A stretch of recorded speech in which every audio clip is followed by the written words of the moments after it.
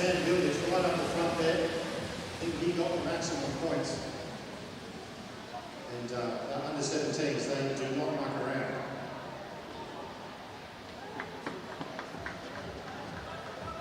This is the Omnium qualifying event 2.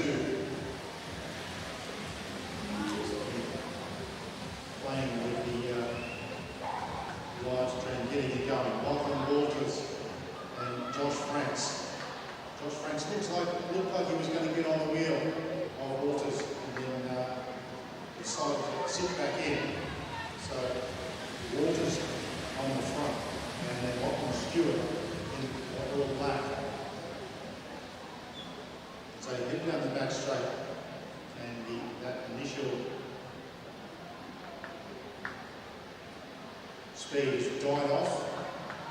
He came out very quickly. And few of the numbers upside down. Zach Robinson takes up on the front.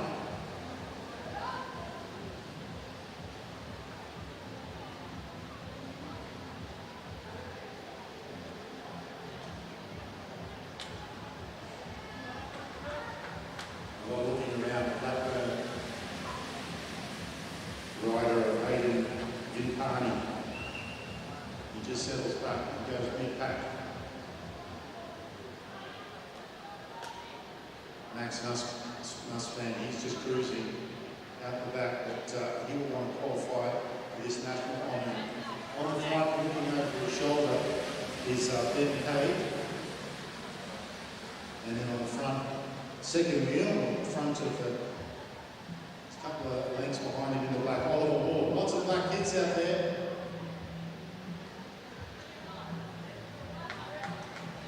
I'm not a huge fan of the black kids, as I say that.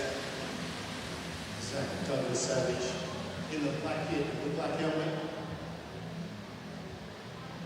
Thankfully, he has a blue bike.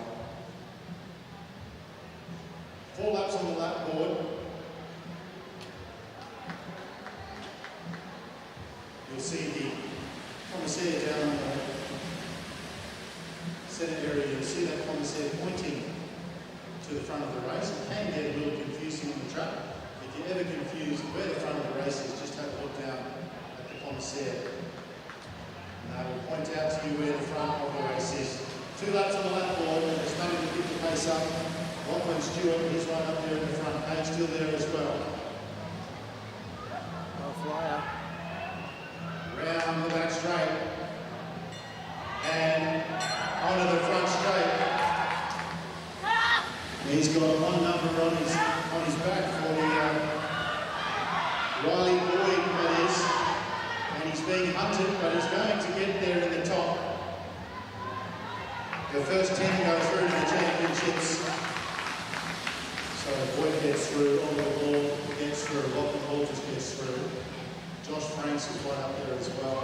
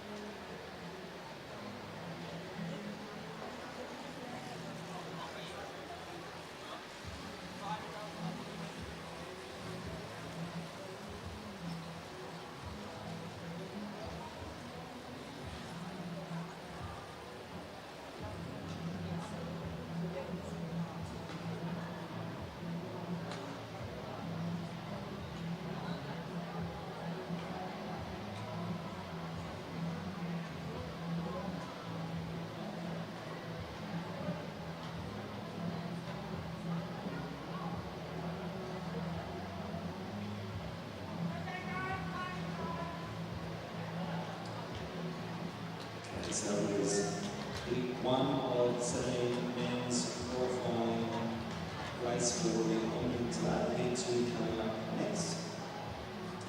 Great size fields for 7 men's of events right through the ATTS series this year. Great to see. First 10 riders will progress through to the National Omnium Championship event. The remaining riders will go through to the B final, or B competition. So all the riders get to contest the Omnium today. Andy Moore with you on one.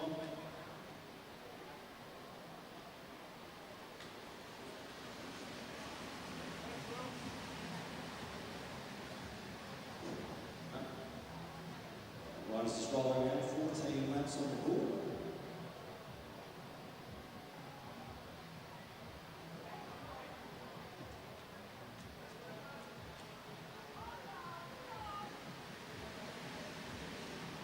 It's Ruben Pickering from South Australia rolling through, swinging up on the back straight.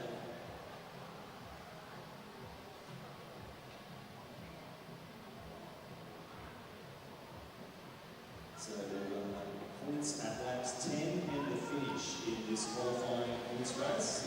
Same as the first of the heats, so another 2 laps to go, and there's valuable 5, 3, 2 and 1 points on offer for the first 4 riders across the line respectively.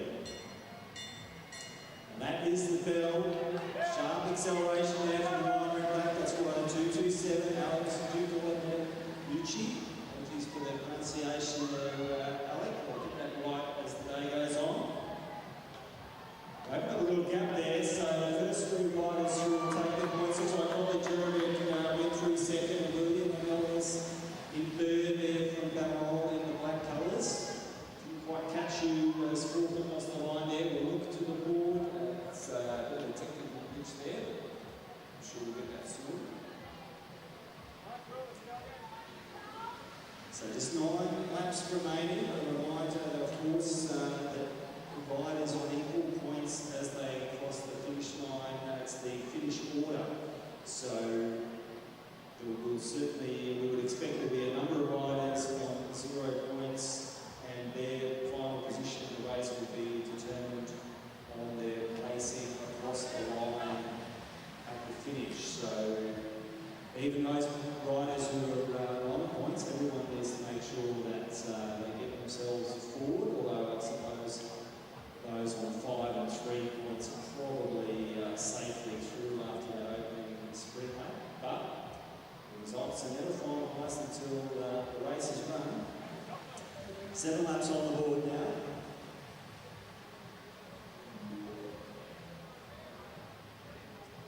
Some of the Blackburn riders just upping the pace at the moment there. It's a good little move. Bit of a reaction from other riders there. That's 258 is Liam Underwood, another one of the South Australia combined riders. Bit of a gap, no real interest from the rest of the peloton at this stage.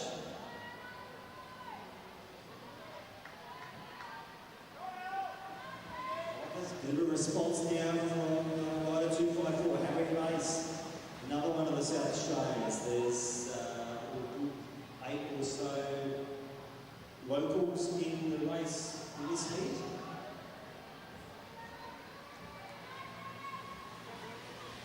It's great to be here in lovely Adelaide for a fantastic week of racing. All kicks off today, of course, with the Australian Junior Track Series. Proudly sponsored by Sharp EIT Solutions.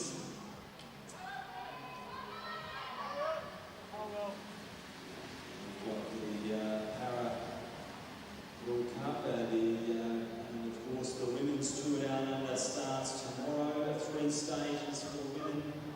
The Tour Down Under Classic in Criterion Saturday night for the men. It's all happening here in Adelaide, and it's all happening out on the track at the moment with 2 laps to go. We've had one of, let's say, the Illawarra riders, I think, off the front. Not wanting to leave things until we go in back. He will hit a bell solo. That's 221. Charles Walcott from Illawarra, but he's quickly swept around from one of the New Zealand riders. I think that'll be Jamie Henderson from Tiamamudu. But he's going to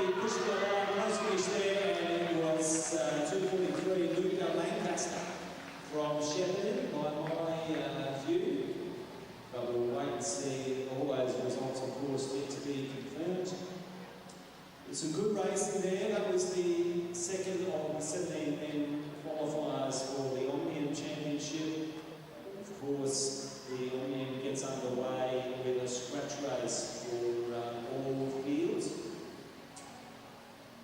Scratch race, then a tempo, then an elimination, and finally the points race. Riders score points for their position in each race from 40 downwards. It goes 40, 38, 36, 34 and so on in terms of your points for the race finish. So in scratch race, that's pretty regulation. It's your order across the line. That's good. Tempo is 1 point for the first rider across the line on each of the tempo laps. There will be a few neutral laps at the start of the race, and the commissaires will ring the bell to signify that the sprint laps are now on, and that every lap I'm not sure. I'm going to check the results. the first rider across the line gets awarded 1 point. The race overall placings are determined by how many points you scored in the race, and of course riders on equal points, including 0 points. It's your position on the finish line that separates riders who are on equal points. Elimination, everyone's pretty familiar with elimination. It's one of the hallmark events throughout the Australian Junior Track Series. It's of course a World Championship event. And it's the last rider across the line on the elimination laps that is eliminated. Very important that riders know what their race number is for when the commissaires call their number or show up the whiteboard on the back straight. Often you'll see the commissaire quickly jot down the number. And the points race, your points carried through to the points race, and the points you score in the points race are added to your cumulative total to determine the overall winner. So, the big dance is underway for the under 15 women. This is their scratch race. It's the National Omnium Championship, part of day 1 of the 3rd and final round of Sharp EIT Solutions Australian Junior Track Series.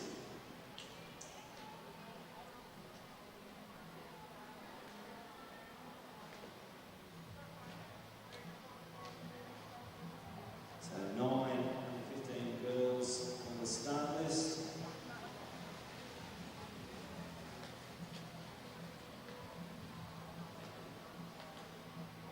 And 9 girls out of the track, which is great. So Jenny Gallagher there from Bathurst just swinging up. She's had a good series. Sitting that second overall on the points. Kinsey Smith from Gold Coast swings through, passes over to Ava Robbins, who leads the series for the under 15 women. Lila from Balmoral.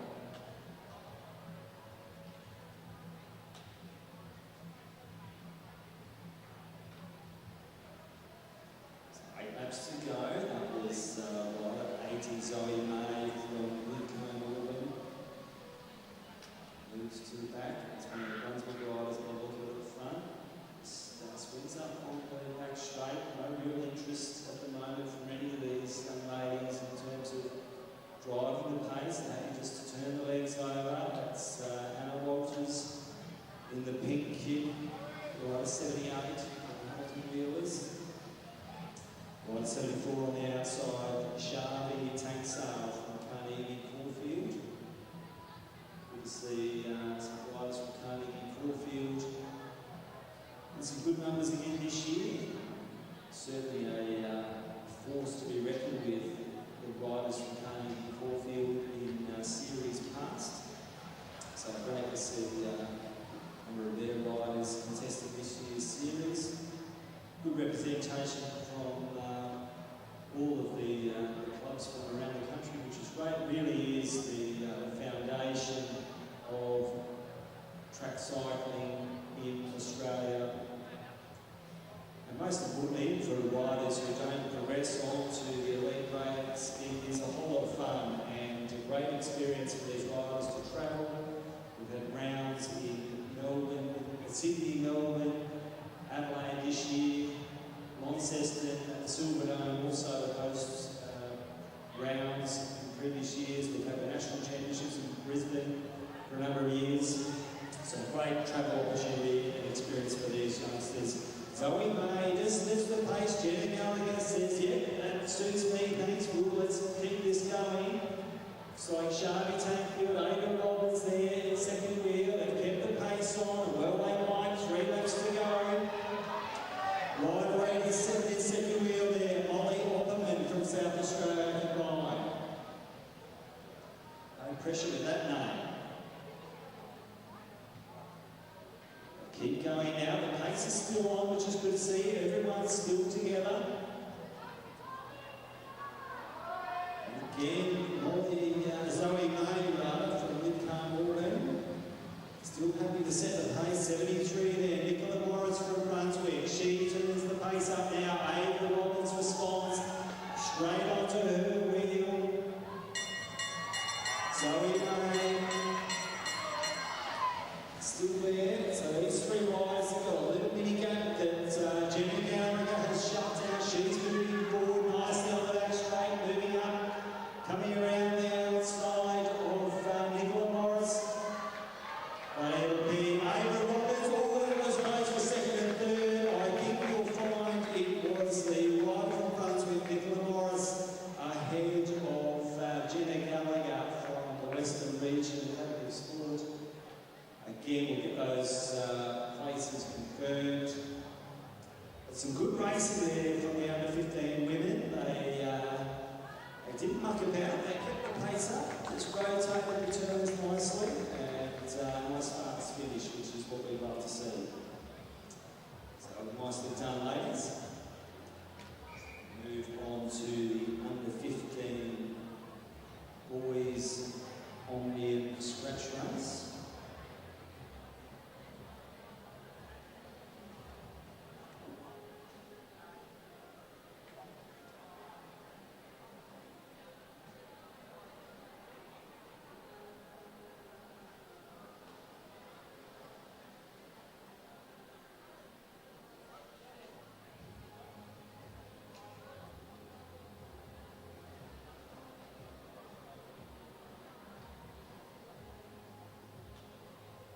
Of course, a big welcome to everyone tuning in at home via the AusCycling YouTube channel.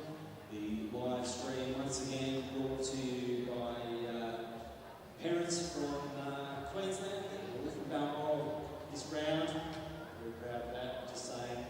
Come down to man the cameras and the monitors and the switching board. It's a really impressive production and allows everyone at home and around the country to dial in. Very importantly as well, it allows the athletes to review their races. I think everyone got what worked or didn't quite go as well as planned. So very occasionally as well, it can clarify 2 in front of him must what has have been happened line because everyone else got points. any racing incidents or any So a lot less issues that points might there. need That's one of the look race where at they in who got through. terms of Cam got position through or that race one. Cam and Flynn were the only 2 under 15s. officially used from See what happened a in conservative perspective. We don't have comments there, more from the video or from the live replay, but very useful nonetheless to review the racing. Pretty good. Most importantly, allows all the folks at home, a few people dialing in from around the world in previous rounds, which has been fantastic. So are they doing the Omnium first So and then next up you'll see riders They do march the down scratch race? the Cape Yeah, or so back it's straight straight will going. be the under 15 men in the championship I don't know if race. So the first race that you'll see will be the championship event for the under 15 boys, and then the second event will be the B, what's called the B final, the kids have got through again, for all right. those riders that didn't qualify in their qualifying earlier. So great that all those riders The Will's will next race. still do their own thing today. I mean, make no mistake, there'll be plenty of competitive racing. That's Jam, onto the back straight, those Red, 15 boys. Muffin, Dickies.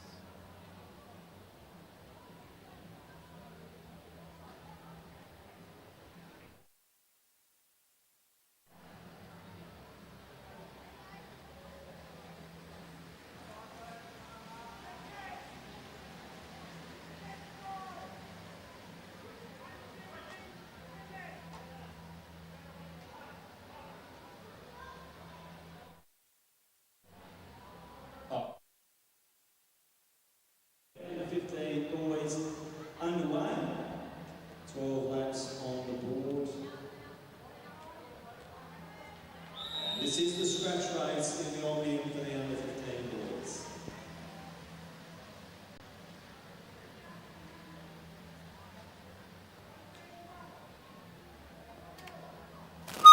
So 20 boys out there.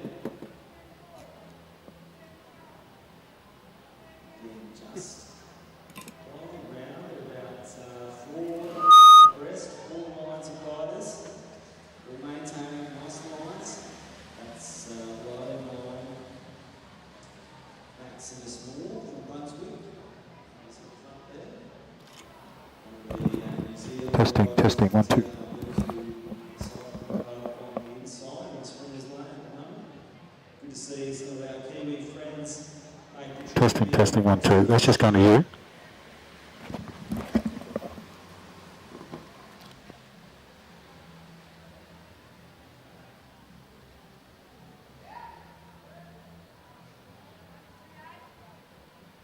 We can turn up speed now from just fix the number. Don't recognise all these riders at the moment.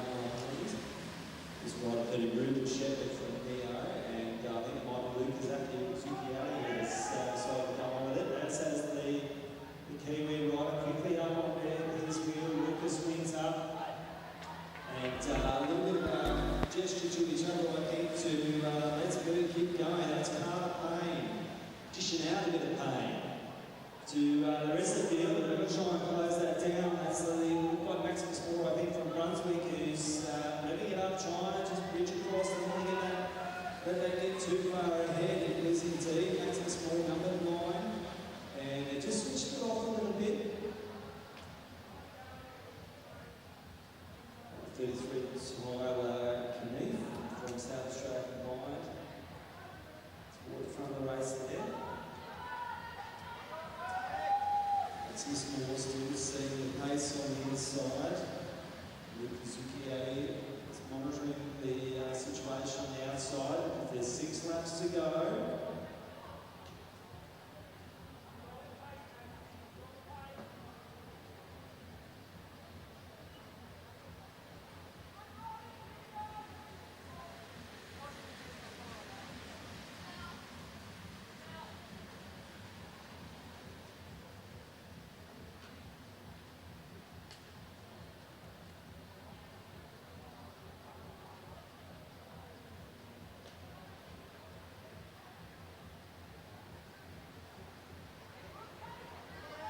So 5 to go again. Lucas Zucchiari.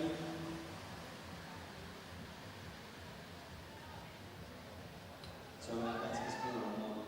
Lucas just moved up to the outside, but Ryder's looking at him on his wheel. He's been very strong this season.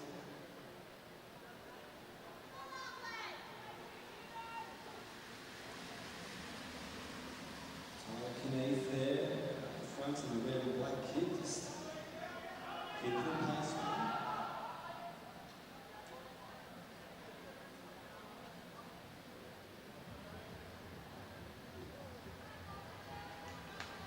So for the rest as they get through 2 laps to go. Pace is certainly on now. Few little mini gaps opening up there on the inside. You can see some riders going backwards. They get the bell. It's wide at 32, Lucas Zucchiari. He's put it to the sword, but there's a response from the Tiara Mover rider, Carter Payne. Mano on Mano will come down the home straight. Who's going to get a deal? Close, but he will be right at 35. Carter Payne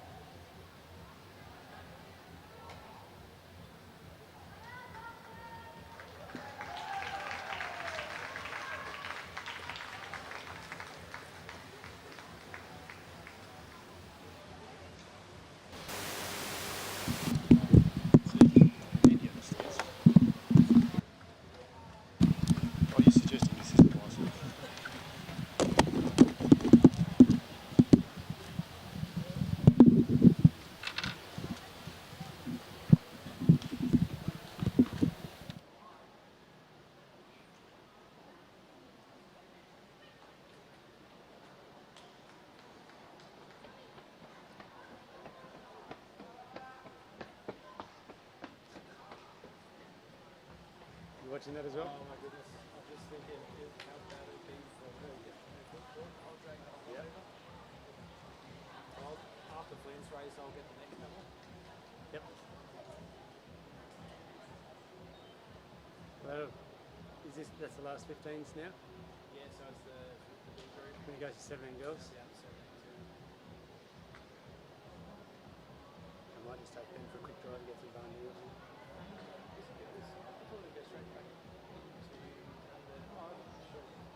Go to 17. Well, the boys are rolling around, maybe it's straight to 17 boys.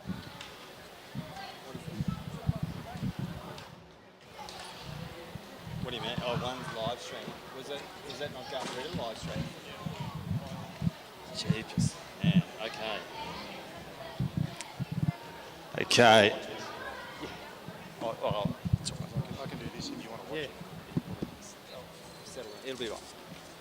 So we've got the under-17 women's scratch race up on the track now. Good sized field, I think again about 21 or so under-17 women in the race. They must be doing the Opening scratch race for these ladies in their Omnium event. That's going to mess with our 15-17 system.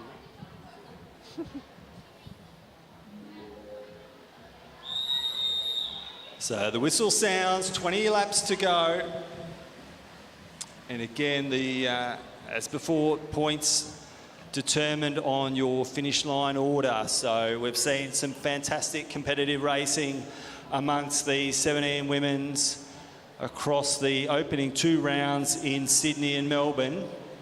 And I'm quite sure that we're in for more of the same this afternoon here at the Super-Drome for the National Omnium Championship. It was Sienna Monteith in the fluoro pink helmet for Balmoral. This swinging off. Megan Moore now, also from Balmoral at the front, just moves up. Madison Smith in the black colours from Gold Coast. It was rider 154, Billy Russell from Brunswick. And then the distinctive fluoro yellow biker Chloe Pratt from Canberra. The riders really just rolling through pretty quickly. Sienna Monteith again at the front.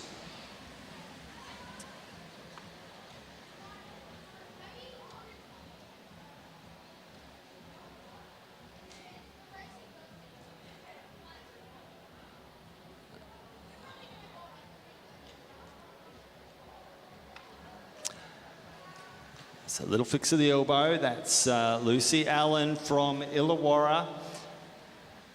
Lucy sitting 4th in the overall points competition for the under-17 women.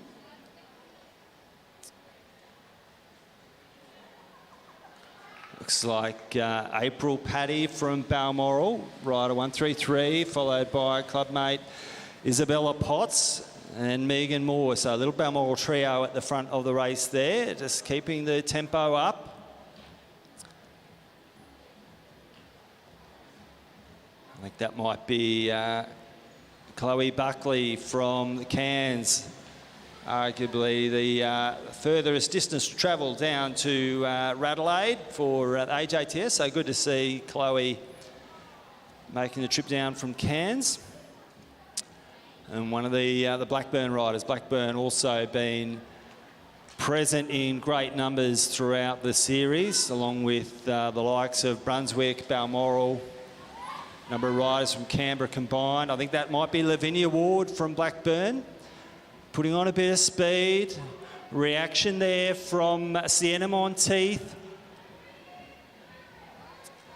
They've strung the riders out now. Chloe Buckley up onto the wheel. 151, that's Elsie Apps.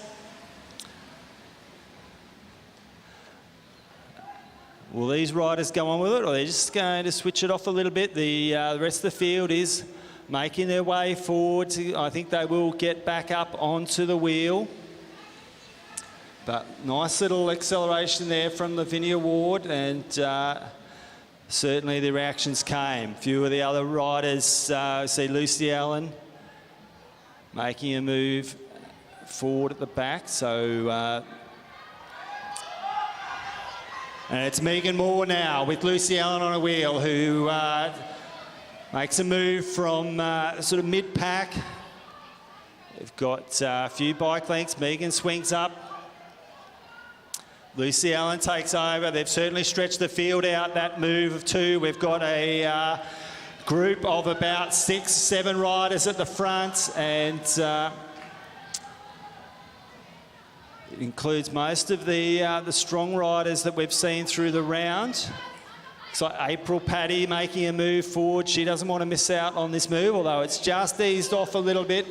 Bella Potts there, Sienna Monteith.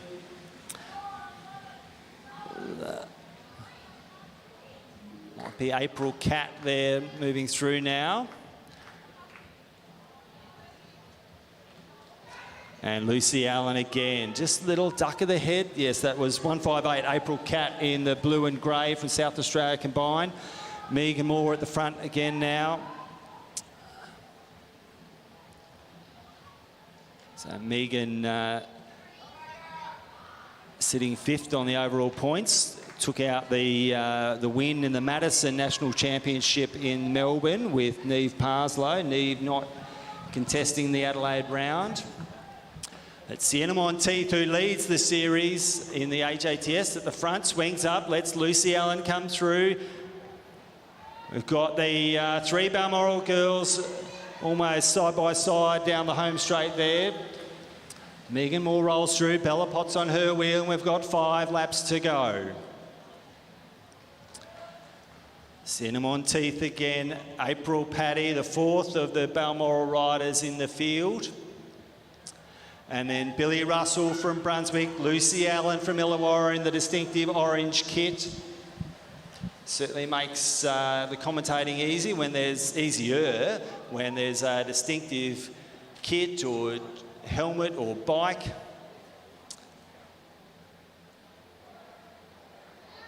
And Billy Russell there. It's good to see Billy Russell looking like she's riding well this afternoon. She's got the fluoro pink band across the kit.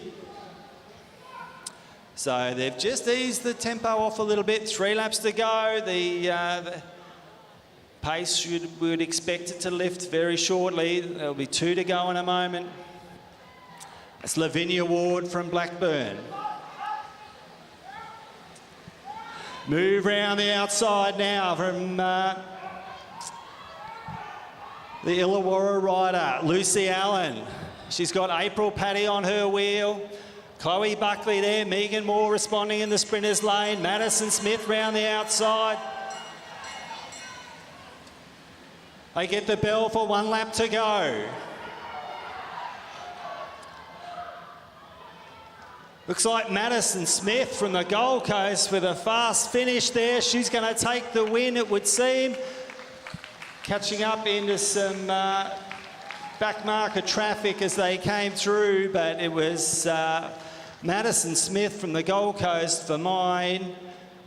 I won't attempt to clarify what the minor placings were, because there were some back markers in the vicinity there at the finish, so we will wait on the commissaires. But nice racing there from the under-17 women.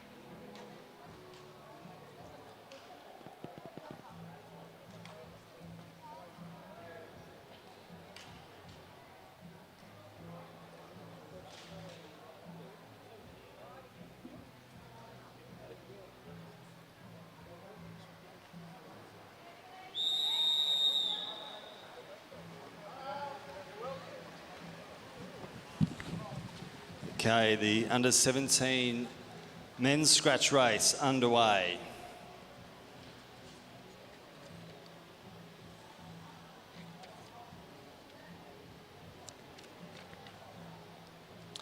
So once again, 20 laps is the asking for the scratch race for these guys. 20 riders out there who progressed from their qualifying points race.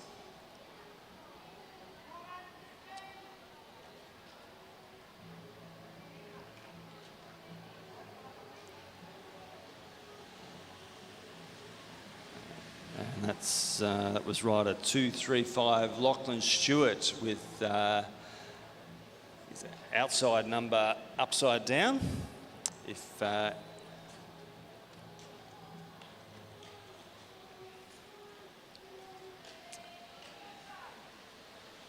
rider 222, that's Max Nussbaum from Brunswick. William Amelius goes through. Riders all just content to ride at tempo at the moment. Just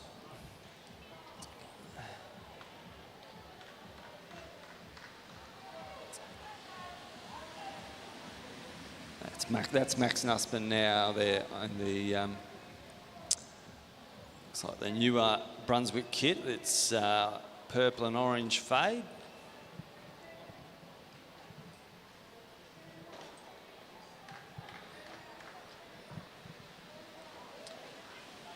Another upside down outside number. That was 206, Zach Robinson. So shout out to the team staff. Just double check those numbers when the riders come off their track.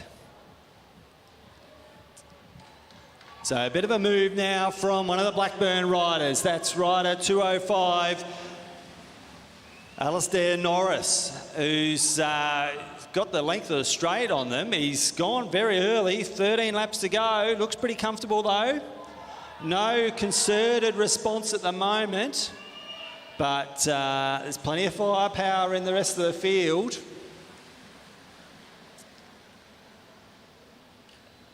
He's just maintaining that gap at the moment. But the pace is starting to lift from behind now. So 206, Zach Robinson from Blackburn. Lachlan Stewart swings up. It's Sam Hilditch. He too swings up. So that the gap has shrunk, but the cadence has dropped there from, and indeed Alistair Norris, he's realised that he's not going to stay away solo and just swings up the track. Sam Hilditch rolls through. Again, the riders all just preferring a bit of a tempo pace at the moment. And no sooner do we say that than another Blackburn rider, 224. That's, oh, we don't have 224, must have read the number wrong. William Amelius.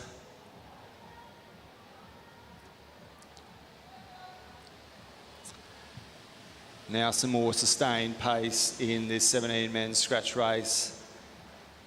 It was certainly tempo before. Lachlan Stewart down there on the inside in the very classy, polished alloy rims. Nice to see.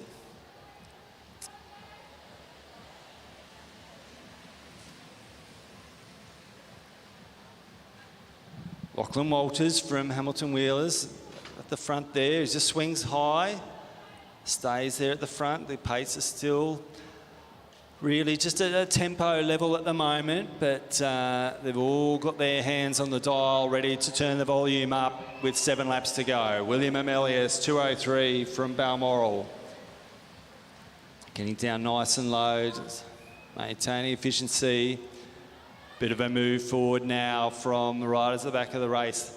Sam Hilditch comes around the outside, not a full tilt move though, just moving forward, getting at the front of the race. They're all sawing each other, 5 abreast as they go through with 6 laps to go.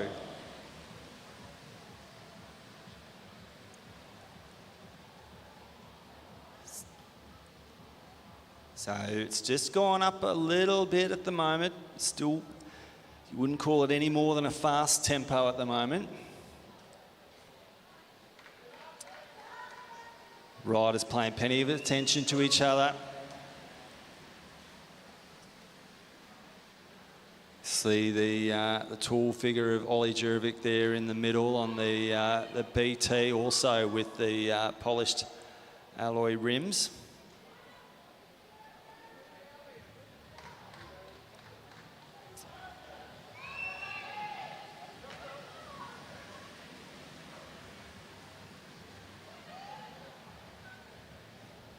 Plenty of attention, plenty of looking over the right shoulder. It's an important skill in track or road racing, for that matter, to keep the bike straight whilst you're having a look over the shoulder to see where the moves are coming from. Riders also wanting to make sure they give themselves enough room to respond. 3 laps to go now.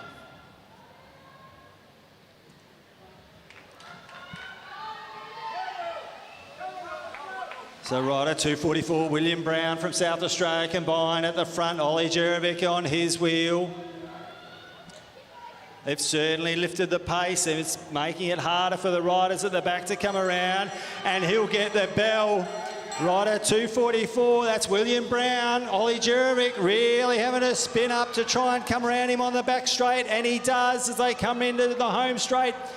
Sam Hilditch on the wheel. Who's going to get it on the line? Oh, that was very close. It might have been Sam Hilditch over Ollie Jurvik, but looking at it at a bit of an angle, we'll have to wait and get that confirmed, but it was certainly pretty close across the line.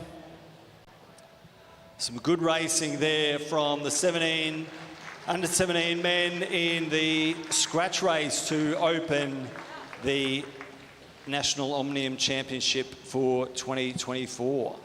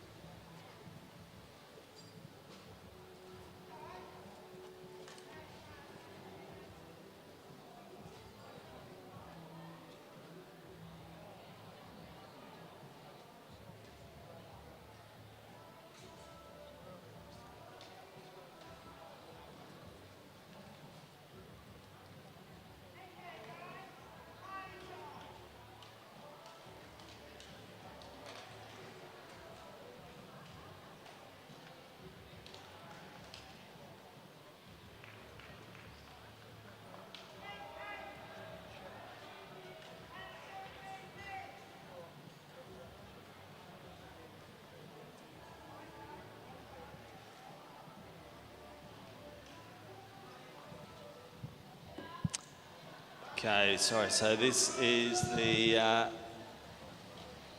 17 men's B final, or maybe it's the under 15.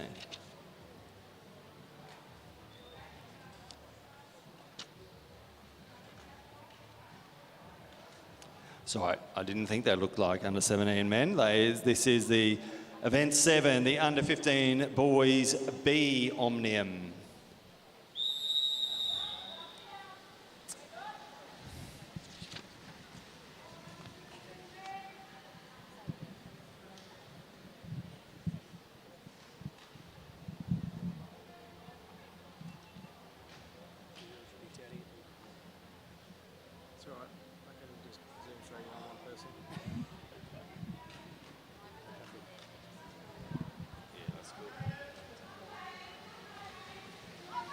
I didn't realise where they're up to.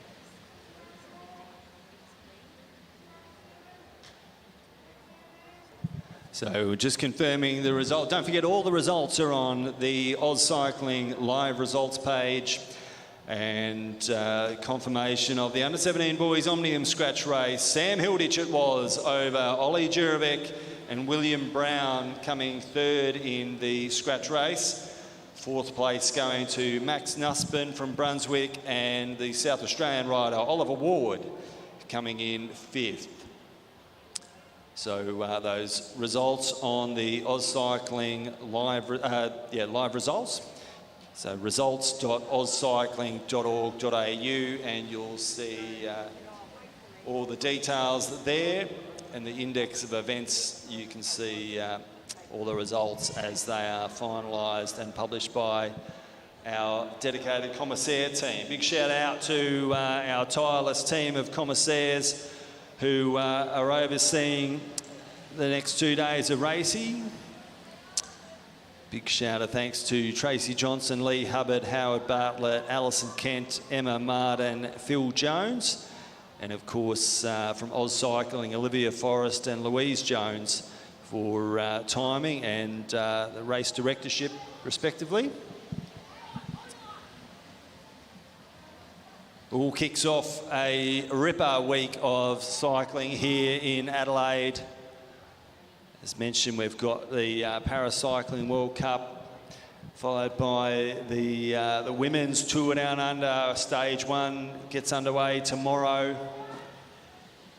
Men get their first taste of the action on Saturday night at the Criterium, and the Inner City Criterium. If you are in town on Saturday, get along and watch some great crit racing. It's always an exciting circuit in the inner city streets of Adelaide.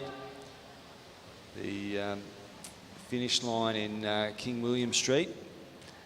Very much, I would imagine, a race to the final corner across the top of Victoria Square, really. It's a short, sharp, slight downhill finish to the line in that criterium. So I would expect it'll be a good example of it being a race to the final corner rather than a race to the line. But the race to the line is here on the boards at the Super-Drome this afternoon, and we have the under-15 boys B Omnium scratch race in progress. 4 laps to go. All the riders just circulating around, keeping it nice and clean. 4 laps remain on the lap board.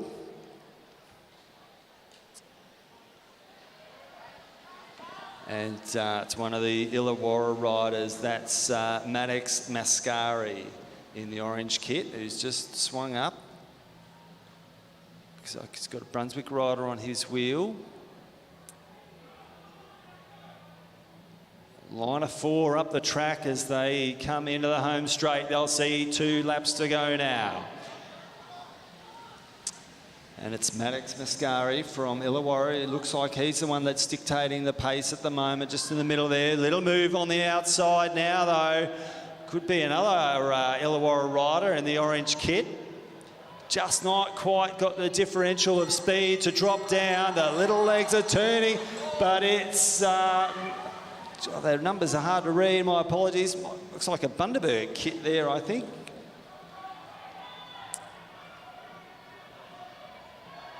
And he's going to take the prize. I haven't seen the number.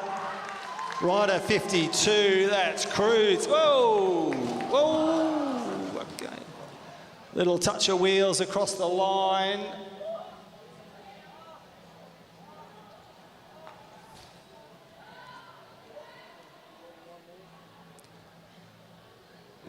We'll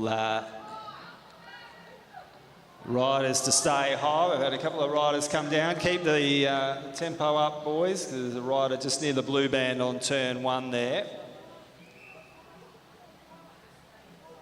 We've got first aid on hand. Hopefully nothing too much for them to do.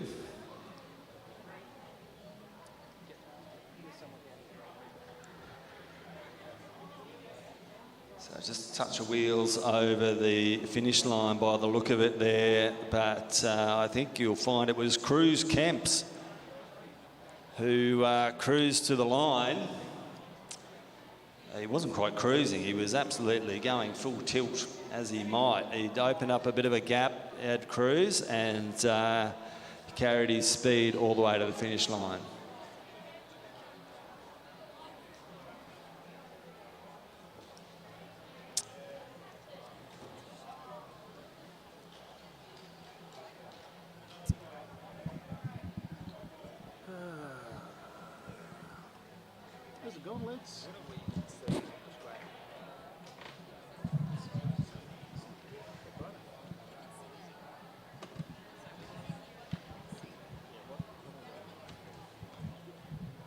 Oh, yeah. Oh, that's okay.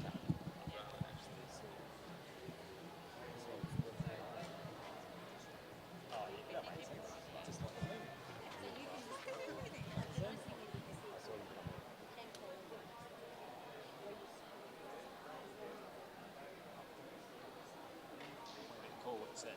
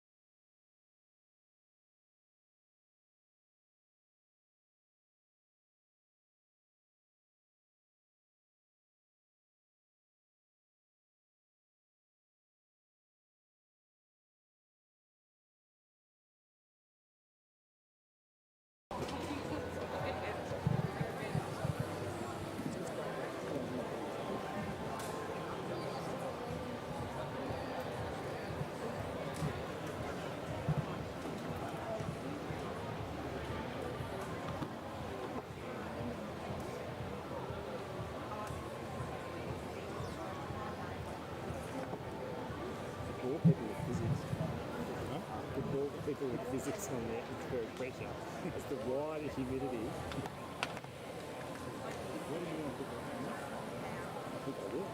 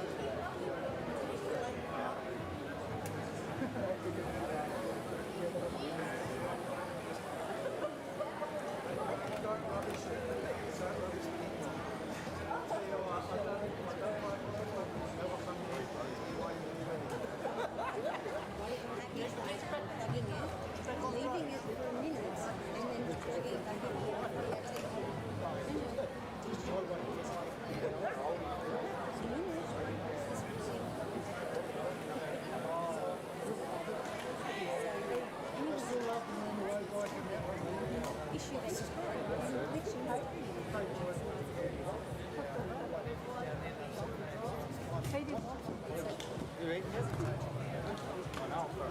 sandwiches and stuff in the bag.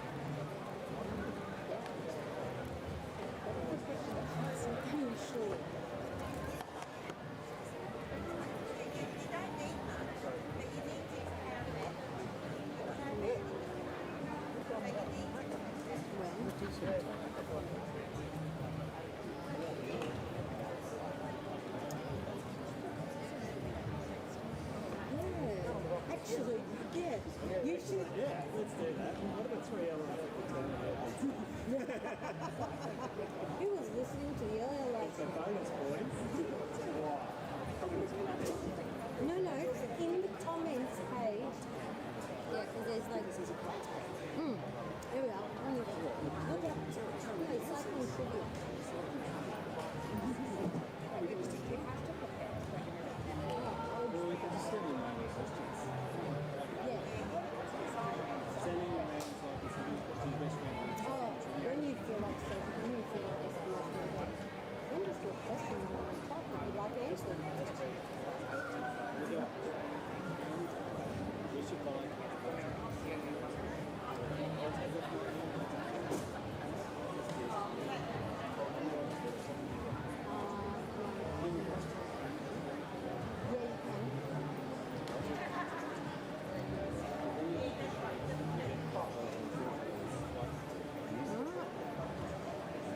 Not if you're talking about humidity.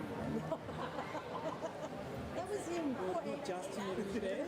Also, actually, It was see, actually barometric pressure. I was listening. barometric pressure. It was the 3 elements that he was talking about.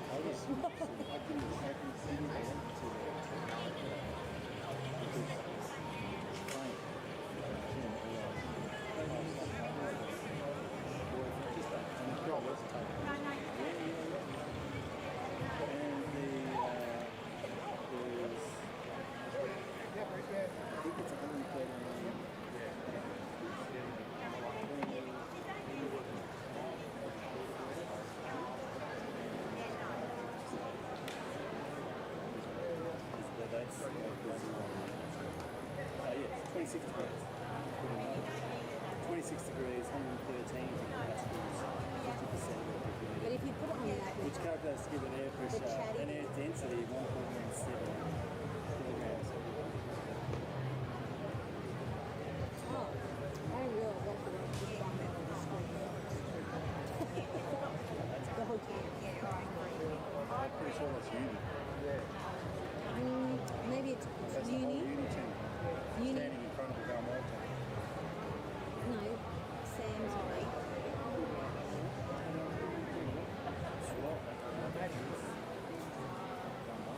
I'm here.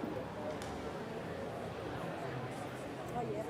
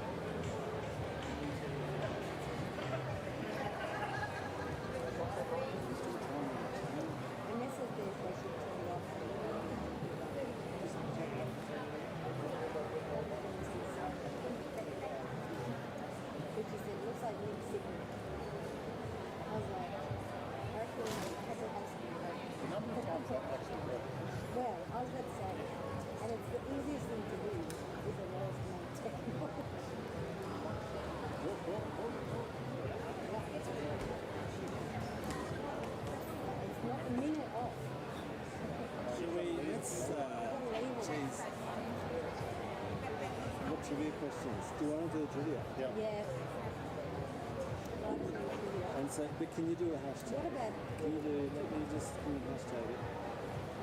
So we go to the live stream. Then in the chat, there we are. turning the microphone down. Hashtag.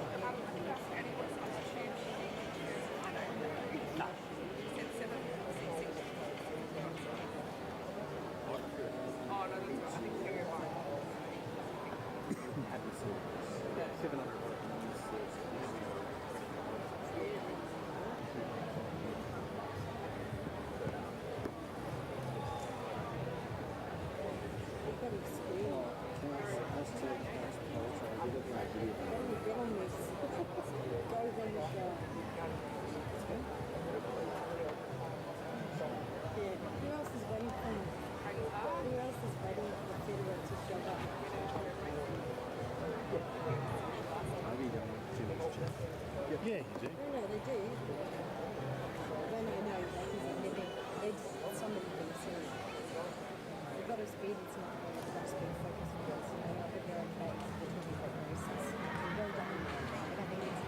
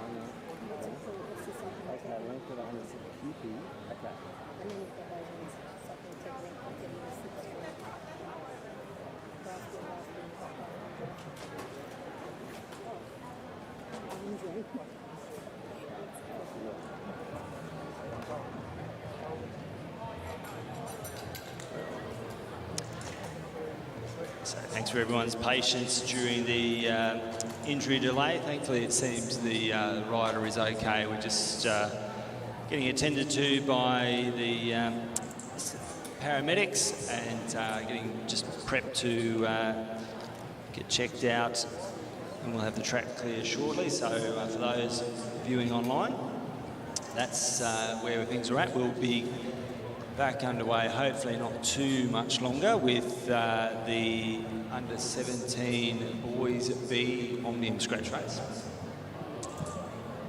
And in the interim, for those in the crowd or those dialed into the live stream, you'll note the live stream of the AusCycling YouTube channel has a comments section, and my fellow live stream coordination team have suggested that we could run perhaps a bit of a trivia on the comments chat. So feel free to add your curliest cycling-related trivia question into the mix in the comments on the AusCycling HATS live stream comments section. I might throw one in here to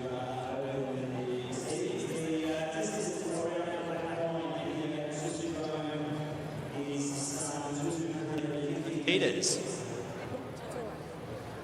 There is a very famous, we saw the Madison Championships in Melbourne, which is also a 250-metre track. But where I'm going with this is there's a very famous Madison held at the Velodrome in Ghent in Belgium, which is most certainly not 250 metres. And if anyone knows the distance of the Kupke or Citadel Park Velodrome in Kent, like that answer into the comments, and you won't win a prize, but you might get some thumbs up from everyone else dialed in. So that's the first question on the YouTube live stream trivia this afternoon. What is the distance of the track in Belgium, where the 6 Days of Ghent is annually held, and it's one of the most cracking marathon races you'll ever see.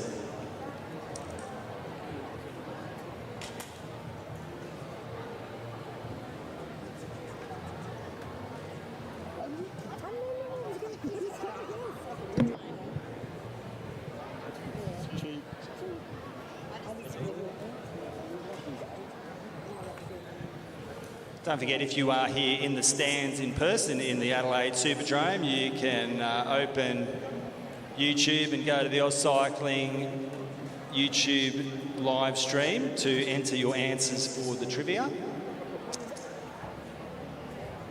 Just repeating the question, what is the distance of the velodrome in Ghent where the famous 6 Days of Ghent is held? It is a hint, it is certainly not the 250 metres. Jordan Kirby, World Individual Pursuit Champion back in the day, has correctly answered 166 metres. Well done, Curbs. And what might be the length of the track at the Super-Drome be? Super-Drome being the indoor velodrome at Launceston, of course, where the AJTS is held. We saw the Tassie Christmas Carnivals feature some great racing at the Super-Drome. And it is also not 250 metres. We'll see who is first on the comments. 285. Not sure about that. The question came to me before I had verification of the answer. It's contingent on We will point out that the live stream is brought to you by a dedicated bunch of amateurs, and so too the trivia questions.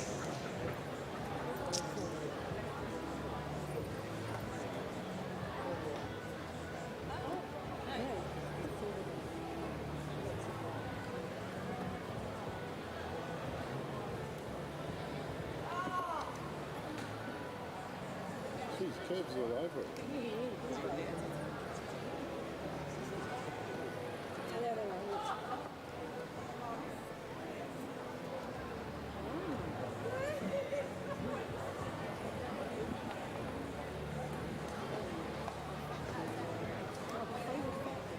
James Zucchiotti's guest. Alpha Beta 285.7143.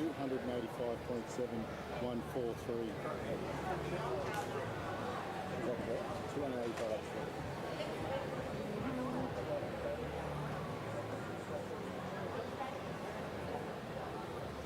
10 k's high.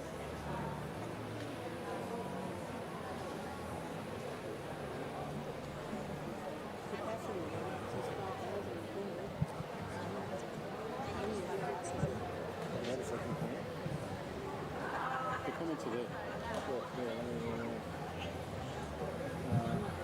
Go to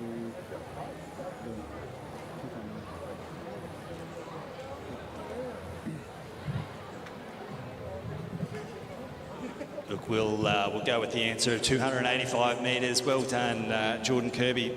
So we'll make the next question a question that Jordan's not allowed to answer. So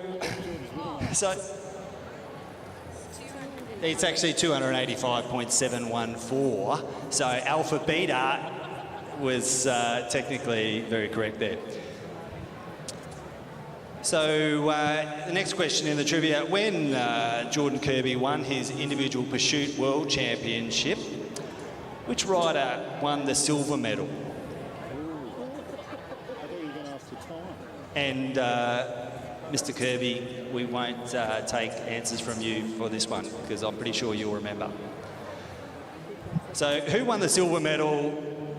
I think it was the 2017 World Championship Individual Pursuit. That's probably helping too much. So I don't think it was Sam Cade. So we're looking for... I won't give you the year because that makes it too easy. Easier to Google at least.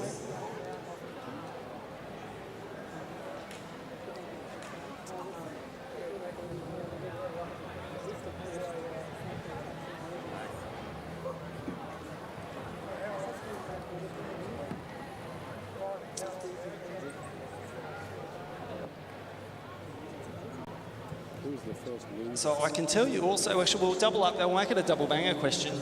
I'll give you a hint for the bronze. I'll give you, no, I can't give you any hints for the silver medal because it'll make it too easy. The bronze medalist for the individual pursuit at the World Championships that were won by Jordan Kirby also won a bronze medal at the Road National Championships just on Sunday. Rather tall rider. But we're looking for the silver medalist. Filippo Ganna, indeed. James Zucchiatti, well done. You get a prize to be determined at a later point. And the bronze medalist, I've given everyone a hint, the bronze medalist for the individual pursuit the year that Kirby won the Rainbows. I've already given you a hint. We need to see that in the comments. You were intentionally trying to demonstrate that Kirk's beat Gunn. Yeah. Which is a hell of a thing. I mean, to be the best of the world, you've got to beat the rest of the world. Exactly. But to beat Ghana, that is something. Exactly.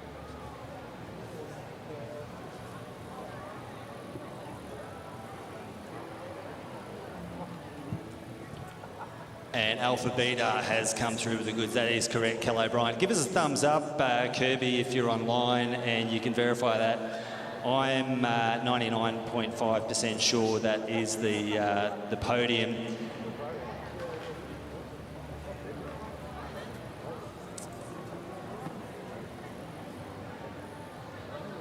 So yeah, well done, Sam Cade, but you're a little bit slow on the comments there. Alpha Beta got the answer in quickly. And so speaking of Filippo Ganna, the next question on the trivia quiz is what was the distance for Filippo Ganna's hour record? And we are looking for 3 decimal places. The distance. The hour record would be raced over 1 hour. For those that are just clarifying what the question is. But the hour record is raced over 60 minutes. And we're looking for the distance. Oh, and we've got an answer from one of the youngsters. And he's correct. Luca Lancaster has put in the correct answer, 56.792 kilometres. Well done, Luca. And the others a bit slow off the mark in their answer. So that is correct, 56.792. And we'll follow that up with another question. At which velodrome did Ganna set his hour record?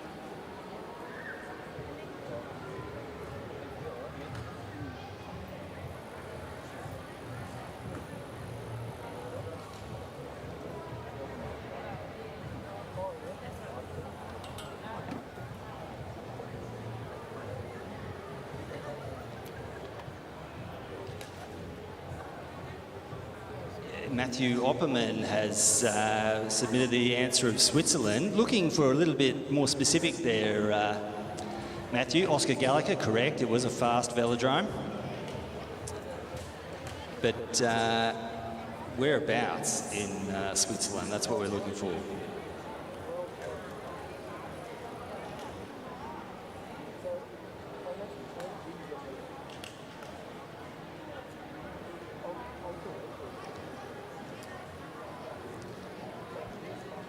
And Gretchen is the correct answer. We'll accept the misspelling. I think you'll find it's Grenchen.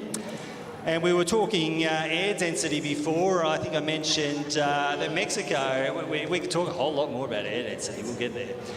What's the altitude or the elevation at Grenchen? It is a fast track, but it's not super high in altitude.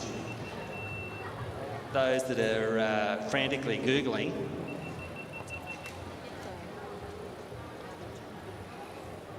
You turned it on and turned it off again.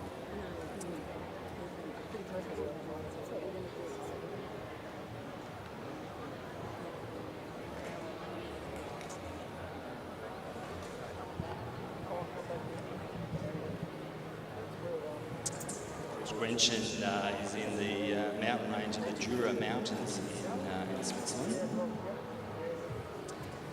Oh, Oscar Gallagher has submitted 450. That's not quite correct.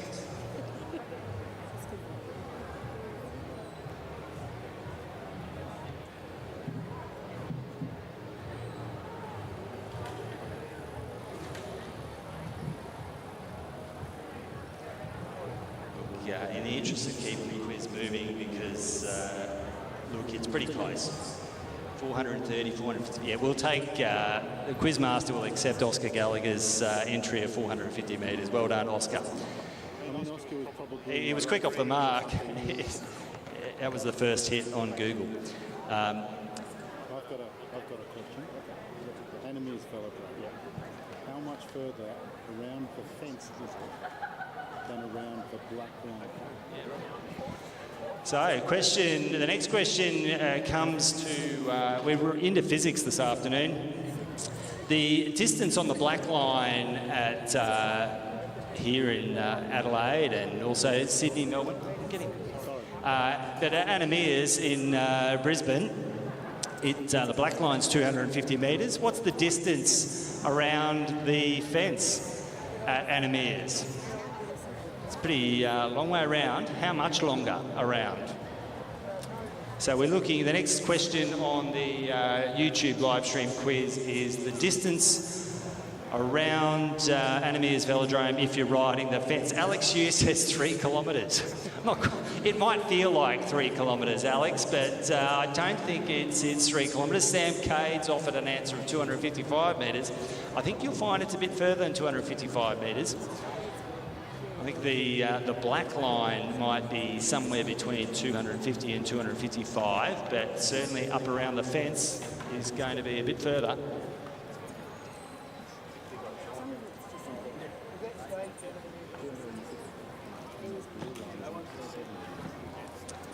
So I've had it on reasonable authority. James Zucchiatti is all over it. 315 metres, correct.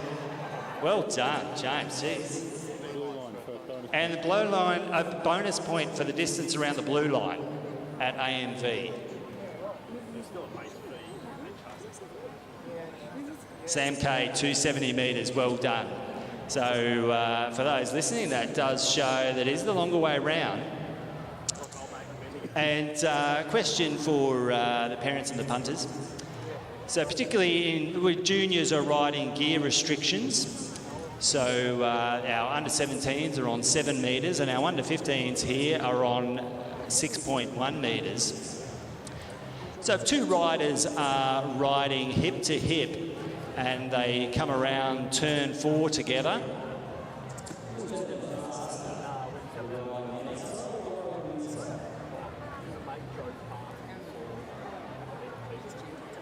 top rider, James Zucchiatti, well done.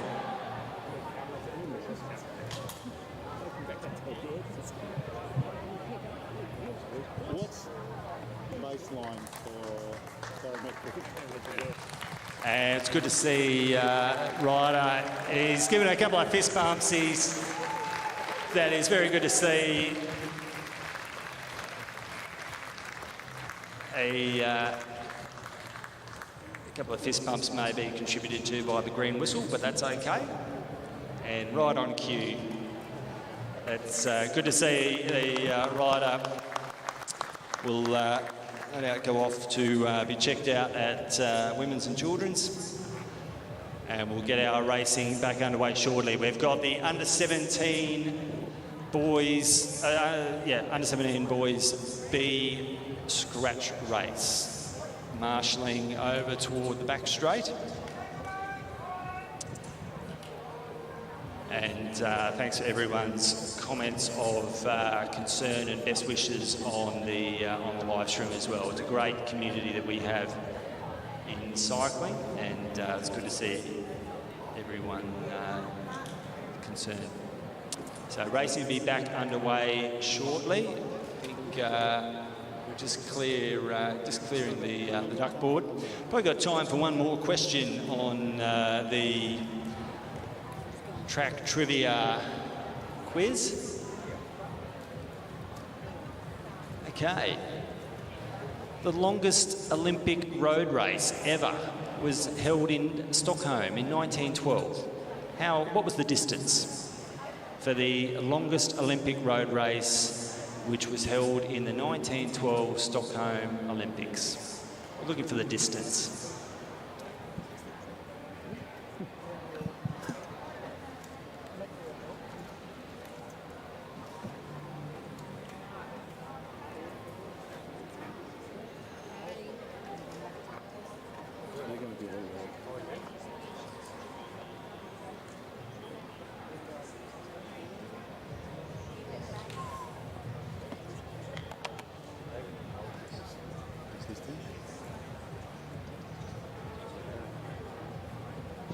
What does Oscar Gallagher and Zuki Eddy have to say?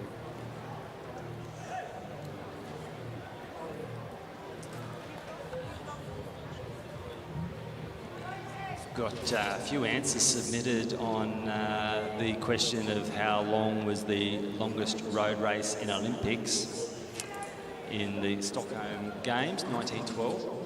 Submitted answers are not quite correct yet, though. They're getting warmer, though.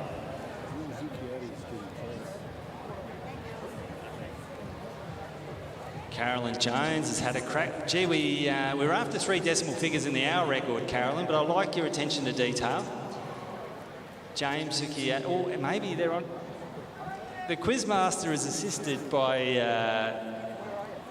the tech crew. We do have 2 answers the same, which might suggest that their googling is better than.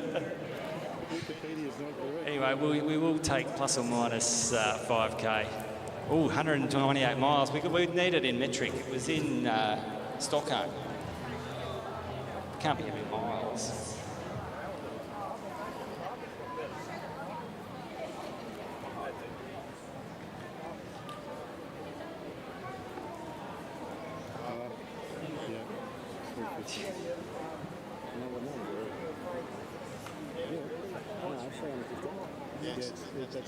Okay, right, okay. Well, Carolyn Jones was correct. Well done, Caroline. I'm not sure about... James Zucchiatti also is doing some quality Googling. Either that or he's got a brain the size of a planet. He could go on the Chaser. You don't see any of these questions on the Chaser, do you? I mean, that's... that's how boring is that? Maybe that's why the needs a bit of work.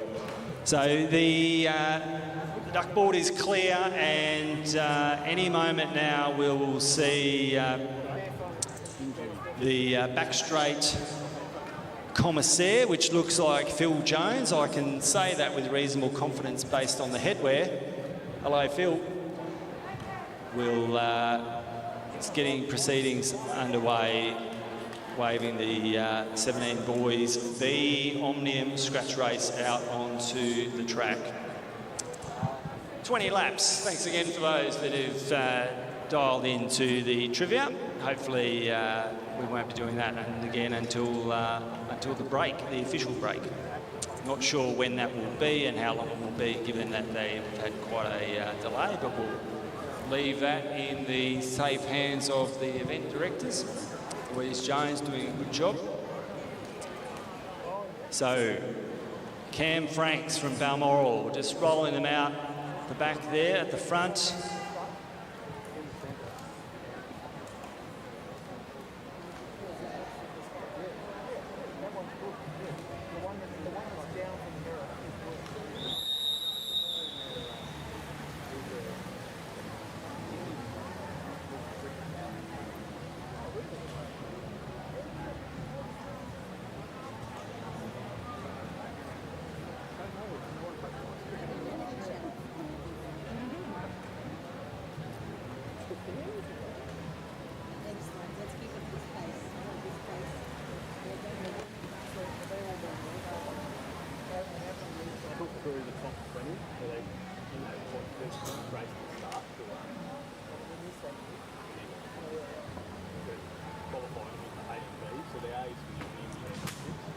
rolling around tempo. Cam Frank's still at the front there, and he's got a fellow Queenslander on his outside there in rider 260, William Holzberger from Bundaberg. Beautiful part of the world, and you'll find some fantastic produce in sugarcane city. The pace has picked up though. That's rider 221. That's Charles Alcock from Illawarra. Good number of Illawarra riders here this weekend. It was just 15 months or so ago that we had the pleasure of being in the Illawarra region for the World Championships at Wollongong, and also the Junior and Masters Road National Championships were held in the Illawarra region, in the Gong. And they clearly produced some quality riders. It's rider 248, Ethan McKenny. Again, South Australia combined team are here in big numbers, as you would hope, being the local venue.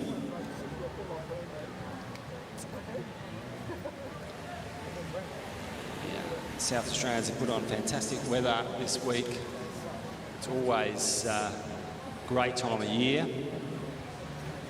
Can certainly get pretty warm here in Adelaide, but thankfully it tends to be a dry heat. But certainly the riders need to keep on top of their hydration on the infield in between races. So all still going around. They're sort of 3 to 5 wide as they take the turn 2 and head down the back straight now. Just a little bit of animation now.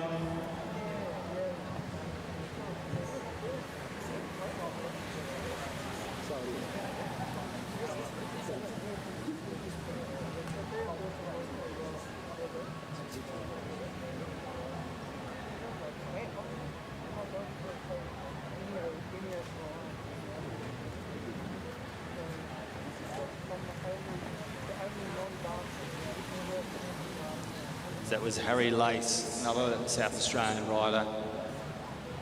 Just setting the tempo up the front, swings up for a bit. 11 laps to go.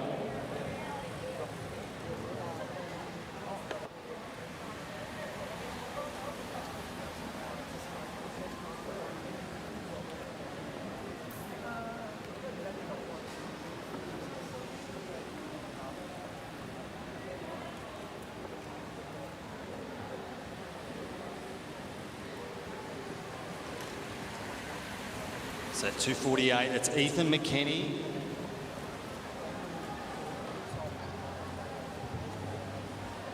Good pace as well. There's 9 laps to go, and they're not mucking about, the boys in the B scratch race, that's for sure. Nice high pace, that's what we like to see. That's Ethan McKenny again. He's happy to just sit at the front, or as soon as we say that, of course, commentator's curse, he swings up.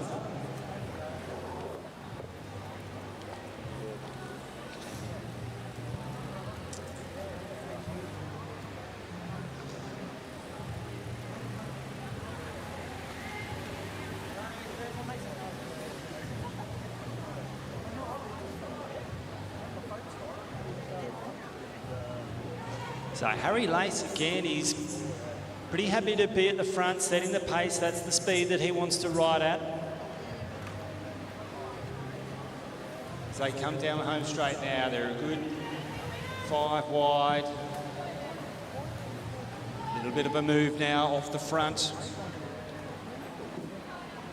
And he's evoked a response from Josh Franks. I called him Cam earlier, my apologies, but Josh, he's come through with speed as well.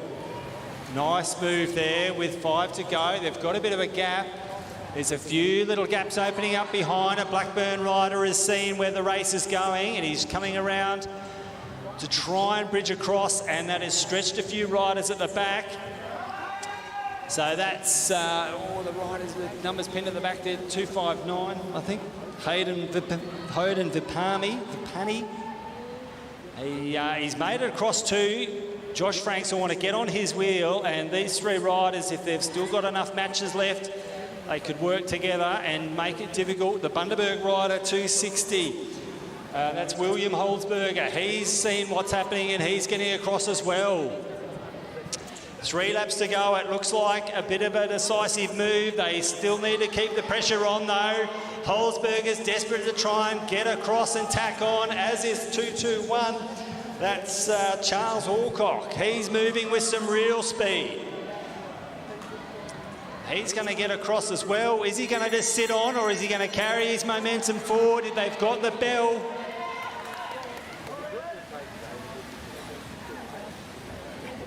Little gap opening up down the back straight.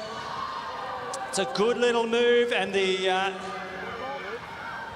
numbers just at the base of the jersey, it's hard to see, but he's going to hold on there. Good work, 247. That was Ben Cade. Good to see, and it looks like the Illawarra rider there came through in second, Charles Alcock. So good racing, as mentioned. It might not be the championship event, but there's certainly still plenty to race for. There are AJTS points in play today. I think there is differential points between the A and the B finals. But we turn our attention now to the under-15 girls tempo, which is the second event in their Omnium this afternoon. So just recapping.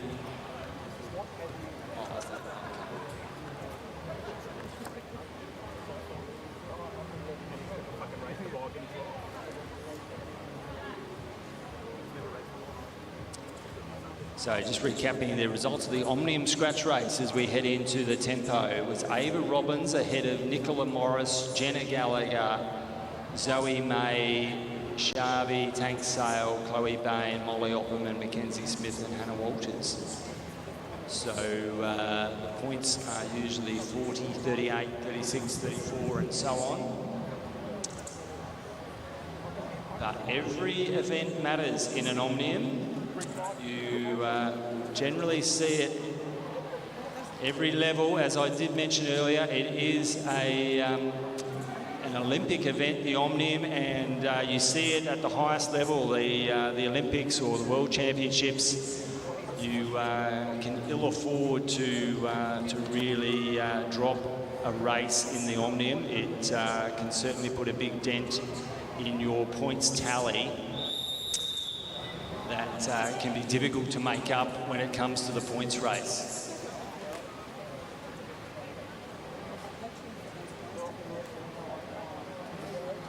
So the under-15 girls are underway in their tempo. They do have some neutral laps. It's 12 laps in total. You'll hear either a bell or a whistle to signify the start of the points. And then it will be 1 point for each, for the first rider across the line.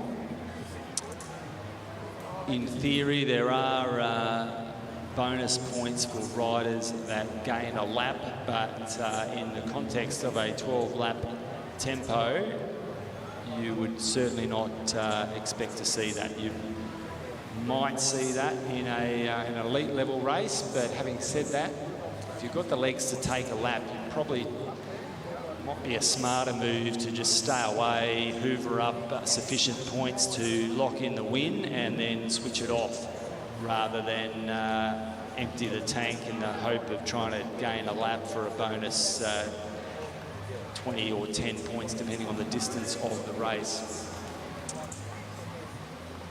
So it's still neutral at the moment.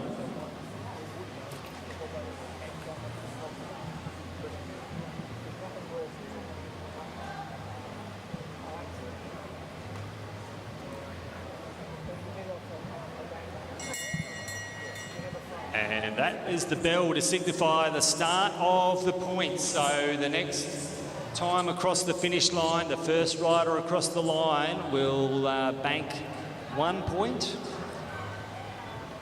And that will continue for the remaining 8 laps. So there are 8 points in total on offer. And it looks like Ava Robbins will just... Hannah Walters was coming up the inside on the sprinters lane there, but I think Ava held on. It'll move around the outside now from Sharvey from Brunswick. That's Sharvey Tanksale. And she's going to carry that speed and take the next point. She's going on with it as well, is she? No, she swings up. Ava Robbins rolls through. And it's right at 80, Zoe May from Lidcombe, who's in second wheel. Ava Robbins going to go through and take a second point. And round the outside now will be Jenna Gallagher, who's making a good advance up the back straight, coming round the hip. And who's got the speed? Takes that speed nicely all the way to the line has Jenna. So Jenna has picked up 1 point and is trying to go on with it there.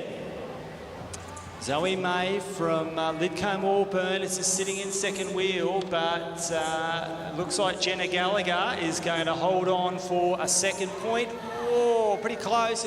I think she did hold on there for a second point. It was the Brunswick rider, 73, who's Nicola Morris, who was coming down fast, but it looks like Ava Robbins is going to just come out of the slipstream and pop around another point. So she moves to 3 points by my tally. Jenna Gallagher on 2 and Sharvey Tanksale on 1.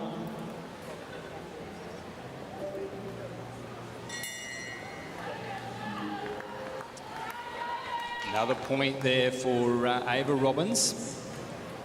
She moves to 4.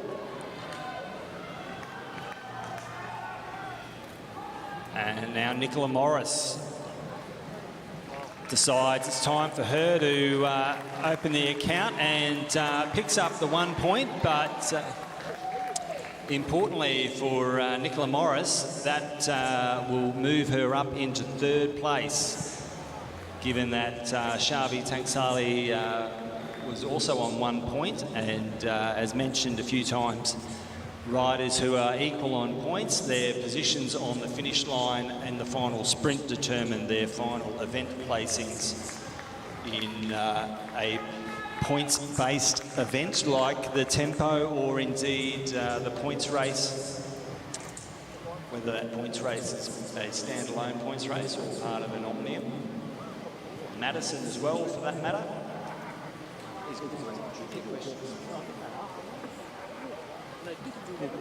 Goes for later. So nice racing once again there for the under-15 girls in the Omnium tempo. Next up will be the under-15 men, boys.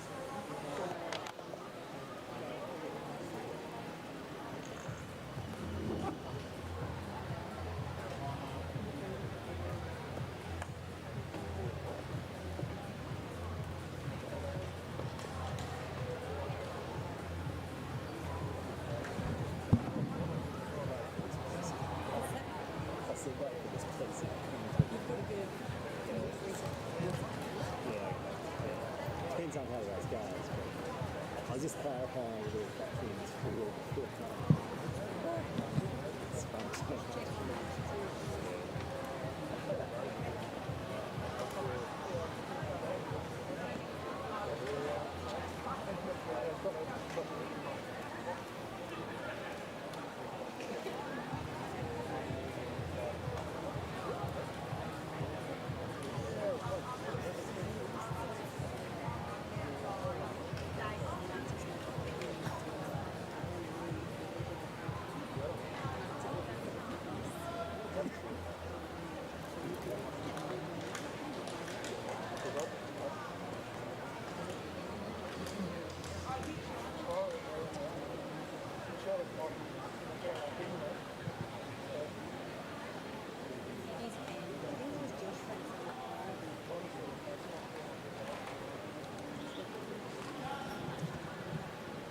got the big radio and everything. Yeah, it's got both the heater and it's got heated everything. Full stereo, you can do it. Okay, this is the under 17 men's tempo. Oh, under 15 boys. Sorry, under 15 boys tempo. Some of the riders are as big as some of the under 17s. They're all gear restricted at 6.1 metres, so we often see it's the riders who can really get on top of that gear and spin it and hold it who do just as well as some of the bigger, more developed riders. Rider 34 is Luca Schmidtke, one of the South Australian riders.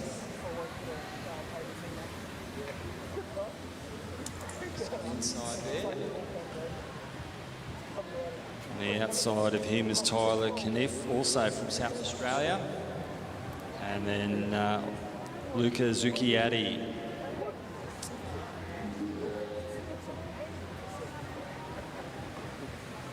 So again, still in the neutral phase. We saw the points start with 8 to go in the under 15 girls, and that should also be the case for the under 15 boys.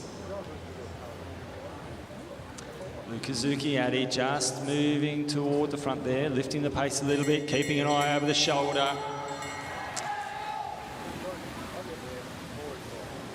And it's the New Zealand rider, Carter Payne, who is on the shoulder and comes around the outside into turn 4. Carter Payne looks to be carrying more speed out of turn 4. We talked about the cadence difference being slightly on the outside. He rolls through to collect the opening point. Luca Zucchiatti on his wheel. In third wheel, it's the rider of Tyler Kniff. And the pace is certainly on. So Carter Payne clocks another point. Out of the saddle, he wants another point, but Luca Zucchiatti has got something to say about it. He's the one who's now on the outside, coming out of turn 4 and down the home straight, but another little push. Oh, that was close. I think it will be the New Zealand rider, Carter Payne, who held on there for another point. Now Luca Zucchiatti, he is held on. Indeed it was Carter Payne. So Carter Payne is on 3 points. Luca Zucchiatti opens his account, swings up. Carter Payne says, yep, no problem. I'm happy to sit here in the sprinter's lane. I've got on top of my gear. Out of the saddle again. Little look over the shoulder. What's the move coming out on the outside? But it's not going to be enough from Luca Zucchiatti. So Carter Payne extends that lead. He's probably done enough. We'll just get confirmation of the math. There are 3 laps to go. Nice, so Luca Zucchiatti on 1 point. He's going to pick up a 2nd point here. The rider number 8, Omar Kimerzi from Brunswick, is got the teeth gritted. He was spinning hard as they crossed the finish line there. Carter Payne again out of the saddle as he heads into turn 3. He's got the elbows out, driving hard to the finish line. He'll get the bell with 1 to go. I think he's done enough, Carter Payne, but he wants to finish it off. No, he looks like he's switched off. He's run the math and realised that he's got enough points to collect the 40. I think Luca Zucchiatti is going to have a drag race out the home straight, and it's going to be rider 9, Maximus Moore, though, who comes over the top. He will get 1 point, and I think that will see him into 3rd place, because the only other riders with points were Carter Payne, who took the lion's share of the points with 5, followed by Luca Zucchiatti with 2 from the ARA Cycling Club. So strong ride there from Carter Payne from the Te Awamutu Sports Club in New Zealand, beautiful part of the world in the Waikato region. And those with any musical nous might recall that Te Awamutu features in the opening verse of a Great Crowded House song. We might look for the answer to that later on, and you know which Crowded House song features the line referring to the sound of Te Awa Mutu. Beautiful part of the world, and great to have our friends from New Zealand come across to race some of the Australian Junior Track Series. We enjoyed their racing in the opening couple of rounds, and good to have them here in Adelaide. No doubt staying on to watch and enjoy the festival that is the Santos Tour Down Under.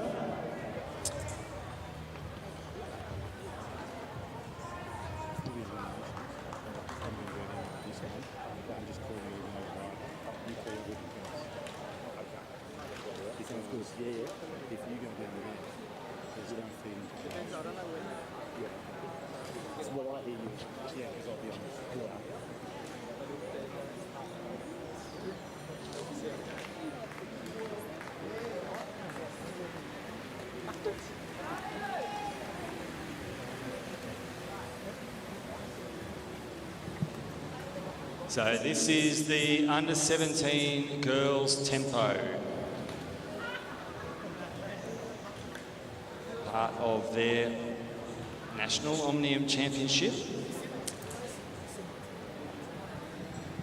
20 laps is on the menu for the tempo race. Adelaide is very much a foodies destination, and so menu would seem an appropriate description of the number of laps on the table. Bit of a move there. Still neutral, maybe wanting to just get away and get into a position for the early points. Still 19 laps to go.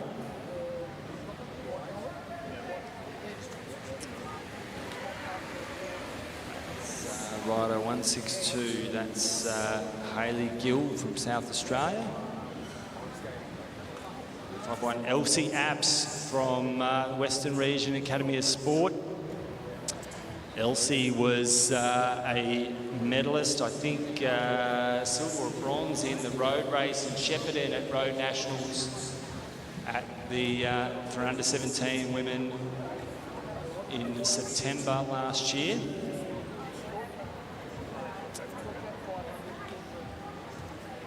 And rider riding through now, Megan Moore in the sprinters lane there. She's got Bella Potts on her outside from Balmoral as well.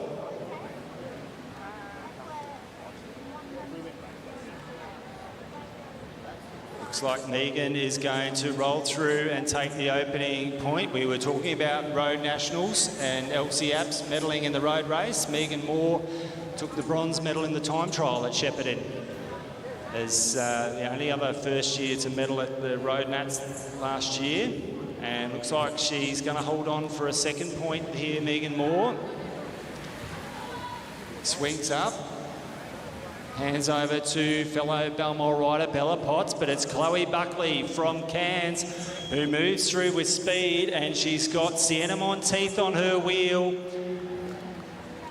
Sienna has been positioning herself almost flawlessly throughout the Australian Junior Track Series in the opening couple of rounds, and she was straight onto that move from Chloe Buckley and has put herself at the front of the race to pick up a point as they go through. Question now whether she's going to sit there and try to get another. Bella Potts now advancing forward, hip to hip as they go round. Has she got the speed to carry that forward to the line? Doesn't quite look like it. Sienna's going to hold on for another point. Chloe Buckley moving forward. Looks like she's got April Paddy on her wheel. And then Billy Russell, Lucy Allen moving forward round the outside now. Isabella Potts is going to get a point now as she goes through, but she just held on there because Lucy Allen was on the march. Round the outside she goes now. She looks like she's got Elsie Abson, Lavinia Ward, it looks like, from Blackburn, who wants to get into the points as well. There's a few back markers. Gee, it's going to be close to Elsie Apps it is, who gets over the top So Elsie Apps has picked up a point there. Lucy Allen, though, as they negotiate those back markers in the distinctive orange kit, she's coming forward. She'll take a point. Elsie Apps, Sienna Monteith, Billy Russell, Lavinia Ward, Chloe Pratt on the fluoro yellow bike.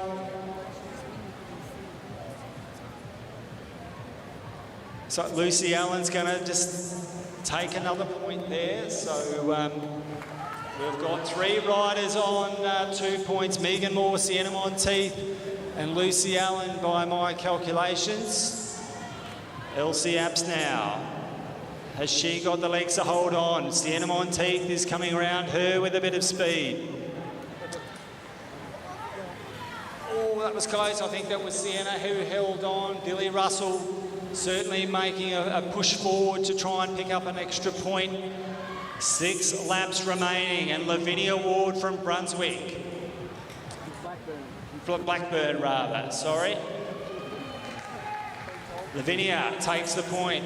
139 moves up. Sienna Monteith again at the front there. Billy Russell, second wheel, swings up out of the way for Elsie Apps to come through. Out of the saddle and kicks down the back straight does Elsie. Megan Moore on her wheel.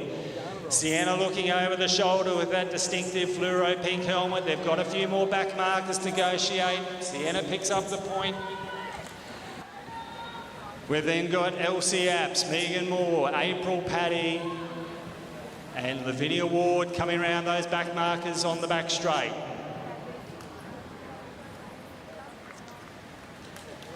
It's like Sienna's going to take another point, stretch her lead there. 3 laps to go.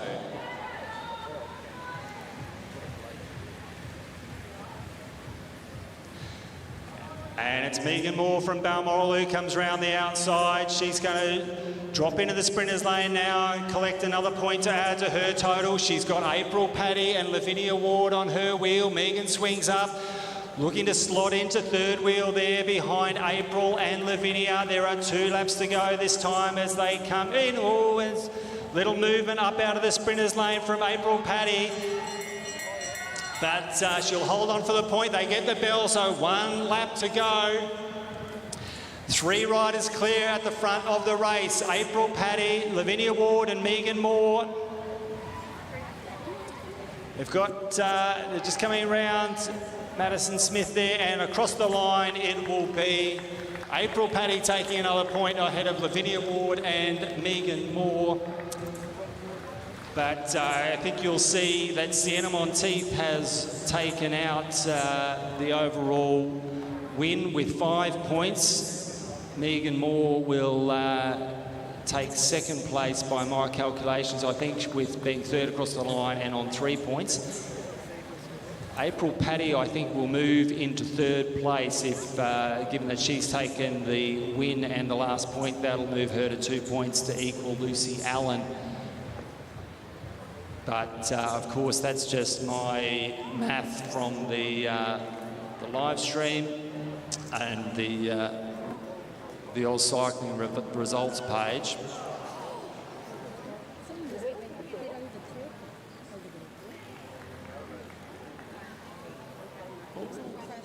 Oh, we've had a little incident on the back straight. Hopefully they're all okay. We can't see there, but we'll pan back.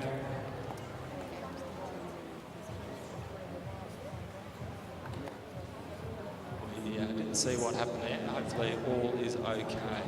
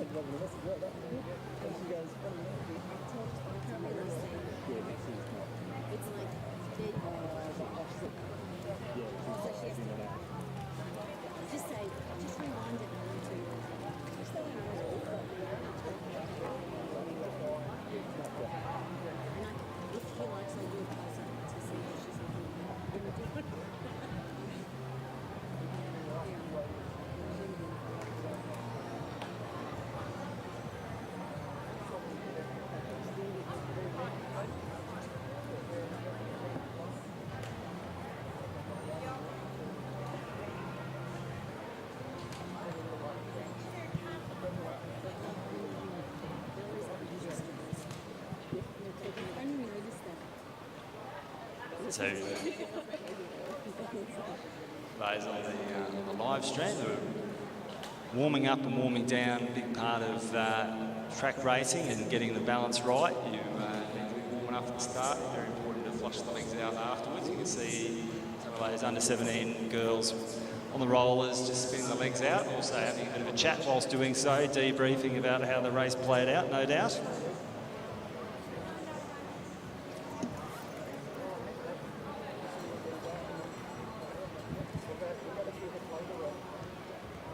Could also be discussing the outstanding flavours of gelati that were enjoyed last night at Gelatissimo. For those anywhere in the city on Rundle Street, shout out to Gelatissimo.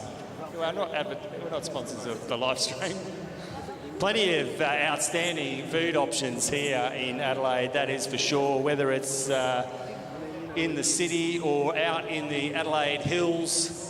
It is certainly a food and wine lovers' paradise here in South Australia, and a big feature of all things off the bike that can be enjoyed during the Santos Tour Down Under.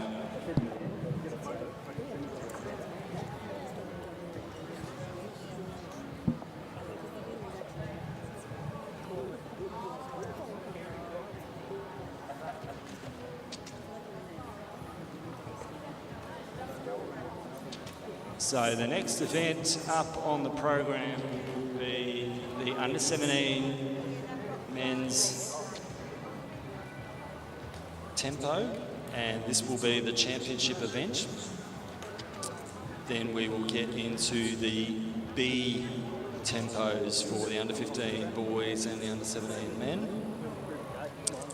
So for those following the program, that was event 11 done and dusted, and it'll be event 12 coming up.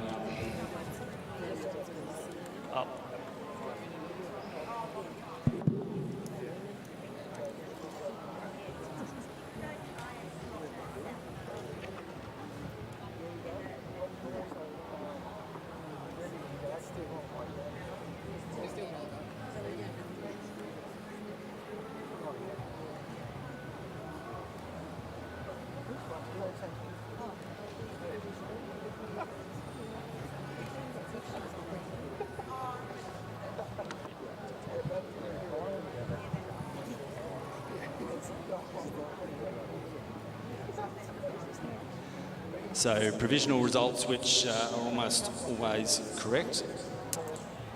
For the under 17 girls, Omnium tempo, Sienna Monteith ahead of Megan Moore. April Paddy it was, as I thought, having taken out the final sprint on to take her to 2 points, ahead of Lucy Allen, also on 2 points. And then 4 riders all equal on 1 point. Lavinia Ward, Elsie Apps, Chloe Buckley and Isabella Potts in that order. So the top 8 riders all scoring points, which was quite the contrast to the under 15 boys race, where I think there were only 3 riders who got themselves points. So for the rest of the field, it was essentially a scratch race in terms of where they were going to finish.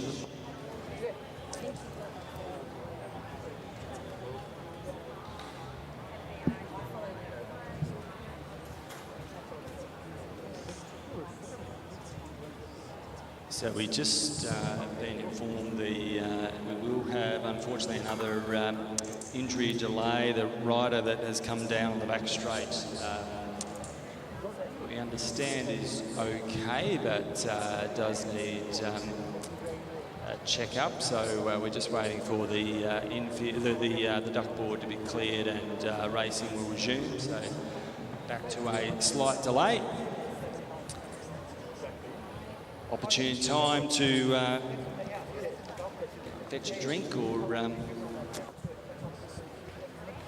break, comfort break, as they say. And we'll be back soon with plenty more racing.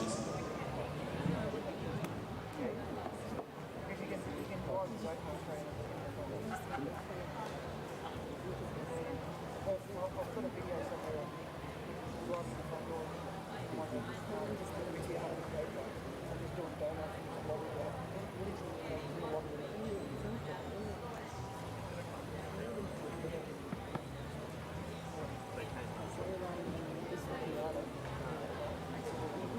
because that's just the interest. It's not really just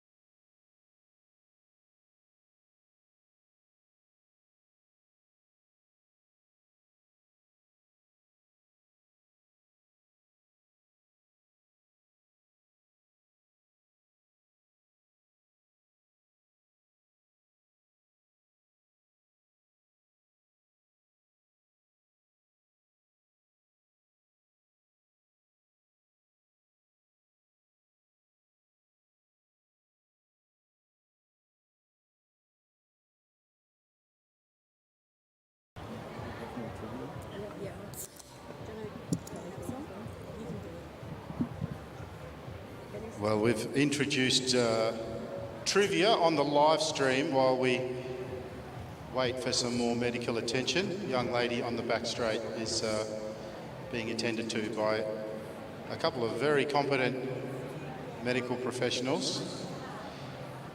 And as a precaution, they're getting some paramedics to come and look after her. So on the live stream, we've had some great questions. We've had some very clever people responding, and if you would like to play, go on to the AusCycling YouTube page, open up the live stream, and you can put your answers in the comment section. There's no prizes, but there is glory.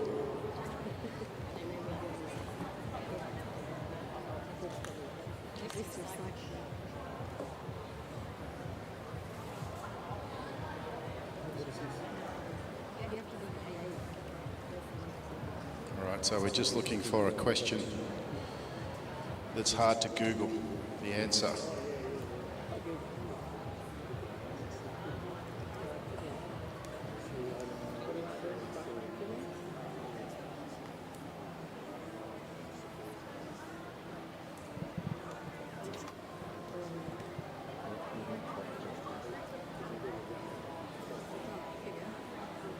This is yours.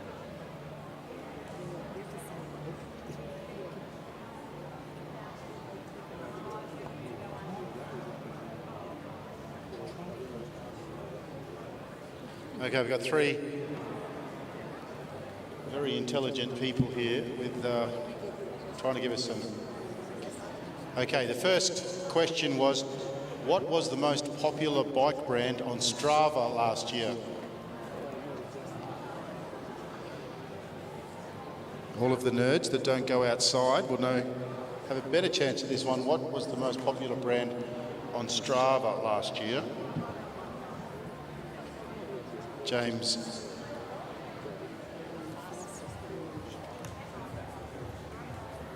James Zucchiatti is very, very quick with the answer. Canyon.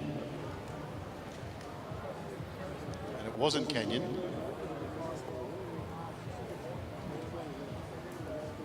Giant, S-Works. No. Giant was third. The Larkin boys.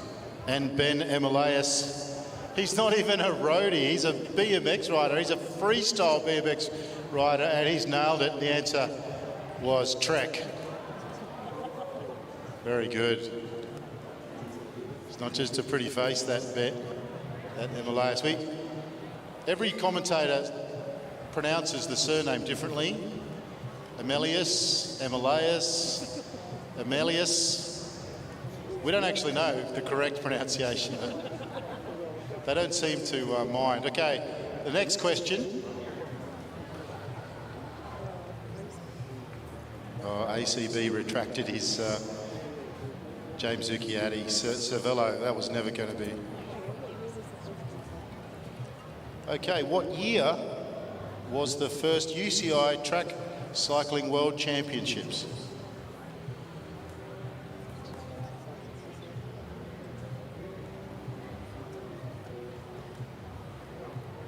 Well, it was called the UCA back then. 1910, James Zucchiatti has, no, wrong. It wasn't 1910. Yes, ACB, 1893. And the bonus question, where was it held? Sam Cade has got it correct as well, 1893. The question, James Zucchiatti, 800 BC.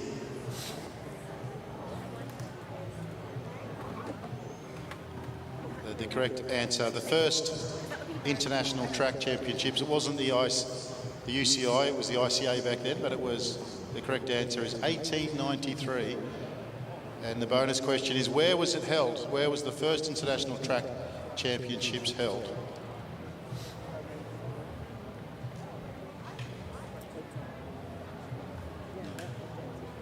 Zucchiatti, he's all over it. Sweet home Chicago. Well, following on from that, what year was the first Tour Down Under? What year was the first Tour Down Under?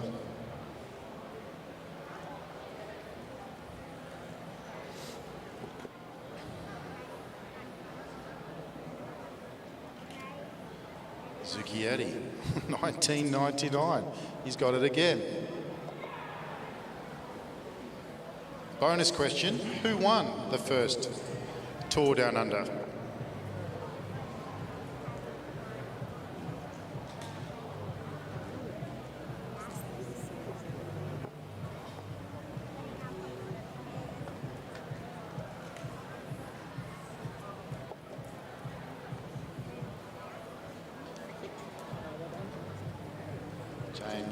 Stuart O'Grady was the first rider to win the first Tour Down Under, which was held in 1999.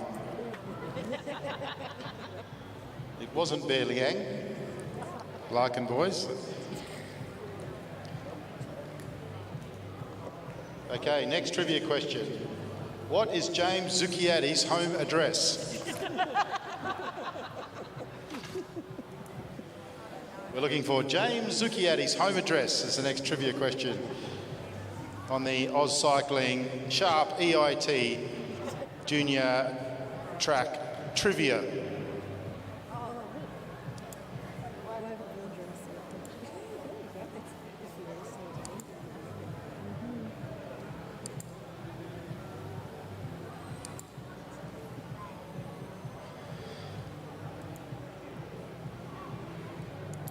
All right, what's the next one?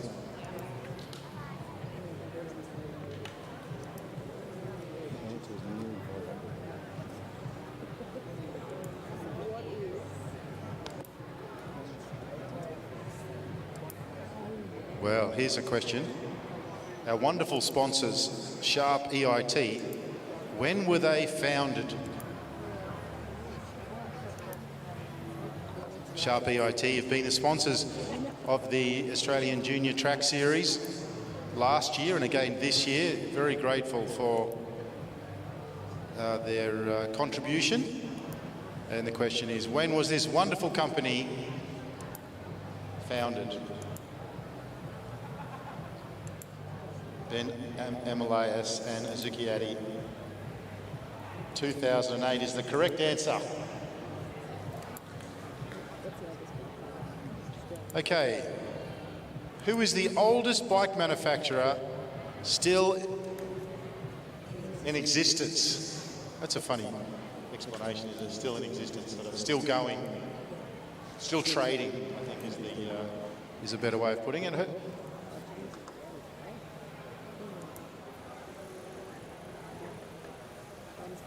Bianchi. Bianchi is the oldest bicycle manufacturer that is still trading, and the bonus question is, when did they start trading?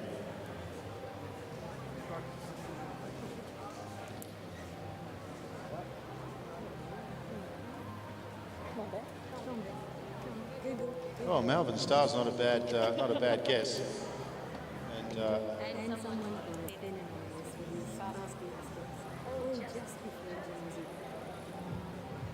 Ben Emilias is quick. First person to send a selfie to Ben Emilias' Snapchat gets a Coke Zero. And Ben, you're just lucky this is a junior event. ACB. And Trinity, she got it as well. Okay, the first professional classic of the season is traditionally the Milan-San Remo. What cyclist dominated this classic in the 1960s and 1970s by winning the race 7 times? What cyclist dominated the Milan-San Remo in the 60s and 70s, winning the race 7 times? Oh, Ben, we haven't even finished asking the question. And it was, of course, the amazing Eddie Merckx. Zucchiatti a little bit slow in the with the thumbs on that occasion.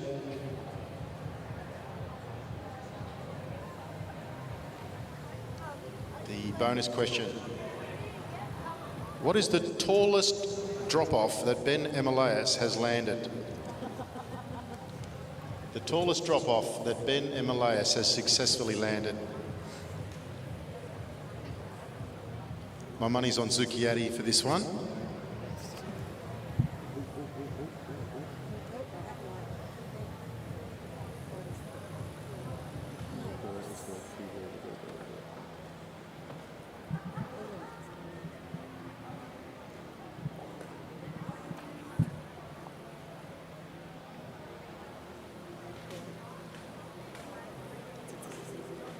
Two metres.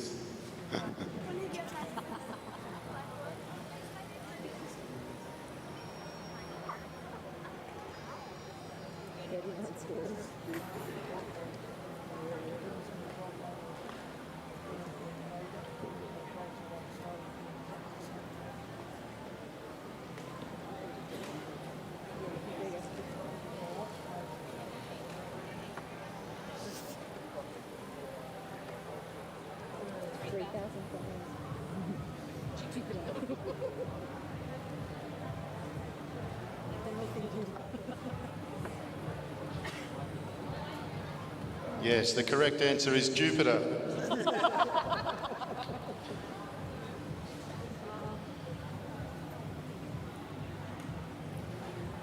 Okay, one of the next question. Women's cycling first featured in the Olympics in which year?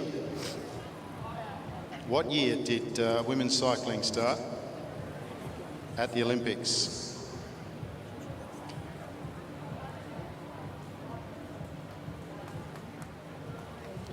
Ben Emilias, 1984, which is embarrassingly recent. But we've just watched a whole heap of women's races in the road nats, and I have to say that the women's racing was fantastic. And it's become better and better as a spectacle. Okay, we're working on the next question. In the ACB got that one as well.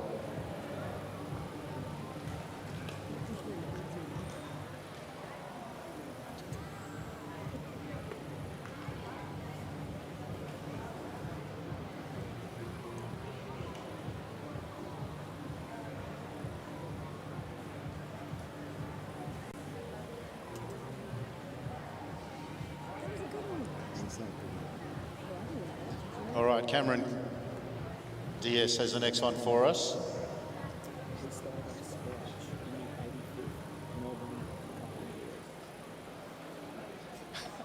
The question is, who started off scratch in the 85th Melbourne Cup on Wheels? Who was the scratch rider? We were down in Tasmania for the Tas Carnivals, and I'm relatively new to cycling.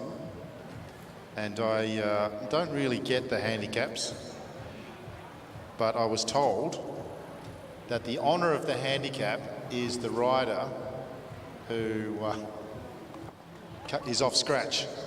And then the whole thing about it is it's entertainment at the expense of the best riders. But it is very exciting when a scratch rider wins. So the question is, who was the scratch rider in the 85th Melbourne Cup on Wheels?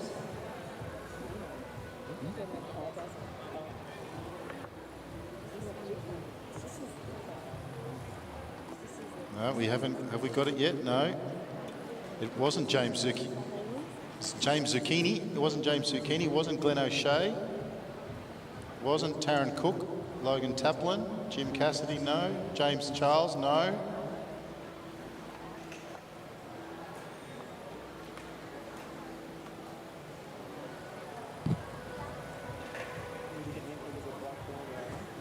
The hint is it was a Blackburn rider. You sure this is the scratch rider? Oh, yep. Kel O'Brien, good guess, but no, it wasn't Kel O'Brien. Nathan Corrigan, no. The scratch rider in the 85th Melbourne Cup on Wheels. Oh, it wasn't Justin Bieber. This is, Alpha Beta. Sam Gallagher, the correct answer. Bonus question, what was the meal he had? We're enjoying ourselves up here, even if no one else is. Sam Gallagher, Alpha Beta, that was a hard one, and it wasn't as easy to Google.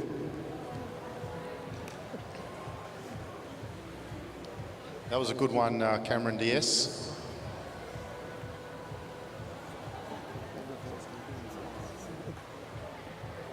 He is an IT professional. All right, Felicity's got one. What is the oldest continuously running cycling race in the world? And Alpha Beta just saying that they did not Google. Well, that is very impressive. The oldest continuously running race in the world, the Tour de France, is a very good guess, but that's not correct. Melbourne to Warrnambool, also a very good guess, but that is according to this particular information in front of me, is not correct. Paris-Brest Paris, no. Catford Hill Climb, no.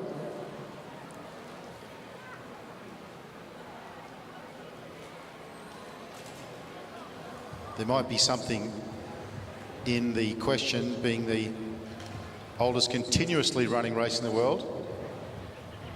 Giro di Taylor, no. Liège, Bastogne-Liège, no.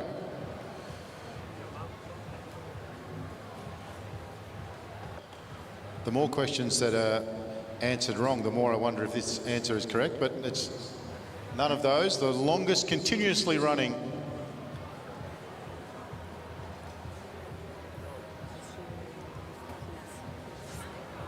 Graft Inverell, that's probably pretty close, but it's not. Well, Felicity's come up with a good one here. It's stumped everyone. Bankstown Friday Night Racing, that'd be right up there. Austral Wheel, no.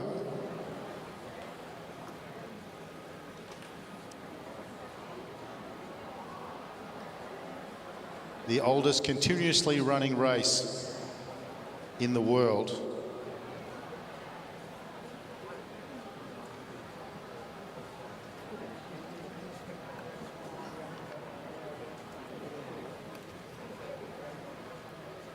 Porto Lisboa, no.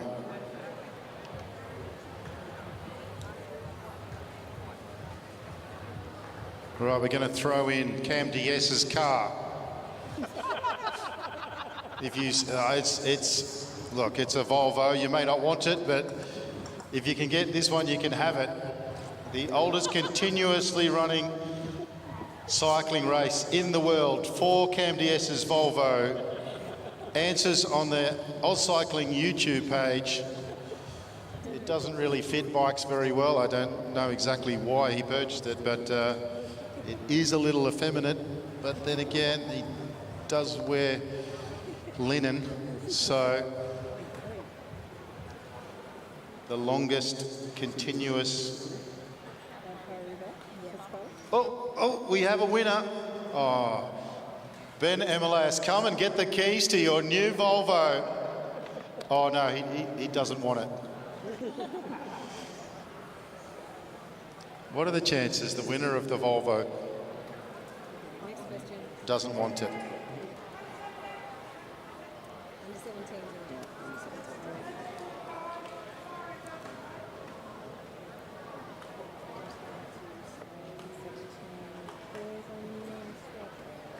Well, thank you, everybody who participated in the trivia.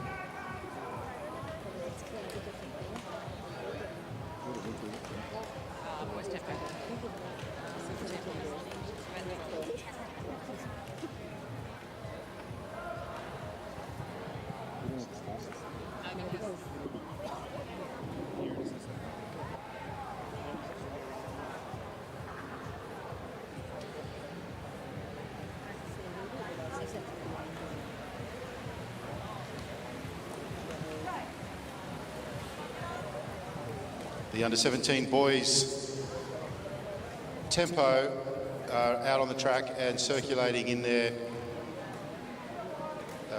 neutral lap.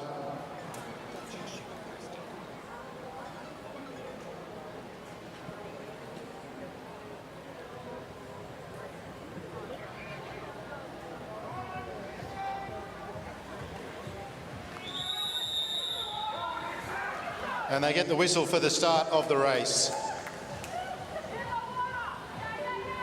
And Blackburn rider animating the race from the get-go.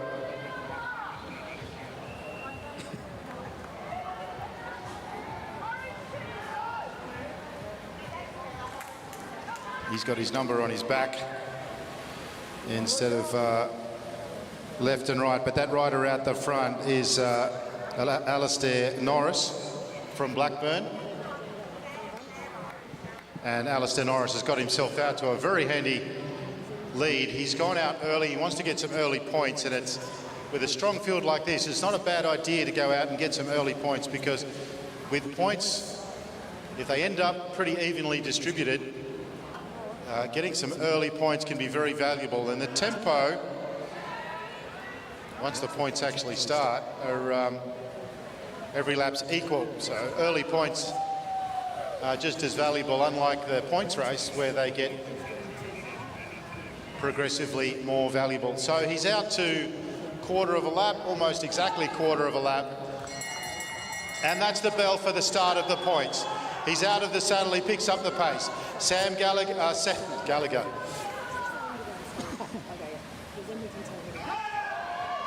So it looks like he's going to get the first of the points. It was Sam Hilditch was on the front, he rolled off. It looks like they're only going to let him get the one. And he secures the first point and he rolls up. That was Alistair Norris, is the first rider in the points.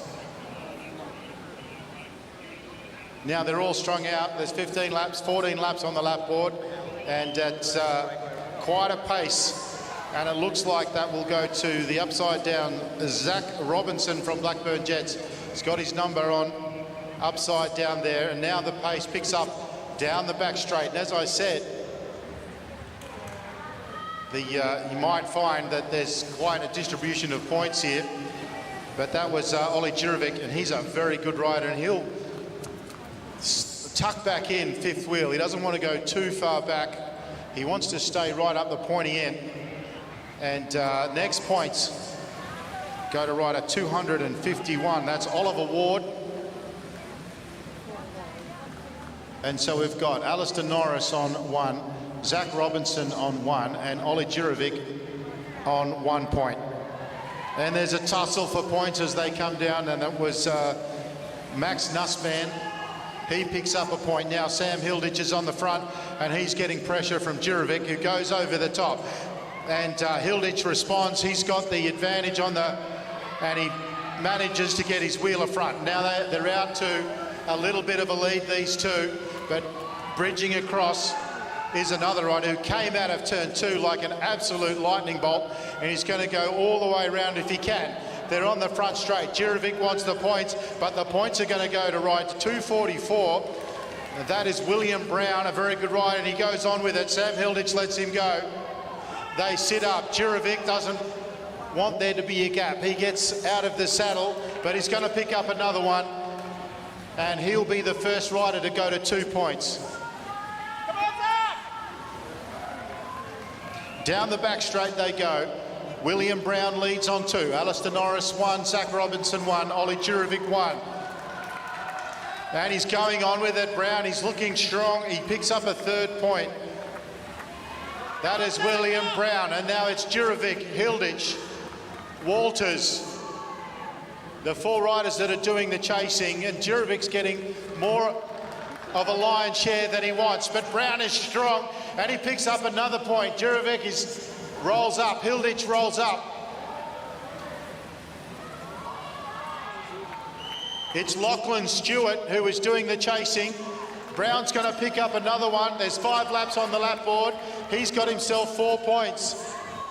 It's not an unassailable lead, but it's a very good lead. Lachlan Stewart is bearing down on him. He's got some pressure. I think that's Nussband coming down the back straight. Coming into the opening straight, Stewart goes over the top, and over the top of him goes, I think that was Nussband. It was Max Nussband. Max picks up the points, and that's good for William Brown with 4 laps to go, and he's on 4, Alistair Norris on 2, Zach Robinson on 1, Jurovic on 1. Now, Lockie Stewart, he picks up another one. Nussband wants to drop him down the back straight. He looks over his shoulder. He wants the points, but Jurovic and Hilditch are coming with a lot of pace. Can Nussband hold on to pick up the point? Nussband, oh, he can't. Jurovic gets him right. He gets him right on the line. The 2 lads head down the back straight. Jurovic and Hilditch. Nussband holding on, looks over his shoulder. Stewart's there. Jurovic looks over his shoulder. Hilditch takes it. They get the bell. They're right into the back of some back markers. Oh, how did they stay up there? That was Zach Douglas Savage and Sam Hilditch, but they managed to stay up. Hilditch is going to get the line honours. The win will go to William Brown. Sam Hilditch looks like he'll pick up the silver. Well, the second, it is an Omnium. He'll pick up second in that. Then we had Zach Robinson, Ollie Jurovic, Max Nussband. So we'll just wait for the final points, but some very good riding in there from a number of riders. Sam Hilditch, Lockie Stewart, Jurovic, Brown, Nussband, and Oliver Ward early on. So the win in the under-17 boys Omnium tempo, the maximum points will go to William Brown. He finishes with 5 laps. Ollie Jurovic 2. Max Nussband on 2. Sorry, that's 14 of 16. We're still waiting for a refresh. Sorry, I was getting a bit excited there. I'm pretty sure William Brown finished up with 5. And where's Sam Hilditch? Sam Hilditch 2, I think that is correct. We've added the points from the sprint for 15, so we're just waiting for the final points. A very good ride there from our under-17s in this, the National Omnium, and that is the tempo round.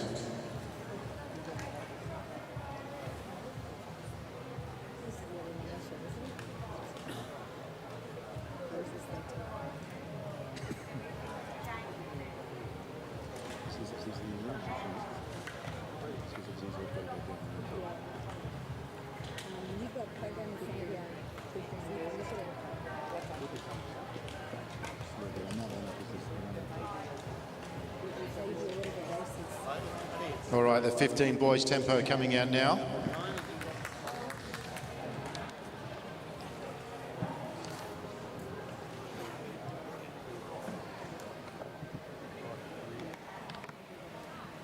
All of the results can be found on live results, the Sharp EIT Junior Track Series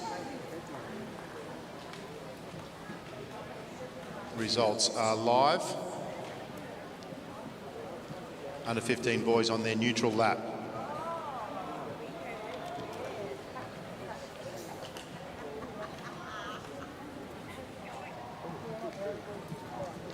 Andy Moore, please report to the commentary box. Andy Moore, Dr. Andy Moore. They get the whistle, and that is the start of the tempo race.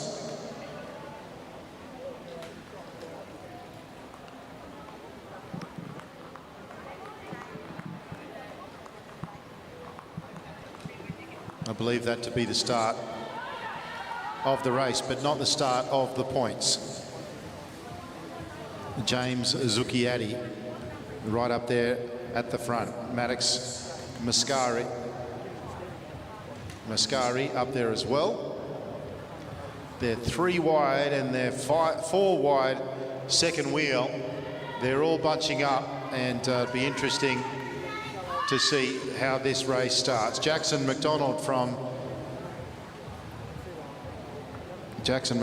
Canberra is the third rider at the front, but now Will Astridge has gone off the front, picked up the pace. Second wheel is Maddox Mascari, third wheel Jackson McDonald, and then fifth wheel is Joseph Natoli from Blackburn Jets. They get the bell, which means it's the start of the points, and wanting to open his account, Maddox Mascari, but he rolls up, so I got that completely wrong. Jackson McDonald is on the front, and he's under pressure from Joseph Natoli. Joseph's got a Carnegie Caulfield rider, but he's going to hold on only just. That is Jasper Griffiths who joins them, but going around the outside, down the back straight, is Joseph Natoli. Jackson McDonald opens his account, and he's got putting some pressure on, but Joseph Natoli was able to hold on. Now it's Ewan Brown who goes to the front, and he's got his teammate Jasper Griffiths with him. They head round turn 4, and it's going to be a 1-2 down the back straight for Carnegie Caulfield. And getting the point there is Ewan Brown. He rolls up now, our Bundy rider. That's Cruz Kemps from Bundaberg as they head down the back straight. It doesn't look like he's going to be contested by Elliot Burney. And just as I said that, he comes out, but then he relents. In third wheel is Flynn Jensen, and there's a little bit of a gap. Oh, don't you hate it when second wheel rolls out Flynn Jensen? But it looks like our Bundy rider, Kemps, is going to pick up another one. Natoli's leading on 1. McDonald has 1. Brown has 1. There's 3 laps on the lap board, and our Bundy rider is off. He's picked up another one. And Flynn Jensen is going to put him under some pressure coming down the back straight. They head into turn 3. Flynn Jensen pops his nose out into the wind. And Flynn is not going to, it wasn't a full-blooded attack. It looked like he was going to just hold off and maybe go for the next lap, but it's Cruz Kemps from Bundaberg. Now he goes around the outside, and it's Flynn Jensen coming down, and they get the bell for the last lap. Flynn's picked up a point. Joseph Natoli's going around the outside, and he's got Elliot Briney with him as well. Then Ewan Brown is coming around the outside, and it's Elliot Briney that's got the ascendancy as they come down the finishing straight. He's under a lot of pressure, but he holds on. A good little race there from Elliot Burney, and we'll wait for the results to upload.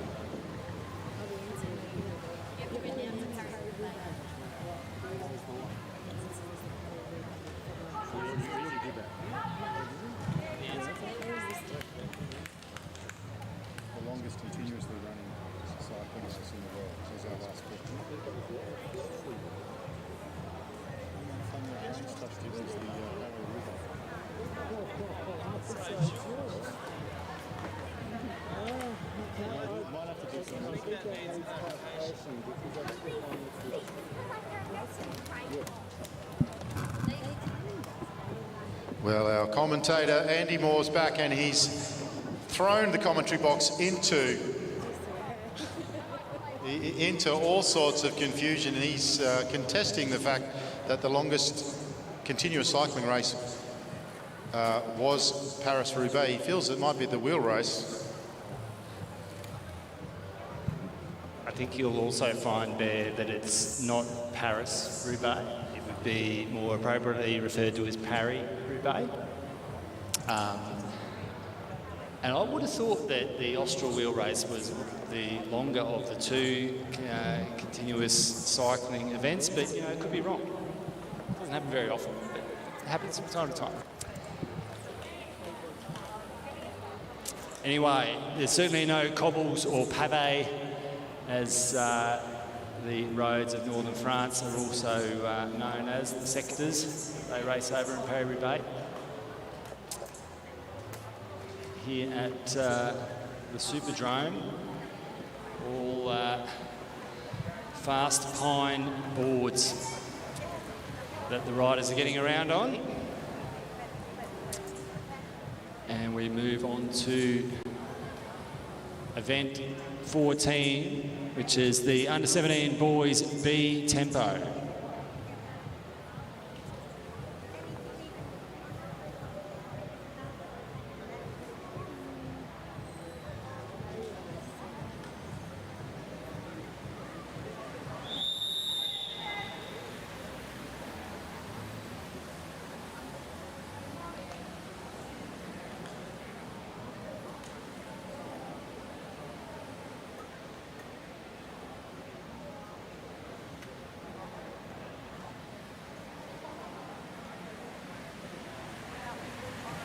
So that's rider 252, Ewan Grierson, for another South Australian rider.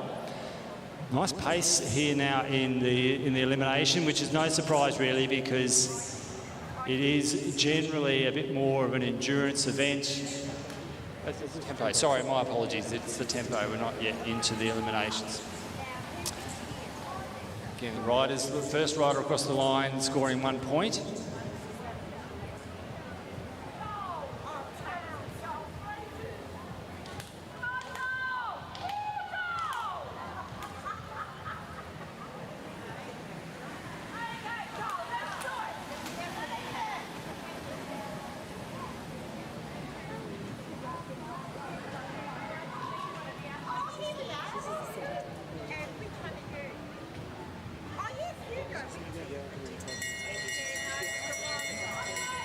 So that's rider 221 is Charles Alcock. He was very active in the scratch race, but a nice move around the outside. That's very good to see. I think that's the same South Australian rider we called earlier. A little nod of the head. That's right, champ. You did get that point. Well done. Solid move down the back straight, past the other riders at speed, which is what you want to do so that it reduces the likelihood of a response. He's gone through to get another one. That's rider 247, Ben Cade. I think that was Luca Piat from South Australia picked up the opening point, and Ben Cade, the second one there. He's gone on, got another one. Has Ben Cade. And now we've got a little move of two and a bit of a gap. Josh Franks from Balmoral trying to bridge across, because in a move like this, we've now got 2 and 4 riders up the track. If they, unless someone really starts going backwards, then a little group can form and they can just rotate through. Josh Franks, he's attached himself to the back of that group of 4, so now they're a group of 5. And just rolled over the line there for another point. It was Ben Cade. He's riding very well in this tempo.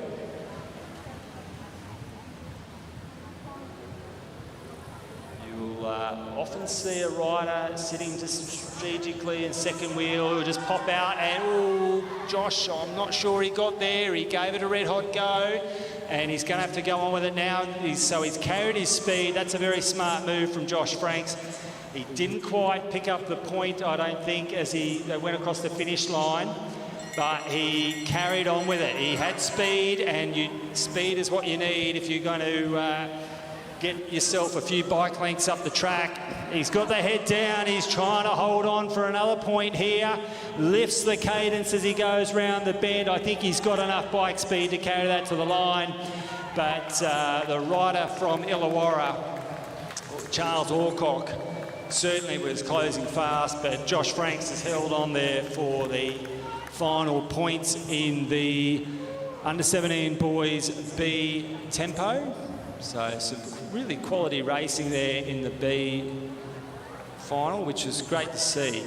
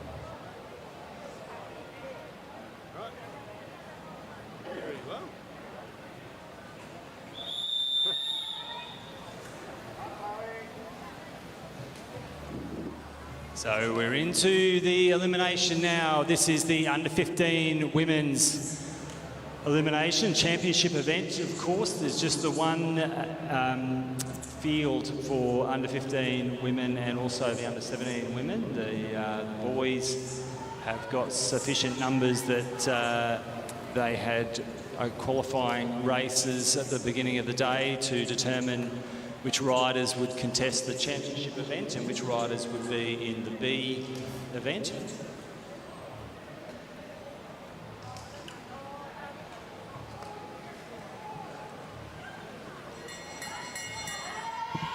So the bell signifies the start of the eliminations. You're looking for the last rider across the line to be eliminated. And it's the rear wheel of the last rider across the line.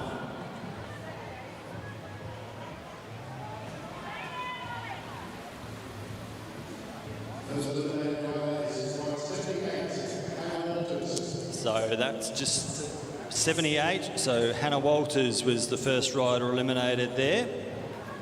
The commissaires will call the number of the rider that's eliminated. Another bell lap now, so Mackenzie Smith from Gold Coast, 77.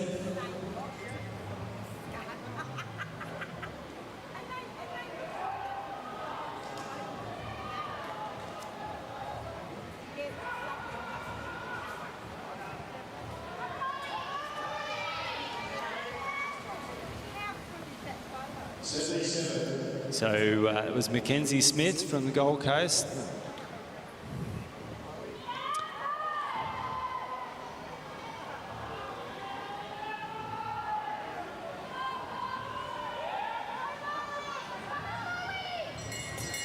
So the bell signifies another elimination lap. So it looks like every alternate lap the bell is sounding signify an elimination. So as the riders cross the line, this time through, the last rear wheel across the line will be the rider eliminated. And it looks like that's going to be rider 87, which is Molly Opperman from South Australia combined.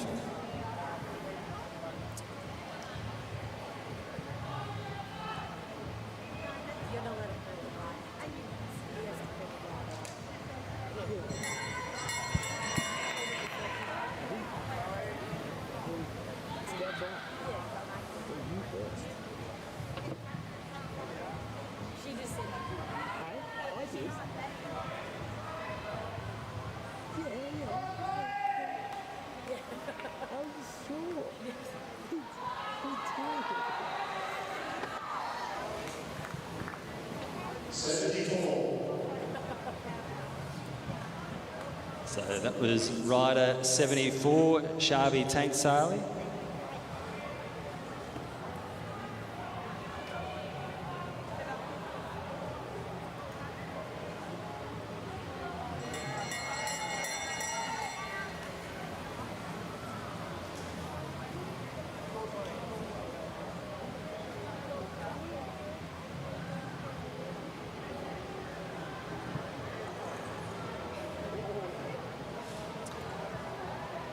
So 5 riders still remaining.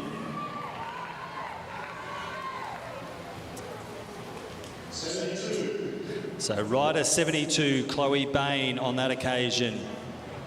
Rider from Blackburn. So 4 riders left. It's only on the laps with the bell that are in play for an elimination. So, bell sounded. This is an elimination lap. 4 riders remaining.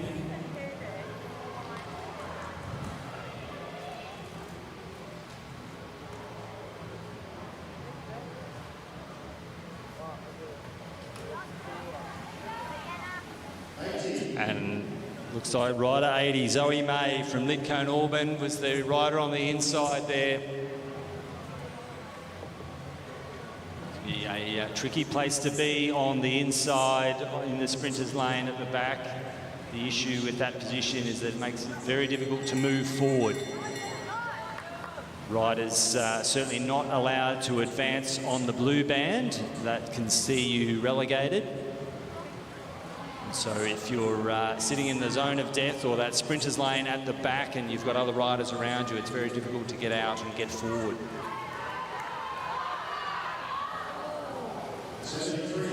So rider 73 on that occasion, Nicola Morris from Brunswick, was Jenna Gallagher, who just pushed forward and got over the top of her there. So 2 riders remain.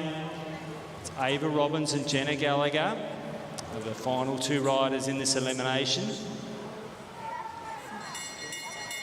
So basically we've got a match sprint. The bell sounds, 1 lap to go. Ava Robbins and Jenna Gallagher, both these riders have really nice turns of speed. Ava's got a couple of bike lengths on Jenna as they go into turn 4 now. I think Ava's going to have the speed to carry it to the line, and Ava Robbins will take out the elimination ahead of Jenna Gallagher.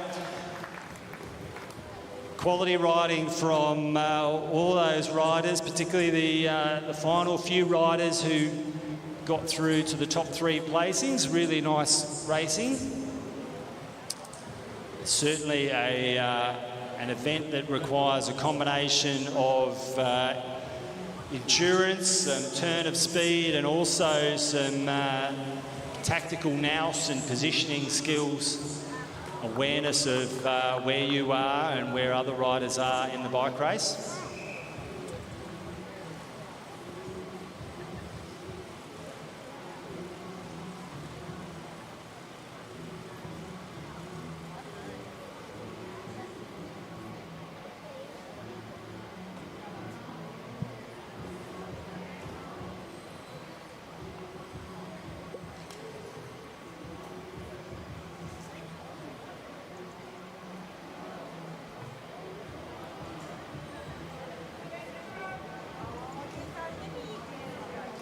So up next is the big field of under 15 men.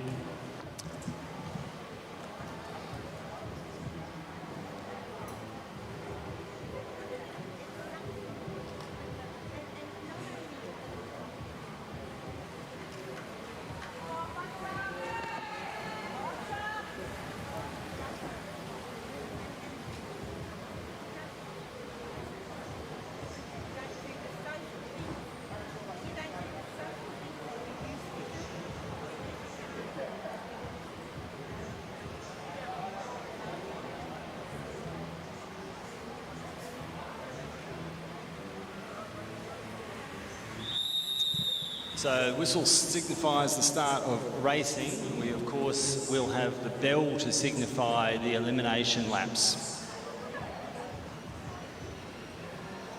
So big field of 20 riders, and you can see plenty of movement up around the outside. No one wants to be down in the sprinters lane at the back of the train. Certainly when the bunch is this big, there is very difficult. You sometimes see riders, if they're aware of where their position is, they just kind of back off the gas a little bit and move up and out. But you really need to do that with enough time to get back up to speed and move forward. You're essentially moving backwards if you lay off the gas a bit in order to give yourself some space to get out of that zone of death.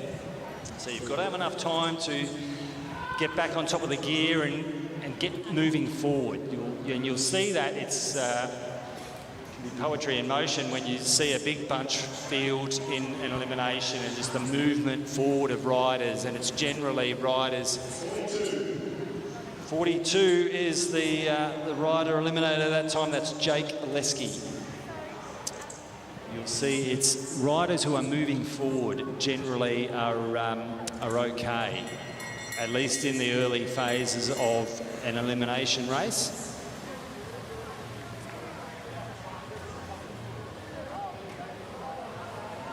So some good speed in this as well. This is where the endurance element of the elimination comes into play, when you've got 20 riders and bell every second lap. They're out there. 46 that time. Kane Azzopardi from South Australia. 46, the rider eliminated.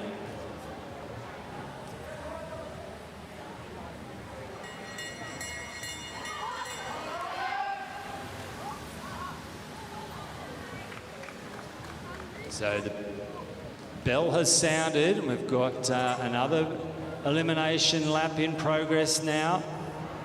As you see, riders coming round, trying to push forward from the back and the outside to make sure their wheel is not the last over the line.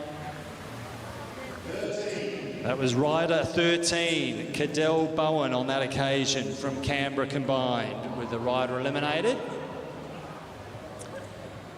So as mentioned, when you've got 20 riders in the field in an elimination every second lap, that makes for a 40-lap race. Bell sounds again. We've got those big boys of Maximus Moore and Luca Zucchiatti at, it looks like, 19.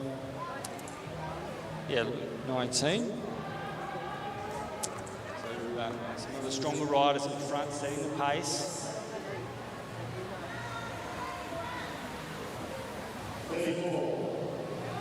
Rider 34 on that occasion, Luca Schmidtke from South Australia, the rider eliminated. Rider 34.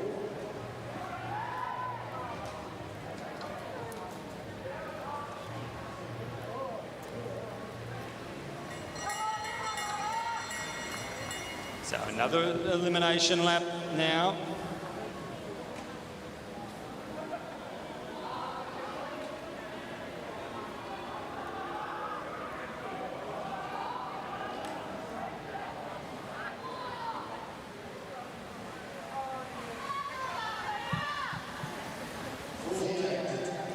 So rider 48, Xavier Formillo from South Australia, the rider eliminated.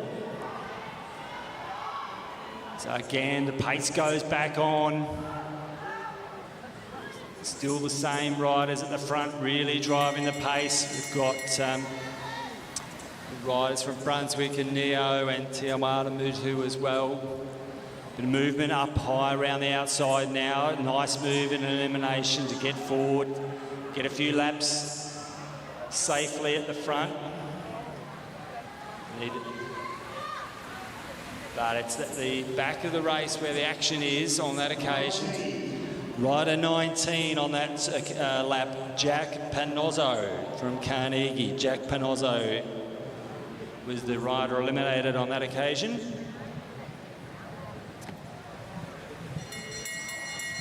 And the bells are coming thick and fast. There's another bell lap, so another elimination lap in play now.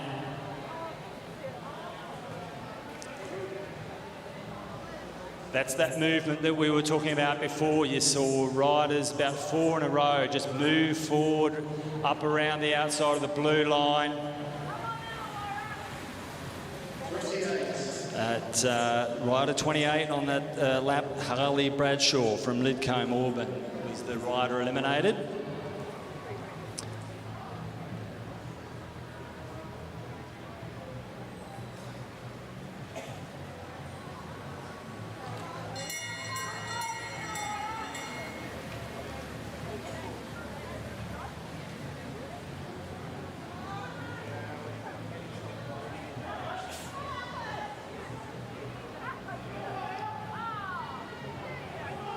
See it again, nice movement and just a soft turn of speed. It can, of course, you'll see riders employ different tactics.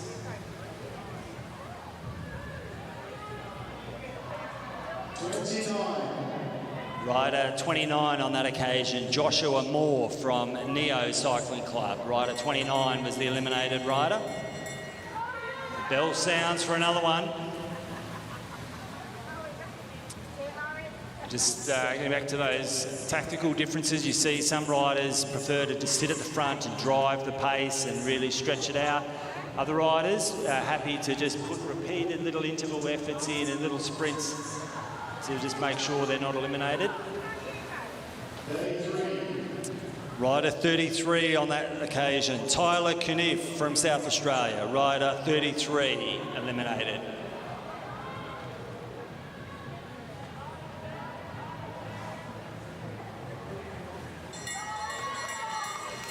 So bell again, and Luca Zucchiatti is really stretching them out now. He's just swung up, but you can see, unlike a few laps earlier where we had quite a bunch, now we've got it strung out, and we've got 3 riders at the back all jostling for position, trying to get forward.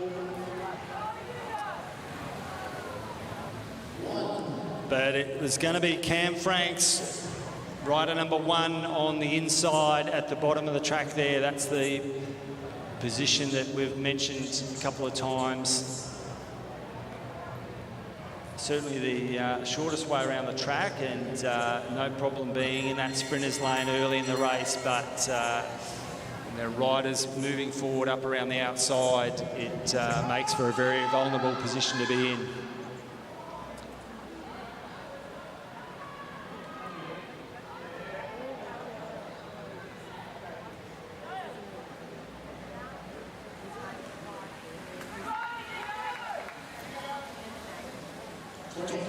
Rider 23 on that occasion, Harrison Dowling, the rider eliminated.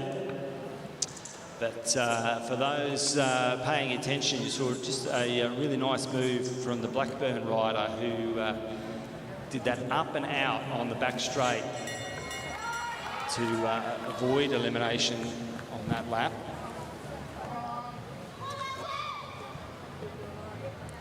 So the field is thinned out. There's only 8 riders left in the bike race.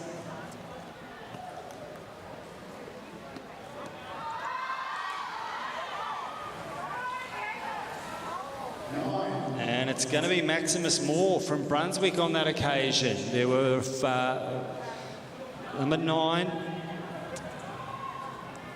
There were about 4 riders across at the back of the pack there.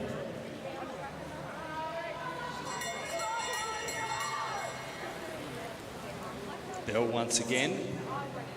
Again, same boys at the front of the race have really been setting the pace for the majority of this elimination, which does take its toll, but we'll see who's got the legs to carry it deep into the race and pick up the big point. 54 on that time. Harvey Challenor, rider 54 from Neo, was the rider eliminated.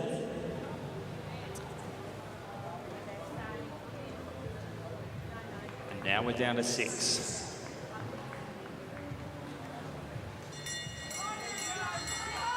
So the bell sounds again. There's a few tired-looking legs out there, but what's really good to see is they're just digging in and pushing forward.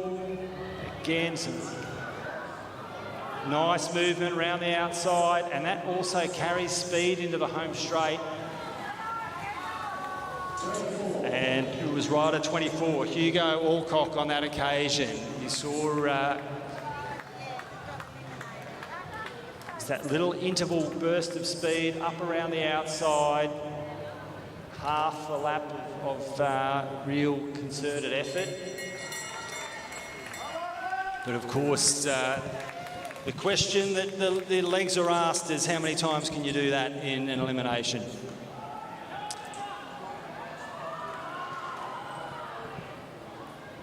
So we're down to the business end of this race now. 5 riders left.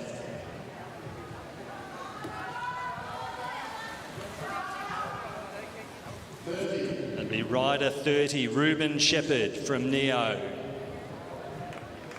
So Ruben made a nice move a lap or two before, but that was the last match in the pocket. So 4 remaining. Bit of a 4-way match sprint now between these last remaining riders. It's the Blackburn rider who's on the march up the inside. He's taken the sprinter's lane. And that's, we'll see, they're gassing it all the way to the line. Number 4, that was the rider, Lachlan Emmett rather.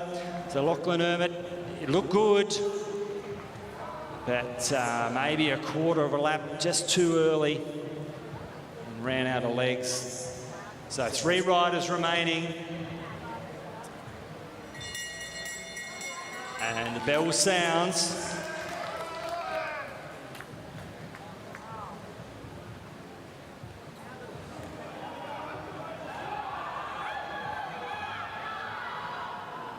So it's a bit of a match sprint, looks like.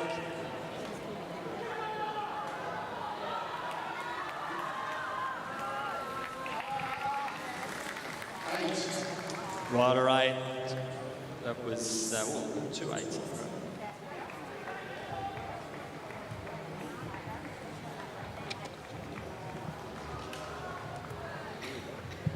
So it's a 2-up match sprint now between Luca Zucchiatti and Carter Payne. Both these boys have been at the front of the race for pretty much the entire elimination, but it's going to be Luca Zucchiatti who has just put the hammer down as he took the bell for the last time. Nice racing, Luca Zucchiatti. Good ride as well. Put your hands together for Carter Payne as he crosses the line. He's ridden very strongly all race as well.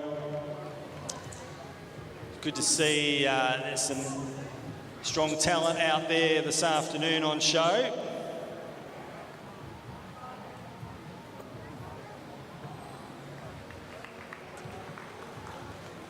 So that is the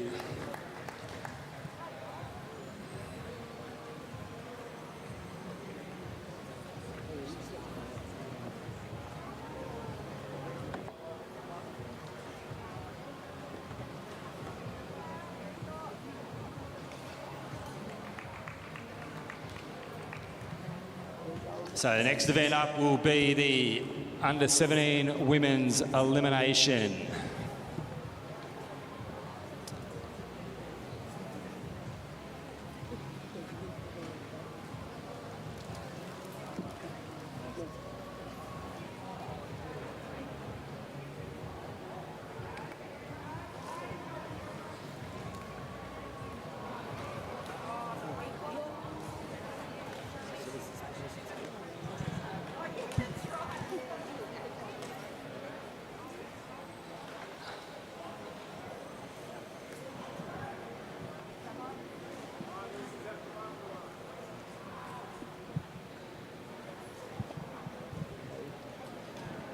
got another about 20 girls in this race.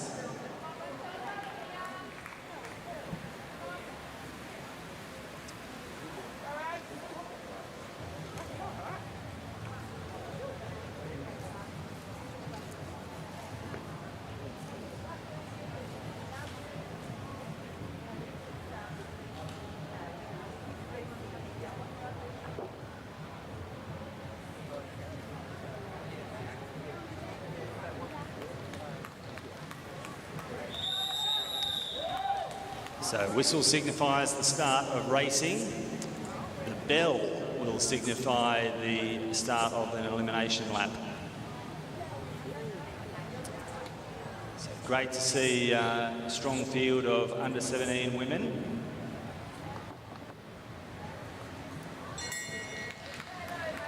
So the bell goes.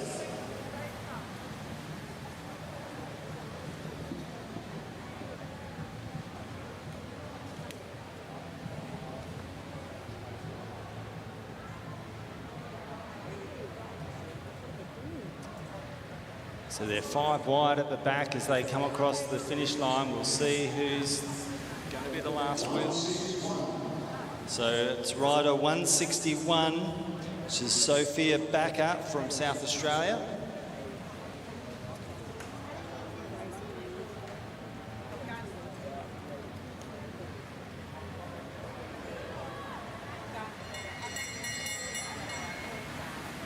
So the bell goes again. Megan Moore at the front of the race, Chloe Buckley on her wheel, Isabella Potts coming around the outside. But the attention is at the back of the race at this stage. We're looking for the rider, the last rider across the line who will be eliminated. And on that occasion, it's rider 164, Grace Hunter.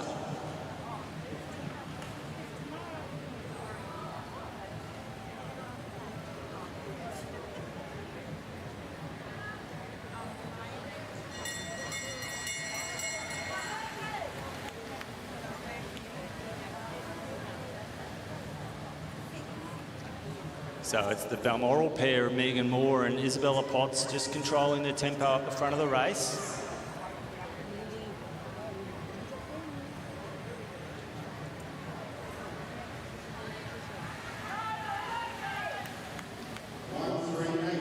And it's rider 138, Michaela Tobin from Blackburn. Michaela Tobin, the eliminated rider on that occasion.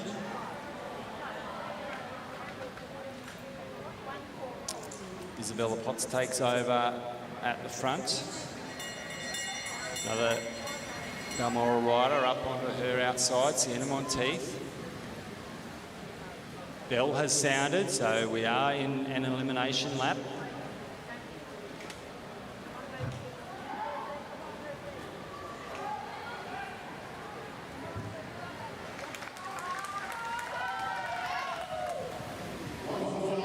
Rider 149, Indiana Plant. As the pace just picks up a little bit, Isabella Potts turns the screws a little bit. You see a little bit of a stretch at the back. Bell sounds again.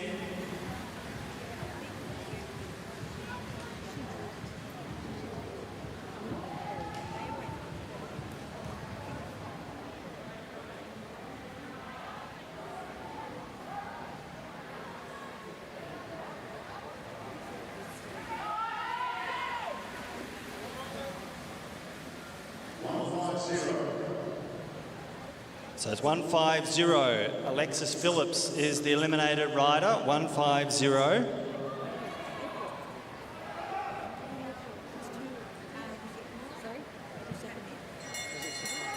So the bell sounds. It is every second lap that the eliminations are on.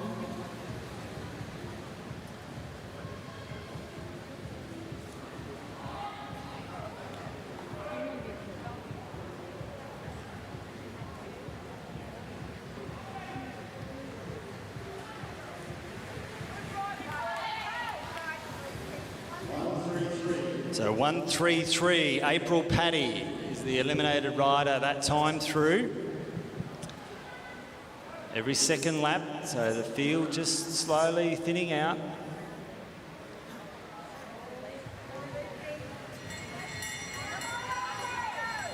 Megan Moore moves to the front once again. This time it's Cinnamon Teeth on her wheel, followed by Chloe Buckley, Lavinia Ward. Movement up round the outside now by Madison Smith. She understands the equation.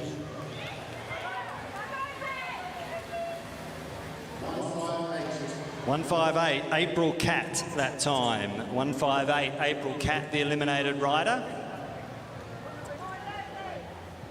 But kudos to Madison Smith there, who made a nice move up around the outside. Bell goes again.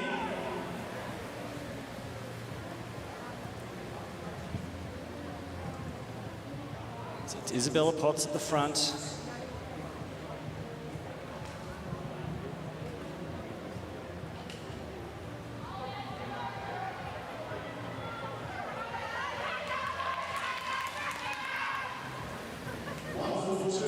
.142, that's Chloe Pratt. .142, Chloe Pratt, the rider eliminated that time. Bit of movement toward the front now as the pace quickens. The bell sounds for another elimination lap.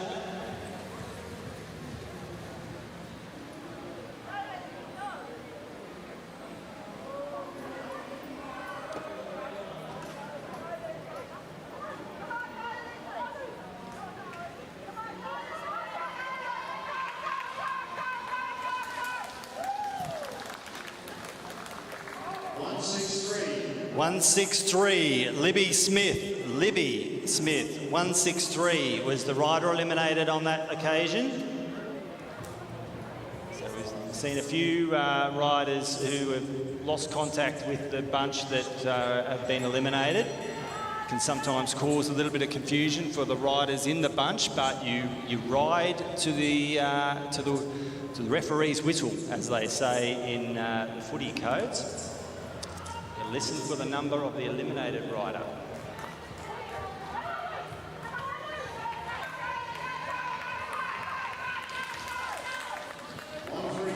So 135, Addison Tor from Bendigo, the eliminated rider that time, Addison Tor.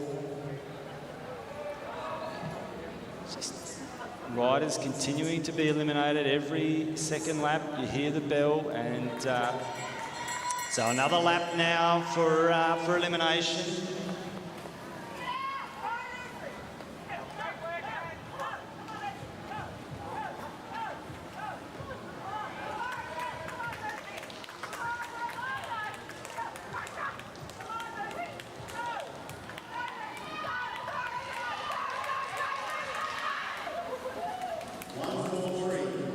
.143, Madison Smith on that time. Madison Smith, 143 from Gold Coast. Still a Queensland quartet at the front. Megan Moore, followed by Chloe Buckley, Isabella Potts, Sienna Monteith.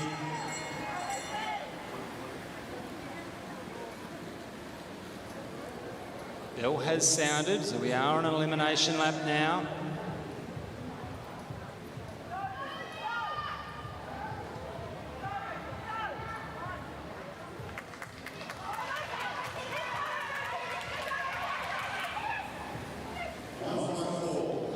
.154, Billy Russell on that occasion. 154, Billy Russell.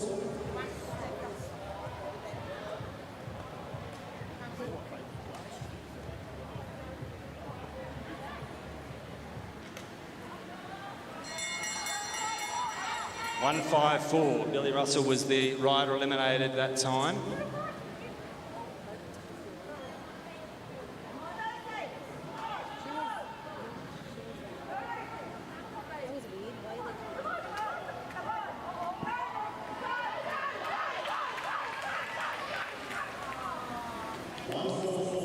So 144 that time, Lucy Allen, the rider from Illawarra, eliminated. 144, Lucy Allen.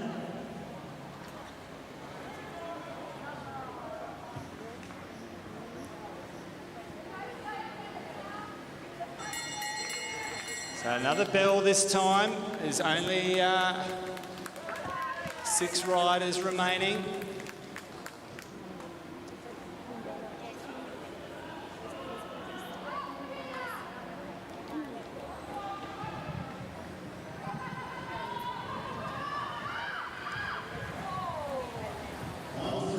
It's going to be 1-3-4. Isabella Potts that time, just on the inside and getting eliminated. So 5 riders left now.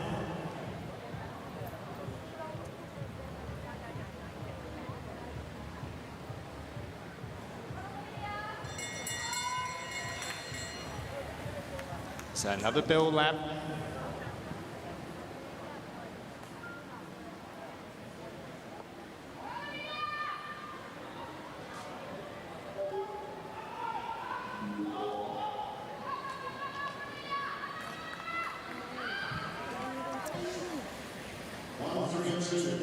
The 1-3-2, Megan Moore that time. And a lot of the work at the front, but just the riders around the outside coming over the top. So 4 riders remaining. So Sienna Monteith, Chloe Buckley, Lavinia Ward and Elsie Apps, the riders still in the mix.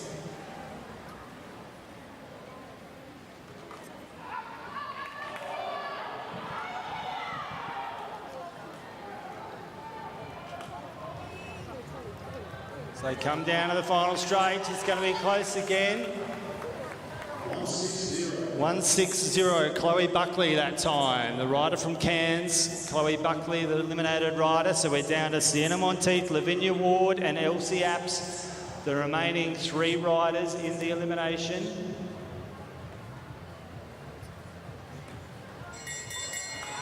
And the bell goes again.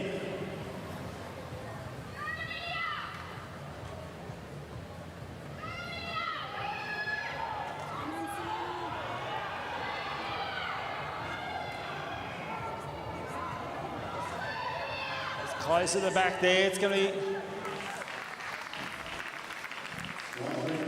rider 139, Lavinia Ward on that occasion. Elsie Apps did well to move forward. She'd been dangling at the back there a little bit, but just has done what she's needed to do at the right time to get herself forward. And now we're into the 2-up match sprint to determine who takes 40 points and who takes 38.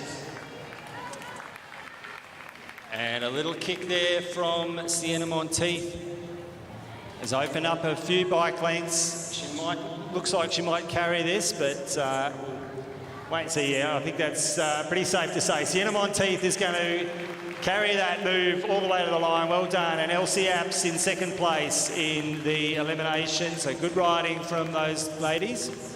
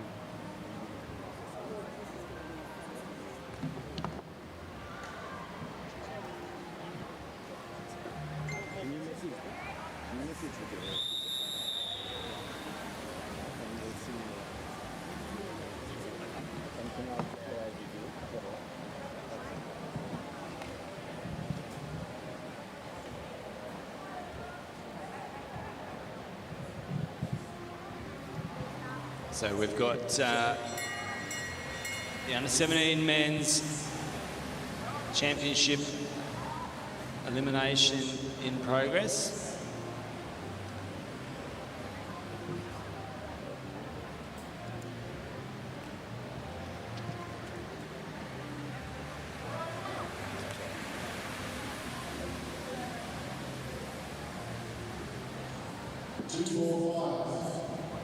So 2:45 was the rider at that time, Adam Del Medico. 2:45 from South Australia.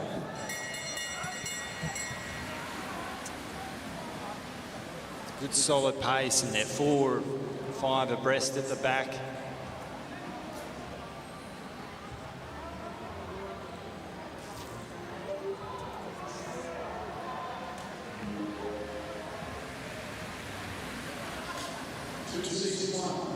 It's going to be rider 261 on that occasion.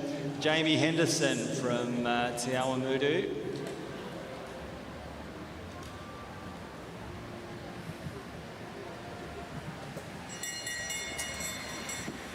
So the bell signifies another elimination.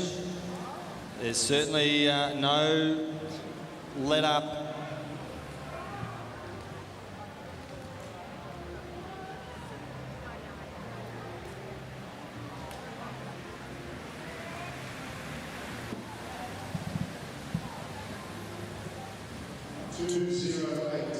.208 that time. Riley Boyd from Brunswick, 2:08.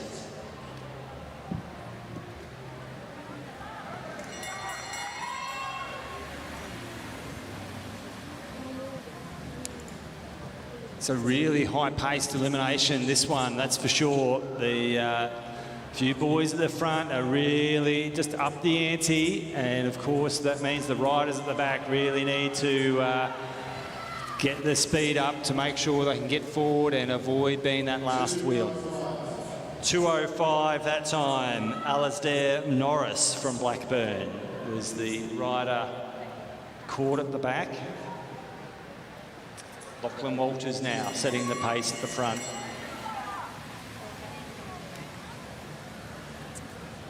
See plenty of movement and activity at the back of the bike race, because that's where you do not want to be.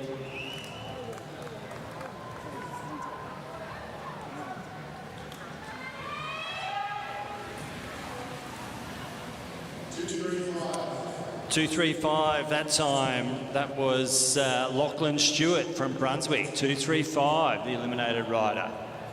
So a nice move there from Will Amelius in the red helmet. Make a really sharp move high up the banking and around the outside to get forward and out of trouble.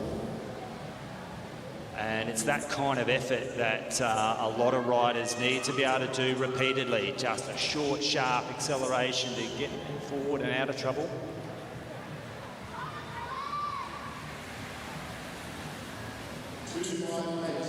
.258 on that occasion. 2:58 was rider Liam Underwood.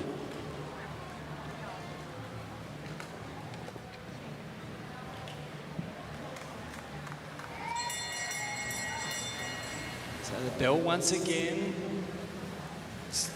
Like the women, it's pretty simple maths. 20 times 2 is a 40-lap race.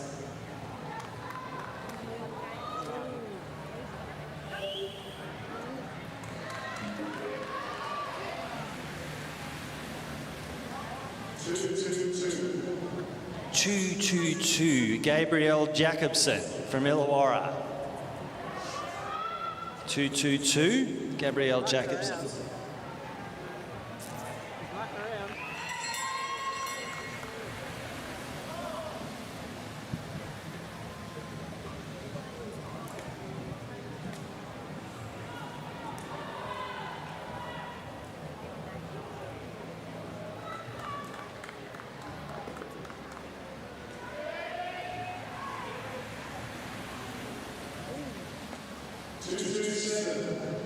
.227, Alec Guglielmucci.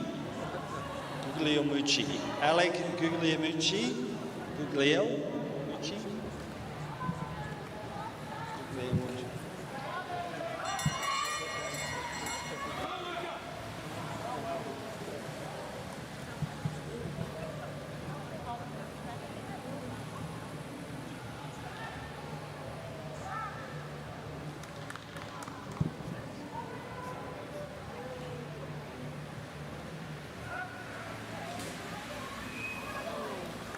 251 that time. Oliver Ward from South Australia. 251, Oliver Ward.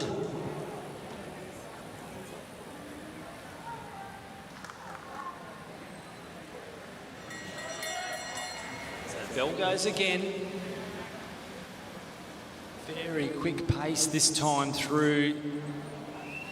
And what that does, that blunts the ability to just rev it and move forward, because if you've already got a pretty high cadence, it just makes it that bit trickier to get a differential of speed and get forward. 2:43 that time. That was Luca Lancaster. 2:43, Luca. Good to see riders are aware of what their number is. We very occasionally see riders continue to circulate without remembering immediately what their number was or not having heard the commissaire, but generally the commissaire's calls are very clear. There's also often a whiteboard on the back straight.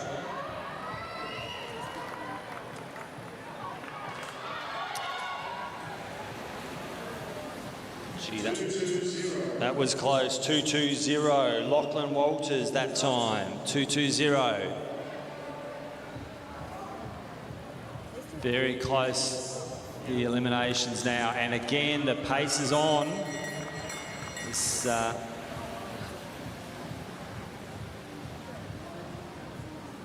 all the attention is at the back of the bike race. We've got about 8 or 9 riders still in play at the moment. Move. Ooh, this is going to be close as well. 2:03 that time. William Amelius, 2:03. He's made a number of really nice moves, but just ran out of opportunity there.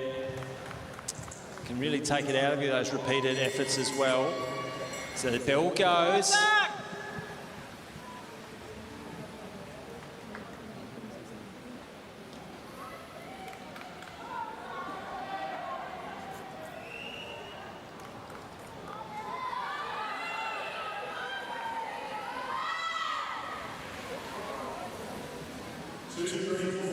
Two, 3, 4 that time. That is Flynn Kestel from Blackburn. 2:34, Flynn Kessel.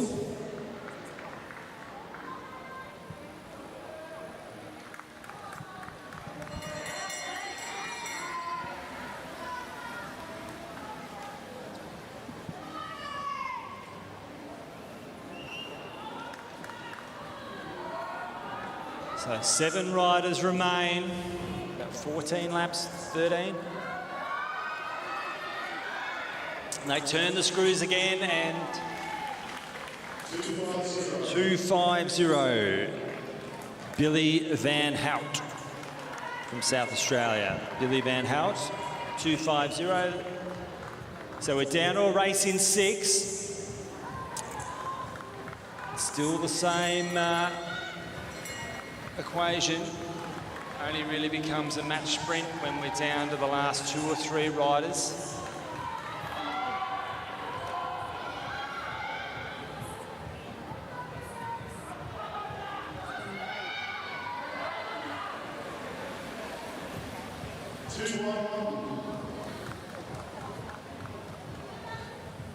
That 2:11 was it?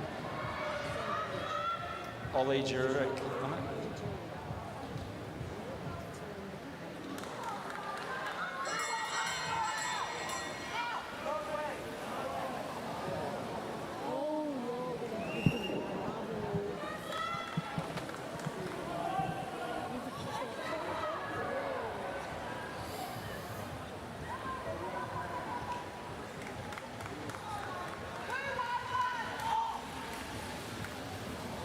Keep going, Zachy!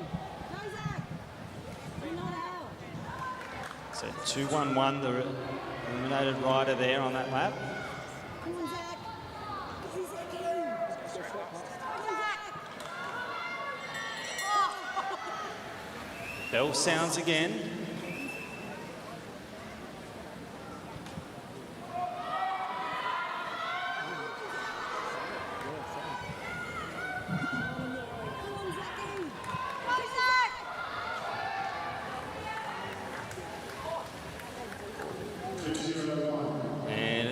pretty deep there. 201, Zach Douglas Savage. And we've got 4 remaining. Sam Hilditch moves forward now.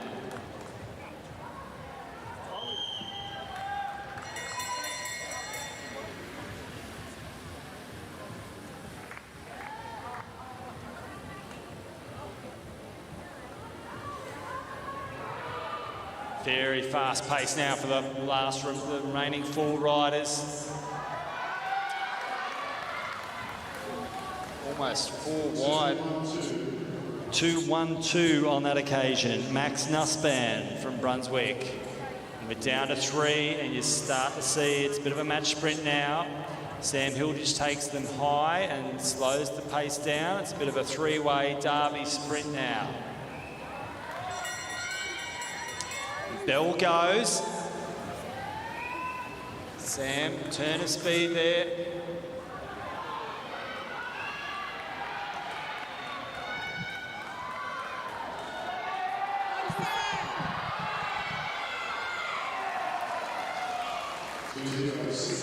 .206 that time. Zach Robinson from Blackburn, 206. So we've got a race in 2.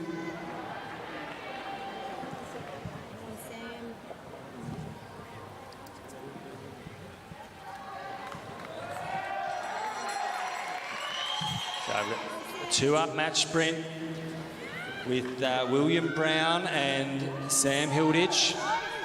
Will Brown starts the sprint.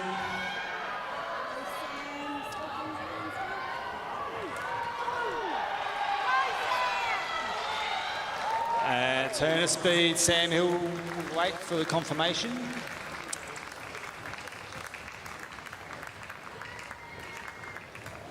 We'll wait on the final results. It did look like Sam Hilditch coming around the outside.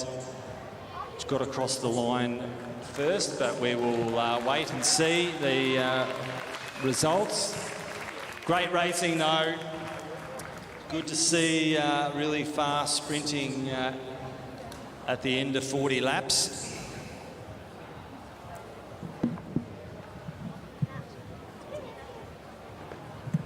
And so just confirmation of that result. Sam Hilditch ahead of Will Brown and Zach Robinson, taking out the top 3 places in the under-17 boys Omnium elimination.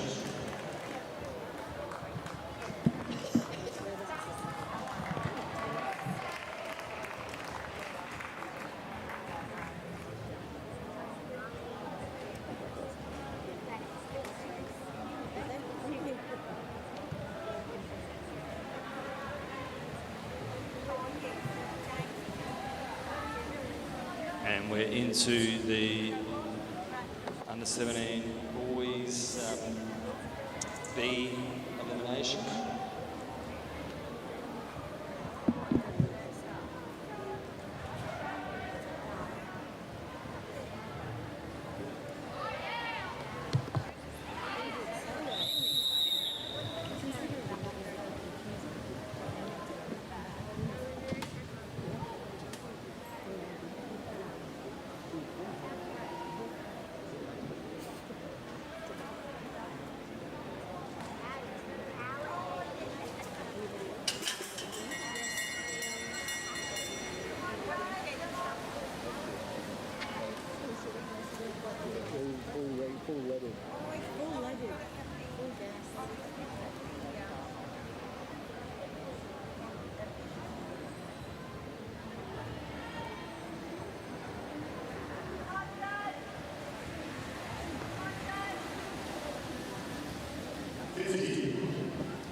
Rider number 50 that time.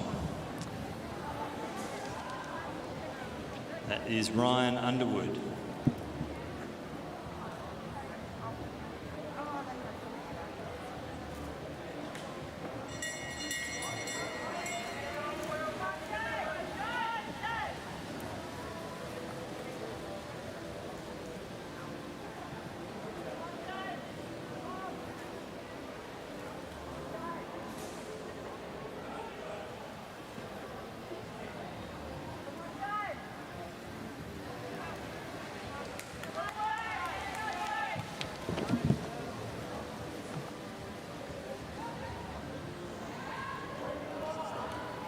25. Rider 25, James Allen.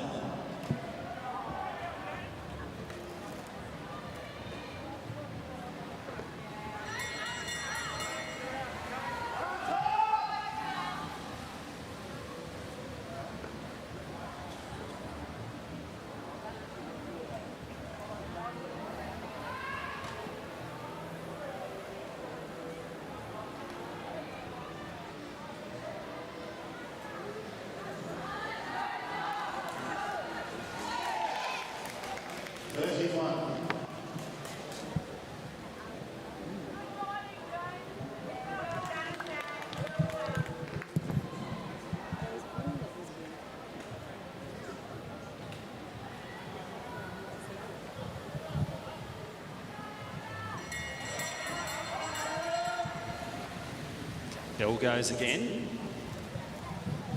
This is the under 17 men's, no, under 15, sorry.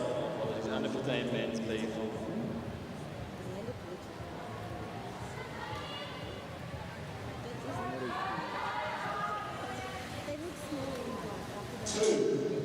Rider number 2, Flynn Jensen on that occasion. Flynn Jensen, one of the Balmoral riders, the rider eliminated.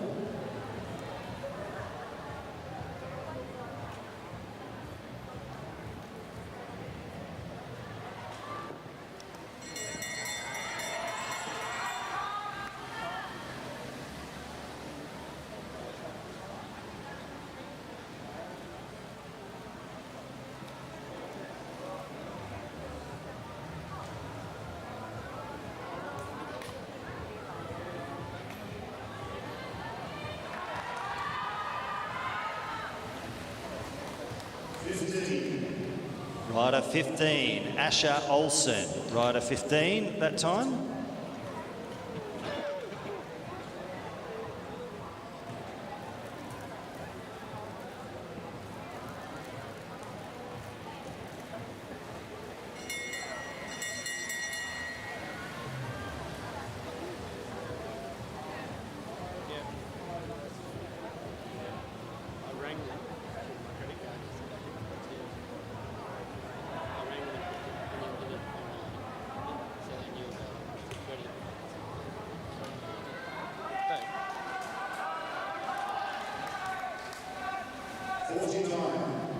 Rider 49, Liam Laurie.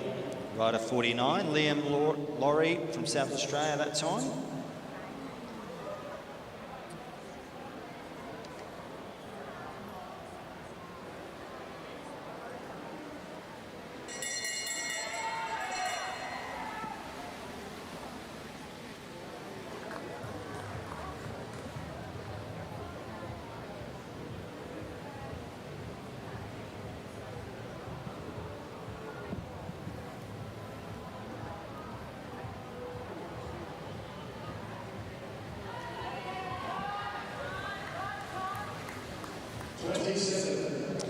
Rider 27, Maddox Mascari. Rider 27 was the eliminated rider there.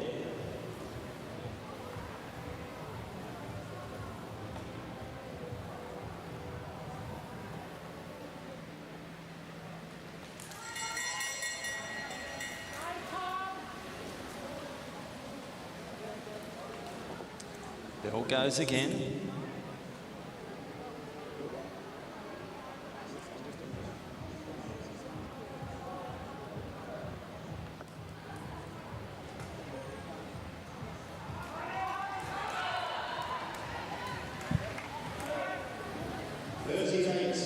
Rider 38.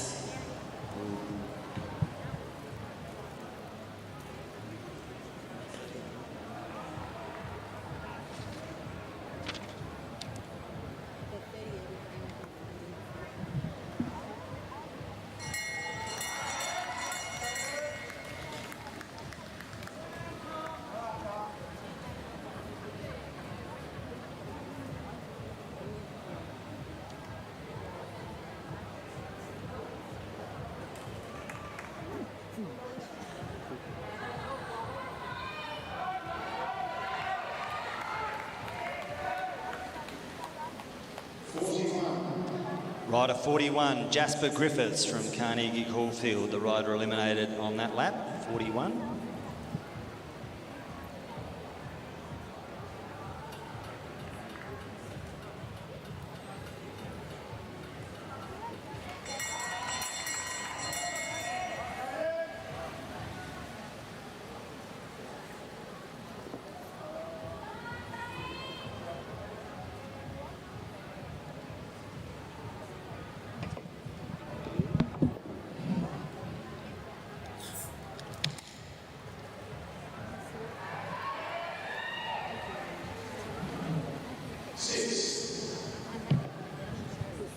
So rider 6, Caden Ryan, that time.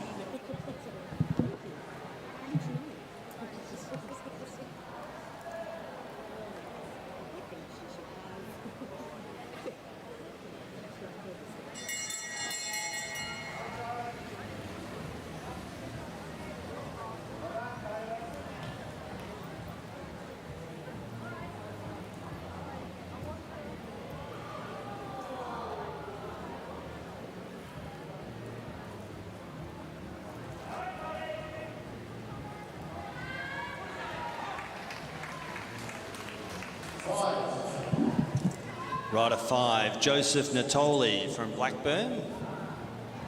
And we're down to just 6 riders remaining.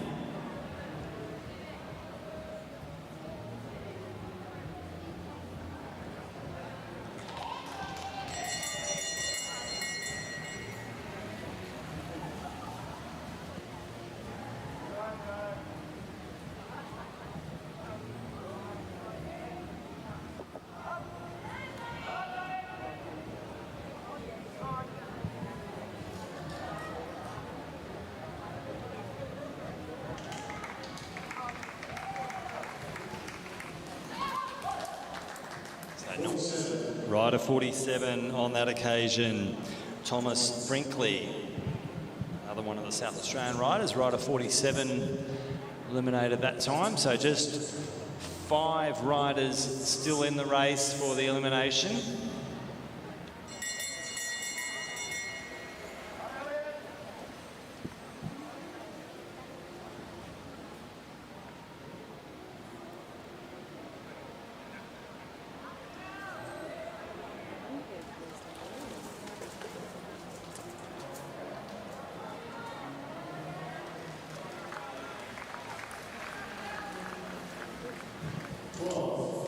So rider number 12 on that time, Will Astridge from Canberra Combined. Will Astridge, rider 12. And just 4 riders remaining. Some really good riding from these 15s. It's there's certainly no lesser amount of competitiveness and racecraft on display for the riders in the B event, which is all what AJTS is about. It's about giving all the riders an opportunity to develop their racecraft. There's certainly for the under 15s, there's plenty of time to develop the engine. 52, Cruz Kemps that time from Bundaberg. Cruz Kemps, number 52. As I was saying, plenty of time to build the engine, but really what is critically important throughout the AJTS series is really building the experience and the racecraft and learning how to ride your bike. There's no point having a massive engine if you've got no idea how to ride your bike or tactically what to do, because eventually a lot of the other riders will have big engines too. So good push to the line on that time. Rider 14 it was, Jackson McDonald from Canberra Combined, who just got his last wheel in the wrong place there. And so a 2-up match sprint now.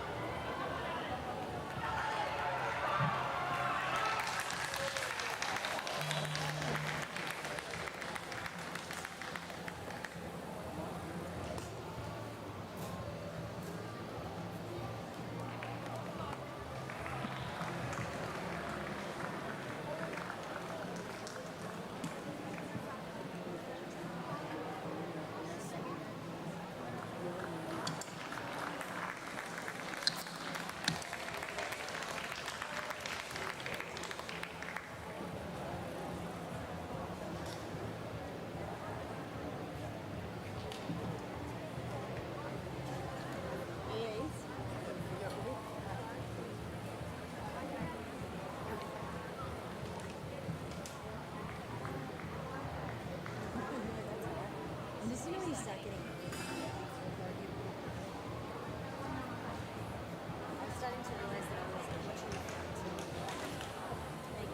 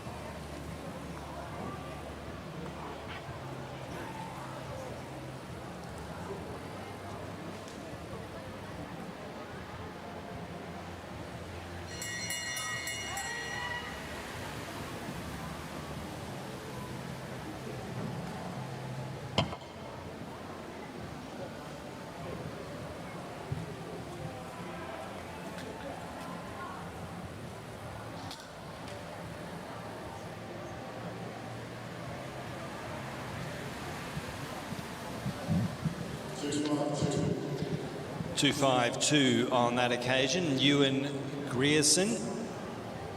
This is the under 17 boys B elimination.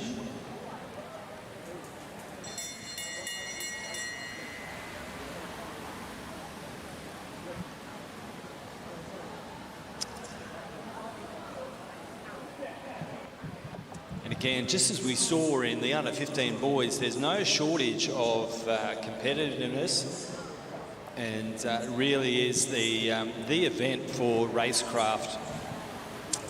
One of the 257 that time. That's Luca Piat. I'm sure that pure sprinters would say there's plenty of racecraft in a match sprint, but the enduros will tell you that the racecraft is really in the elimination, provided the elimination is of sufficient distance for the enduros to show their wares.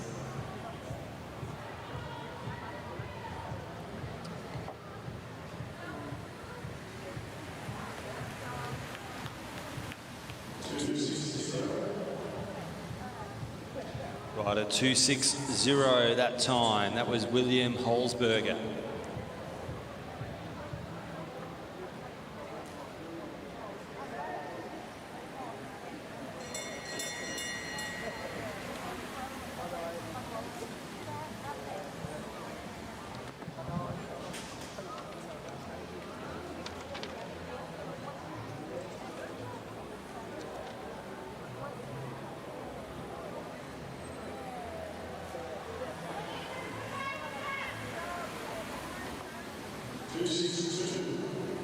.262 that time through.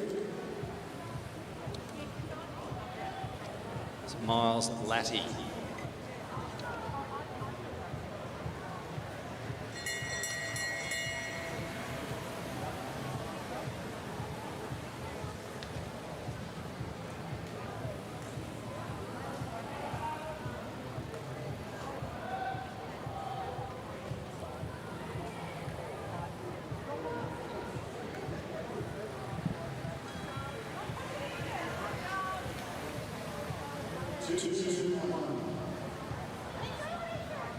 .221, that's Charles Alcock.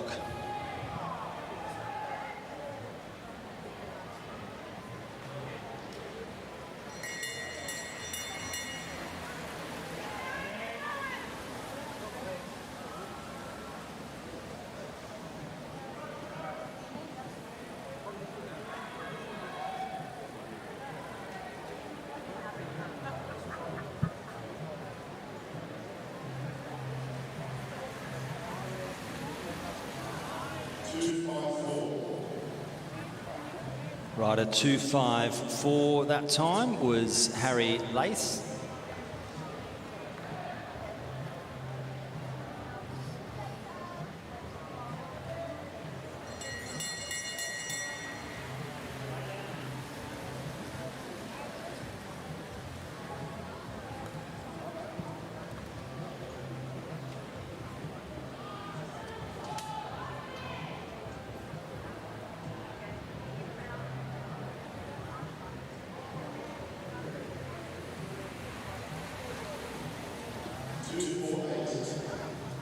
Rider 248 was Ethan McKenny on that occasion.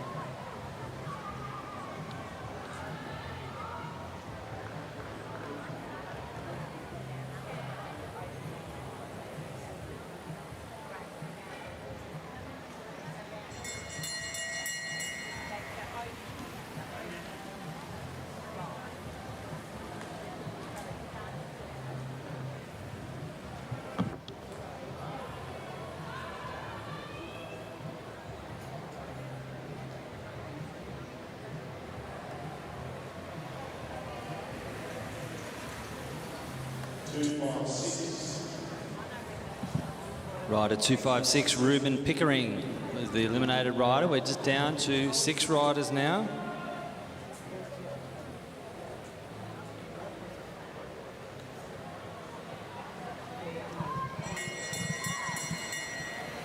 So the bell sounds again. We're getting through all these elimination laps. And this is the under 17 men's B Omnium. And it is the elimination.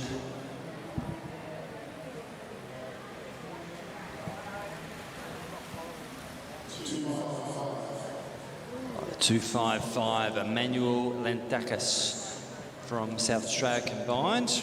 Emmanuel Lentakis.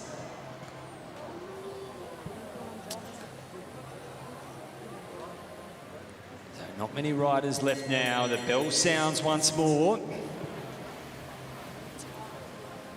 And again, right on cue, the bell sounds, the pace lifts, and the riders at the back need to decide, how am I going to get forward?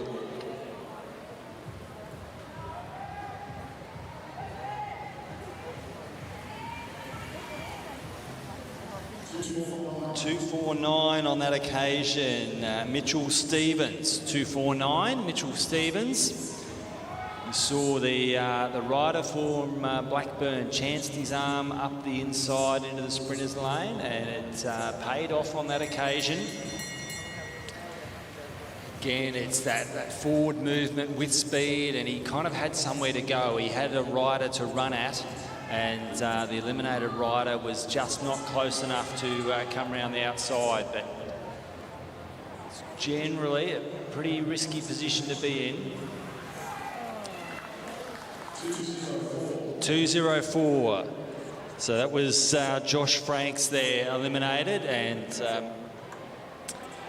again, a bit more of a conventional escape, shall we say, from that Blackburn rider who came around the outside. The bell sounds once again.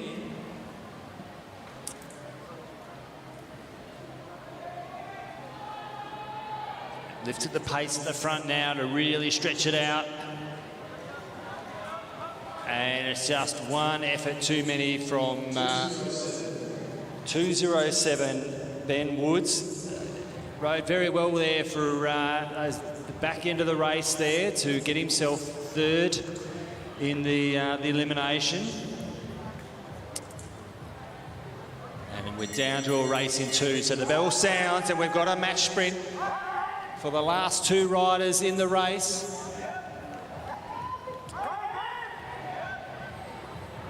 I think that's going to be Ben Cade from South Australia, who's really put the afterburners on down the back straight. Good ride, Ben Cade, and nice work as well from rider 259. That is Hayden Vimpani from Blackburn. Been riding well, the Blackburn riders. Good to see. Good shout out to all of the clubs around the country that are putting the work in the junior development space. Blackburn certainly one of those clubs. And it's great that the riders have the opportunity to really learn through racing. No better way to learn than by pinning a number on and taking the start line of a race, particularly at AJTS where you're up against riders from around the country. That's something that you see pretty commonly at a local or state level where it's the same hitters up against each other all the time. They get to know each other pretty well, and which means that it's all the more important to come along to AJTS and race riders who you don't necessarily race against every time. Just hone that racecraft, and also a bit of a leveler that, you know, maybe the riders from interstate are up their game a little bit. We've certainly seen some riders really progress between seasons of AJTS, which is fantastic for riders that you watch. If any of the spectators or people dialing in on the live stream, if you've watched a few series of AJTS, you'll see every so often a rider who might have been midfield one year is a real hitter when it comes around to next season. Often that is the progression from a first year to a second year rider in an age category, but sometimes you see a second year rider in, say, under 15s who moves up to the under 17 ranks, and they've put the training in plus maybe a bit of development, and they become a real hitter, which is great. We like to see animated racing.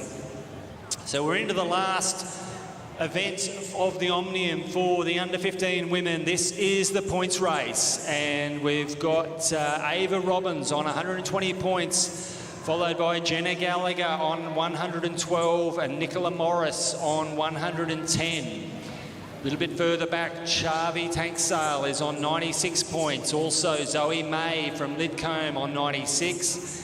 Then down to Chloe Bain on 94, Molly Opperman on 86, Mackenzie Smith on 78 points, and Hannah Walters on 72. But at the moment, those podium positions are currently, as we stand, there's plenty of racing to come in this race. Ava Robbins, Jenna Gallagher and Nicola Morris. No doubt the riders will have had a look at the points. It's a 20-lap race. And that will mean there are sprint laps on lap 10 and the finish, with points 5, 3, 2 and 1. And again, those really critical positions on the finish line to determine where your Omnium is going to wash up for you. But so there's some, certainly the overall Omnium points are close enough that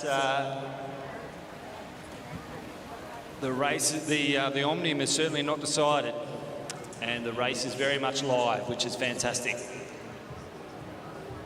So 16 laps on the lap board. There are sprint laps at 10 to go and on the final finish. And with 5, 3, 2 and 1 points on offer for the first 4 riders across the line on each of those sprint laps. There are medals of every colour up for grabs, that's for sure.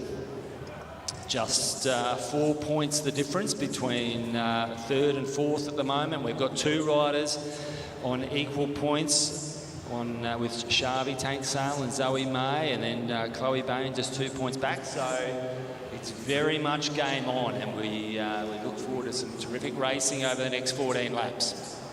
Just happy to tap it out tempo at the moment and have a think about where they're positioned. Count down the laps before they get the bell to signify the sprint lap. So it's fantastic to see some great racing.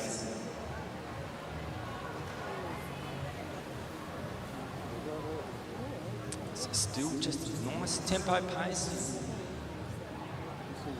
Slowly it's just lifting up a little bit. So, you know, the cadence has probably gone up by about 5 revs a minute, I would say.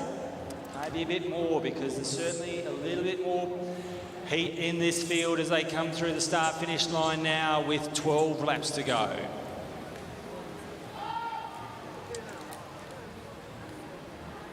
Up is the call, and it's one of the Brunswick riders. That's Nicola Morris. She's been very active, sitting in 3rd place.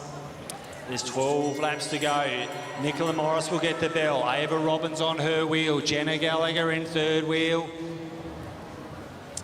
And fast round turns 3 and 4. Ava Robbins is going to lead them down to the finish line ahead of Jenna Gallagher and Zoe May. So Zoe May will advance her cause in the overall standings. She'll need to carry it on, and indeed she does. Look at that, right on cue. So Zoe May, rider 80, she's decided to push on and see who's going to come with me.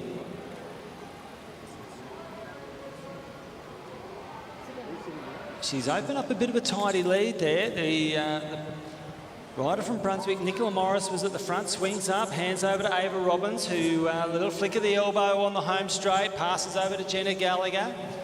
But it's Nicola Morris, Zoe May rather, rider 80, who has got herself round the bend, and she's got the length of the straight, at least the turn forward to the finish line. Nicola Morris it is now, rider 73 from Brunswick. She responds and lifts the pace, swings up. Ava Robbins sits at the front there, sets tempo. Jenna Gallagher well positioned on her wheel. Zoe May, she's out the front, doing all the work herself there. 6 laps to go.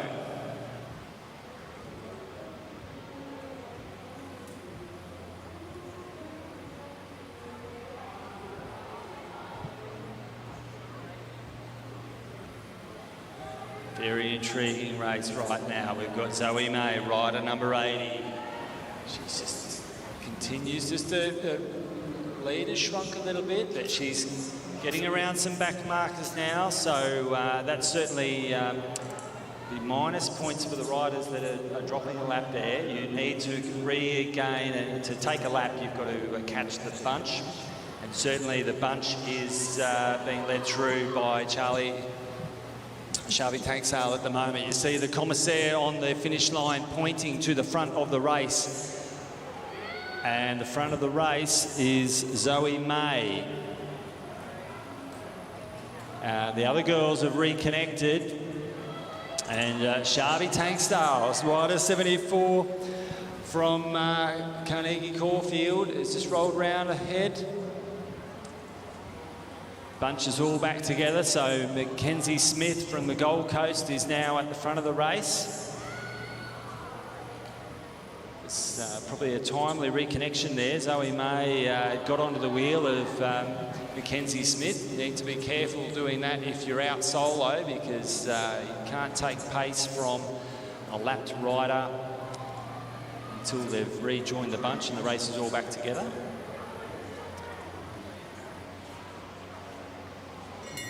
But we've got the bell now. This is the last lap of the Omnium. And Ava Robbins turns the afterburners on. She goes round. She's got Jenna Gallagher on her wheel there. Zoe May's still got a little bit left in the tank. She's been out solo. She's holding third place, but it's going to be Ava Robbins coming down the home straight. Jenna Gallagher right on the wheel, and Ava Robbins will take the final sprint there ahead of Jenna Gallagher and Zoe May. And we'll just wait on confirmation of the points, but I think you'll find that Ava Robbins has taken out the Omnium ahead of Jenna Gallagher. Give all these riders a big round of applause. They've raced really well all day. The under-15 women's Omnium, the feature event for round 3 of the AusCycling Australian Junior Track Series, proudly brought to you by Sharp EIT Solutions. Very grateful for the ongoing support of Sharp EIT Solutions. They've been the naming rights sponsor of the Australian Junior Track Series for a few years now, and fantastic to have the sponsorship support of Sharp EIT Solutions. Get along to their website to check out the range of services that Sharp EIT can provide.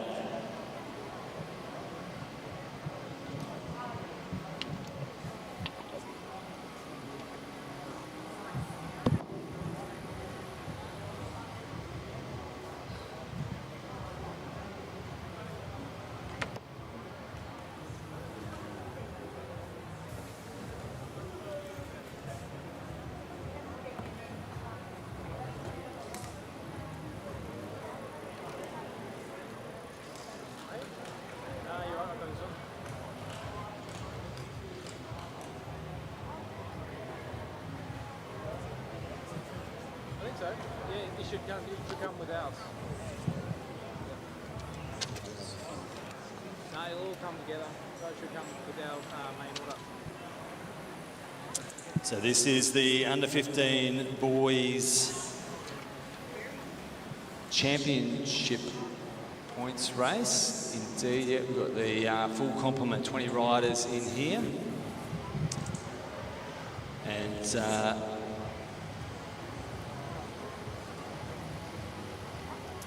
strong field will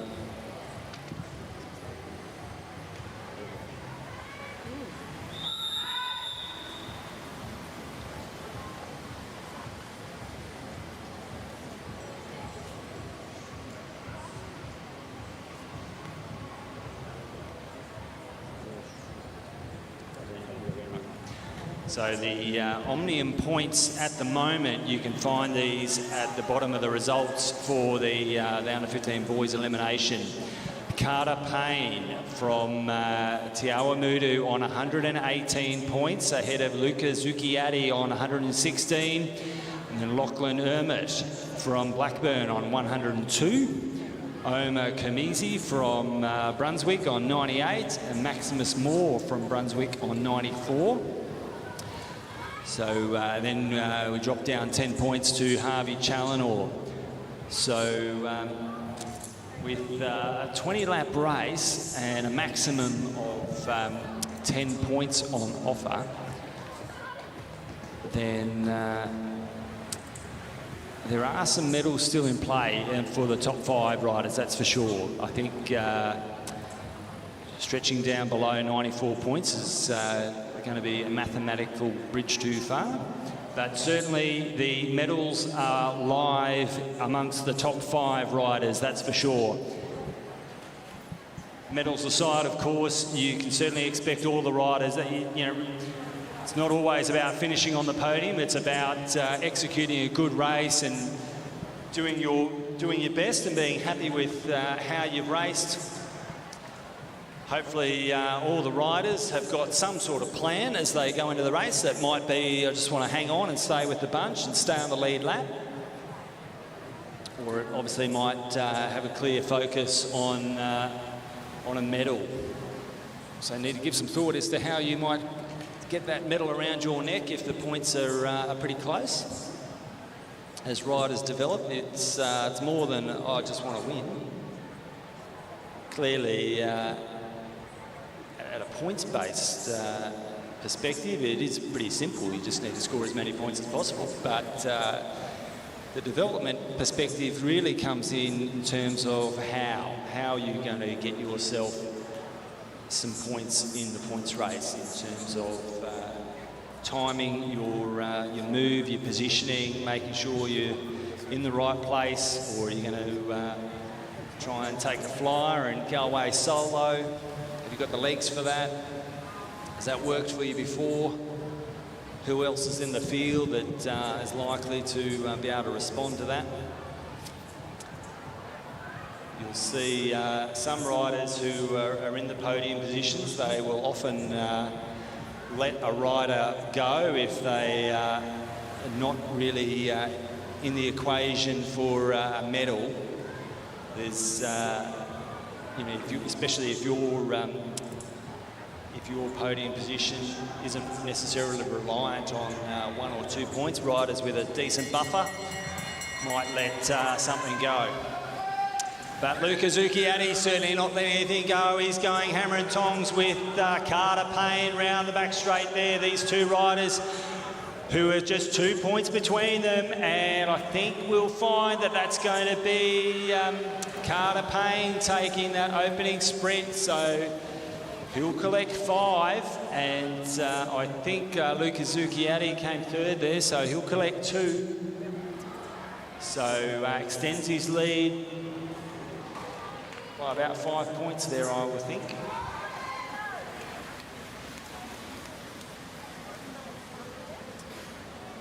The don't have the scoreboard at the top of the home straight, but I'm sure the riders have already got the math in their head pretty clearly.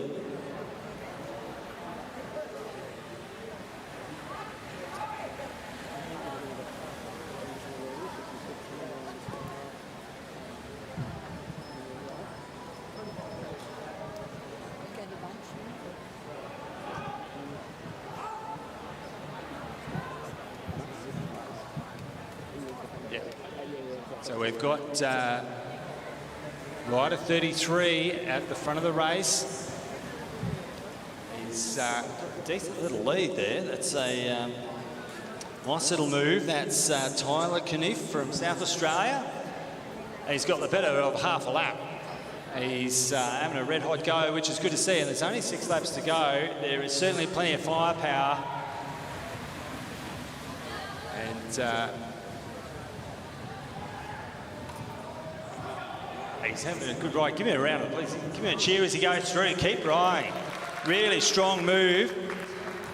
And this is exactly, he's on 74 points. He's coming 7th at the moment, Tyler, so he's trying to just get as many points as he can and just move his way up, improve his position on the final standings of the Omnium, which is good credit to him. Good work. Keep it going. Rider 33, he's got his head down, he's got 4 laps to go. The riders of the main bunch are all having a good look at each other. All the boys that are currently on the podium positions are in there looking at each other at the moment. Carter Payne is in that gold medal position at the moment. Luca Zucchiatti would be in silver. But what we would like to see is great racing, and Tyler Knief is having a good crack here.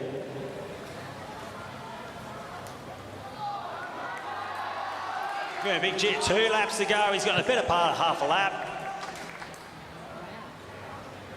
Not sure that he's got enough time left with 2 laps. It's going to be pretty hard to gain a lap. Gee, it'd help his overall standings if he did take a lap, but it's pretty unlikely. Give him a cheer. He's been away for about 8 or so laps. It's been a beautiful move. The podium riders have been looking at each other, and it's Luca Zucchiatti leading out Carter Payne there down the back straight, but give him a cheer as he comes through. Tyler Knief. Great ride, he collects 5 points. Luca Zucchiatti is going to cross the line second ahead of Carter Payne. We will wait and see on the final standings. But kudos there to Tyler Knief. kudos for Knief. He had a crack and he was good enough to hang on. He rode beautifully there. Good riding as well. Nice to see a pat on the back there from Carter Payne to Luca Zucchiatti. Nice sportsmanship from these young men to acknowledge some really competitive racing. That's good to see.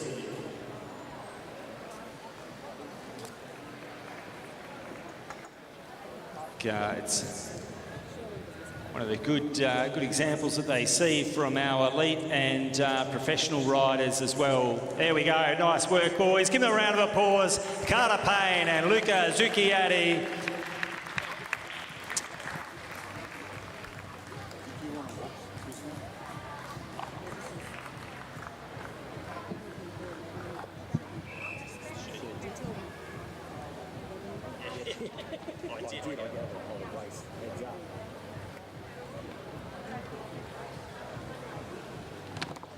Okay, now under 17 women are in the commissaire's hands over near the back straight gate, ready to start their points race as the final event in the under 17 women's Omnium. And similar to the other races, the medals are all still in play. We've got Sienna Monteith on 114 points, Elsie Apps on 106 points, so 8 points behind. Megan Moore on 100 points. In fourth position at the moment, Lucy Allen on 98, Chloe Buckley on 94, Lavinia Ward on 90 points. So again, similar to the last race, the medals would appear to be coming from those top 5, maybe 6 riders, but we've got 30 laps, which means there are 3 sprints at 20, 10 and the finish. Again, 5, 3, 2 and 1 points on offer.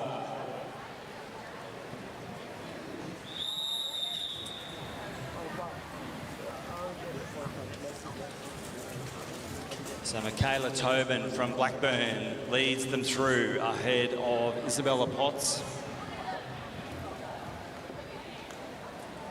She swings up. Bella Potts also just swings up. Little flick of the elbow as well from the next rider in the queue there. Didn't quite catch the number. Megan Moore now at the front. Chloe Pratt on the fluoro bike. April Paddy there now. Billy Russell. Sienna Monteith and Bella Potts, Chloe Buckley in the green kit from Cairns.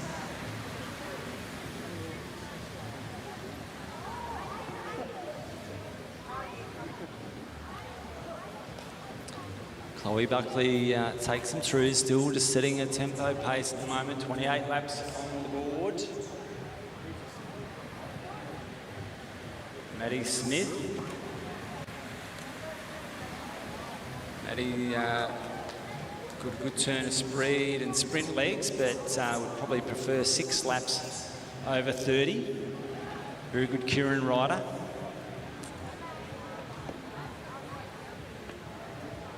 So they're all just circulating, just having a quarter lap or so at the front, then swinging up, happy to just keep a tempo at the moment with another 5 laps before we get into the points for the first time. Megan Moore there, Chloe Pratt.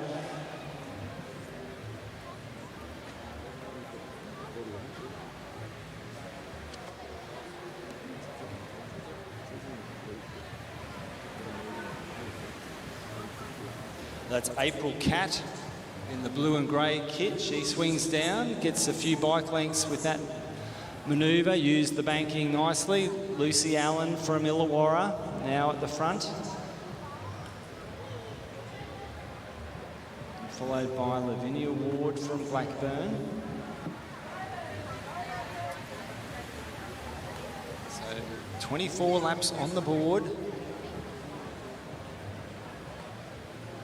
Lucy Allen it is.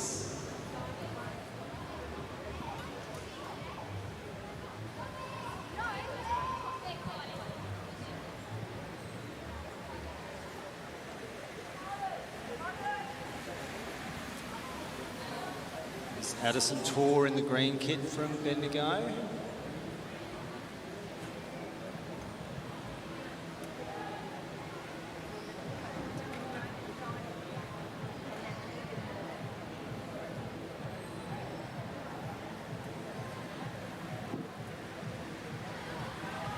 Sienna Monteith on the outside in that distinctive pink helmet. Chloe Buckley locked on her wheel.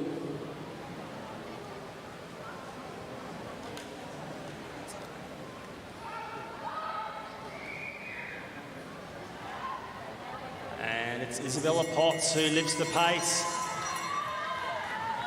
That is the bell.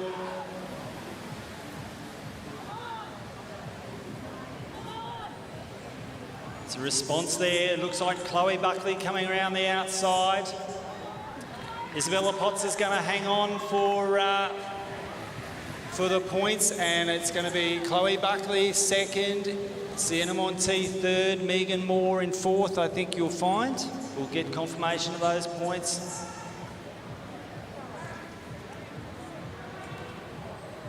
And that sprint lap has to stretch that field out a little bit. Lucy Allen and Lavinia Ward moving forward around the outside. Sienna Monteith, Chloe Buckley at the front of the race. Megan Moore up on the outside as well. Lavinia Ward drops in behind her. Lucy Allen again at the front. Chloe Pratt behind her. Bella Potts, who took out the opening sprint, sitting third wheel in the sprinters lane. Lucy Allen from Illawarra looking over the shoulder, seeing where the moves are coming from. Swings up, decides, no, sprinters lane's not for me at the moment.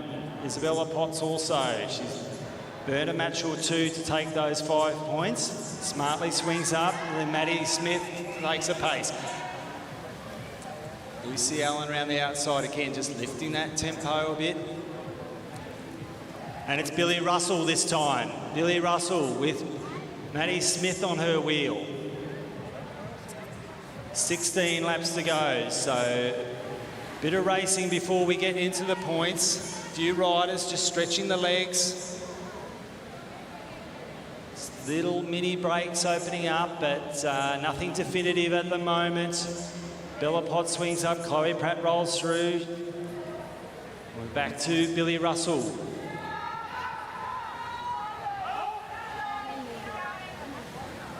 Megan Moore has a go off the front there. No response just at the moment, 15 laps to go. Lavinia Ward from Blackburn.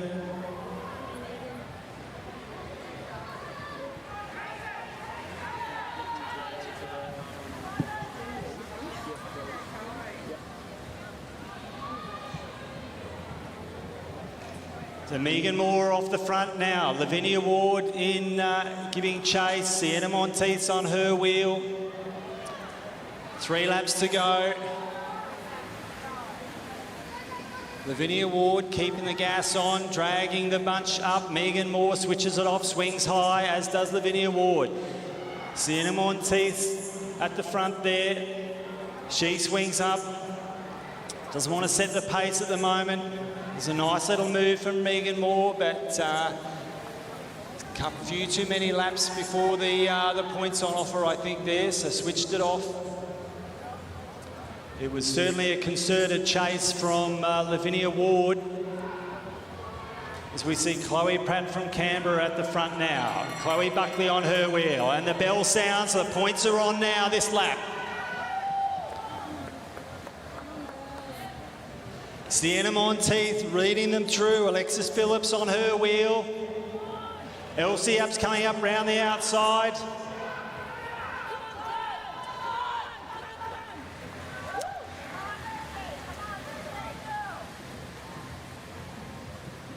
I think that was Elsie Apps who took the points there.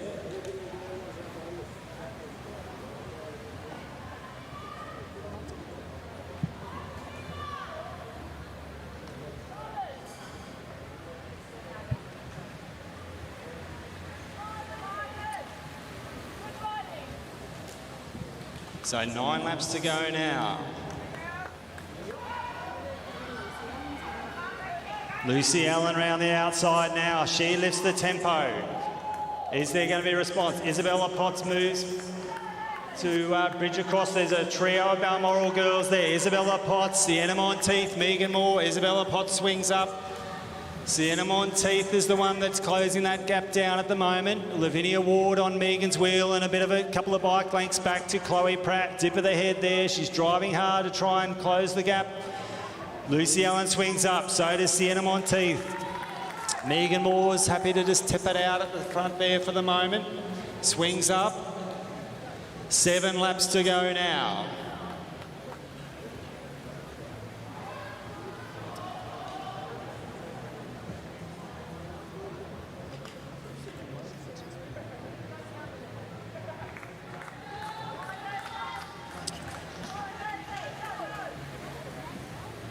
So we've got Sienna Monteith on 118 points, Elsie Apps on 111, Megan Moore on 101, Chloe Buckley on 100, Lucy Allen on 98 points. So the medals are still alive for the top 5. I would say that 5 points on offer. Sienna Monteith has done enough there, but the race is certainly not finished yet.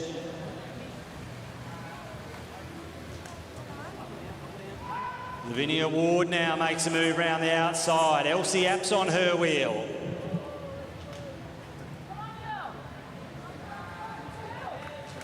Lavinia Ward really strong there. Elsie Apps on her wheel. The response there from Indiana Plant. Sienna Monteith and Chloe Buckley trying to bridge across. Lucy Allen, she's driving hard to get up. Lucy Allen's points are alive, currently sitting 5th.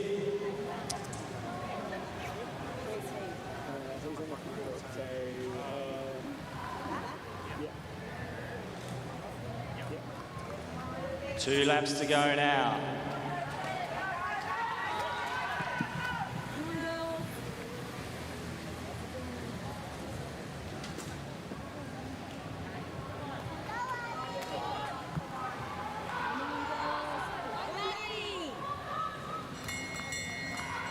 So the bell goes, and it's Maddie Smith who kicks.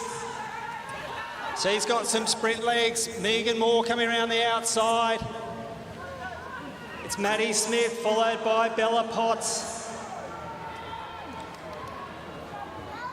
Coming up to some back markers, and it's going to be Maddie Smith ahead of Bella Potts and Megan Moore. We'll wait and see. I think Sienna Monteith is going to take out the gold medal.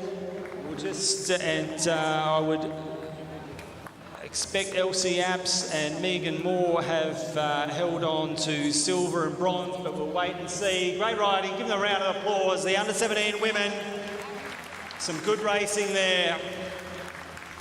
Certainly plenty of points and positions in play right to the final sprint, which is exactly what we want to see. We will await the final result.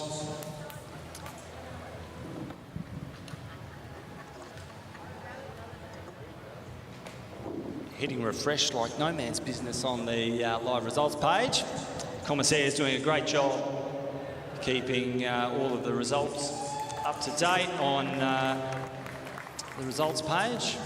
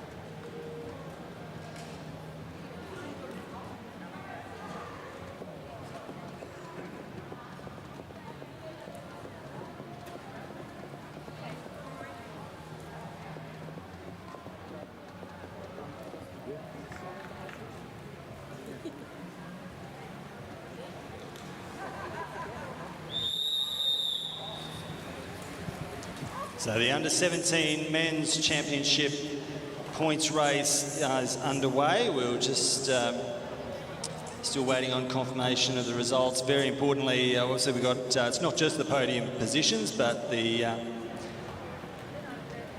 rest of the standings. Certainly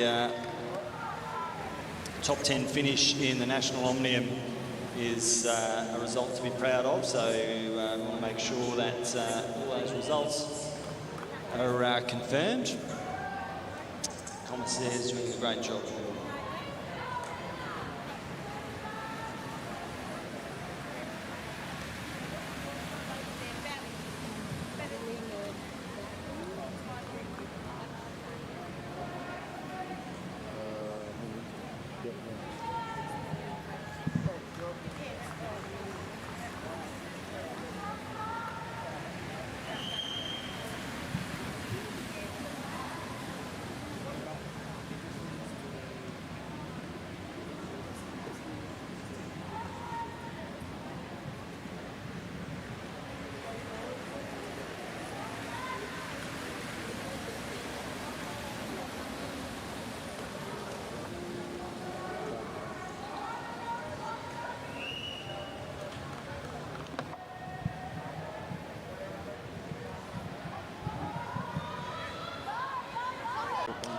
And 24 laps on the board. That's rider 227, Alec Guglielmucci.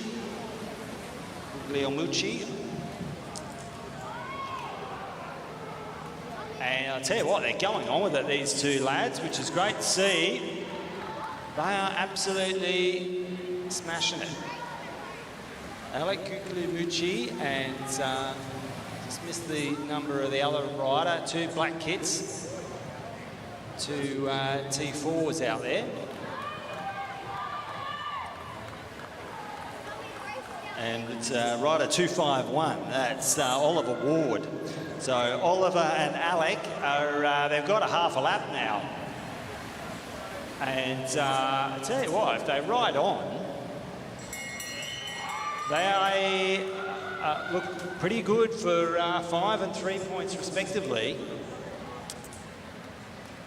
And a little dip of the head there. I think the lactate's starting to build in the legs.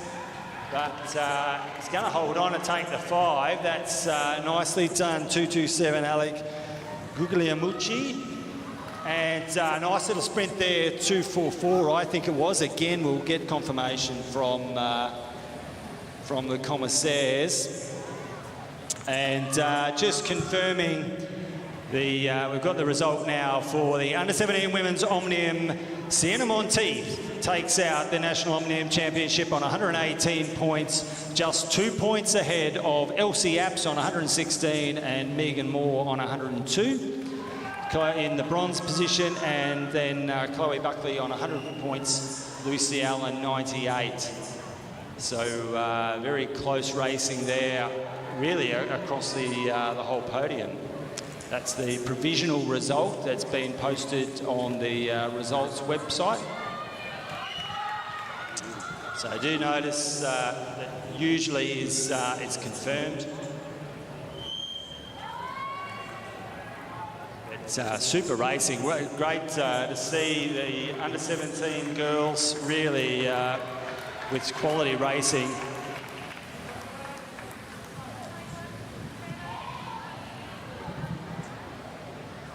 And beautiful turn of speed from, looks like Lachlan Stewart and Lachlan Walters. So it's Lachlan squared at the front. And these two boys, make no mistake, these two boys have got speed to burn. So they come on with it and there's no response, then this may well stay away for the points. Bit of a...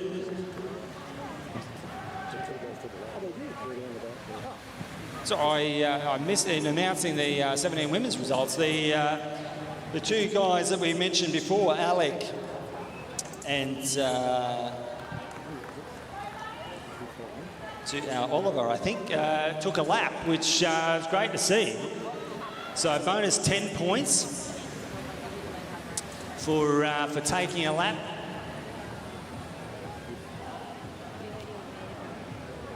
And they're back in the bunch. You see the commissaire on the home straight near the finish line pointing to the front of the race. So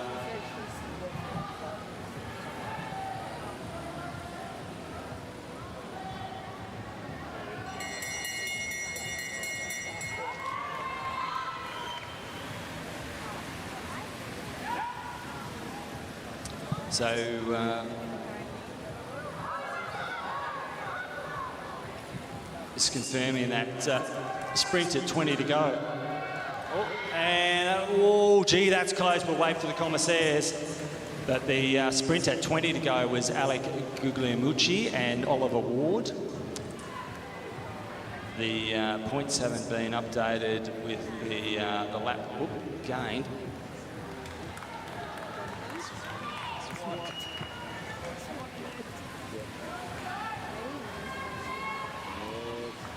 So just updating the points after the first sprint lap. We'll get it confirmed. Gee, another nice move there. This is one of the riders in black, 227. Alec Guglielmucci, he's got a big box of matches in the jersey pocket this afternoon because he's gone again, and he's gone with some speed, that's for sure. 7 laps to go. He's got essentially half a lap. Has he got... oh, sorry, my apologies. The front of the race is the Brunswick rider who is coming around into the home straight now. That's Max Nussbaum. Max Nussbaum, he's trying to take a lap as well.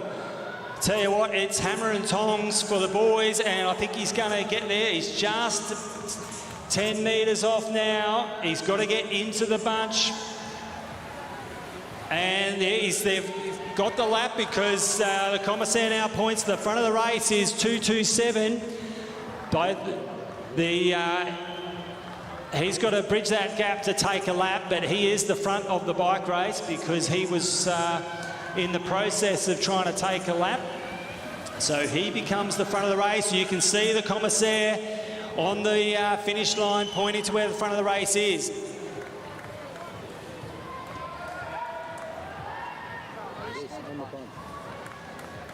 And there's a bit of a move there from 206, that's Zach Robinson. But Alec Guglielmucci, give him a big cheer. He's desperate to try and take the lap, but just as he's entered the back straight, there's been a response in the main bunch because there's only 2 laps to go. I'm not sure he's going to take a lap. He might pick up some back markers, but that's not going to be enough for the bonus points because he's got to get to the main bunch. And certainly the main bunch is moving with speed because there's only 1 lap to go in the under-17 men's Omnium points race. Front of the race is Alec Guglielmucci. Give him a big cheer. He's going to take the final 5 points. He's also taken a lap earlier in the race. Nice little handshake there from his compatriot lap taker from earlier. And I think it was Ollie Jurvik there for the final sprint. Maybe Sam Hilditch in third.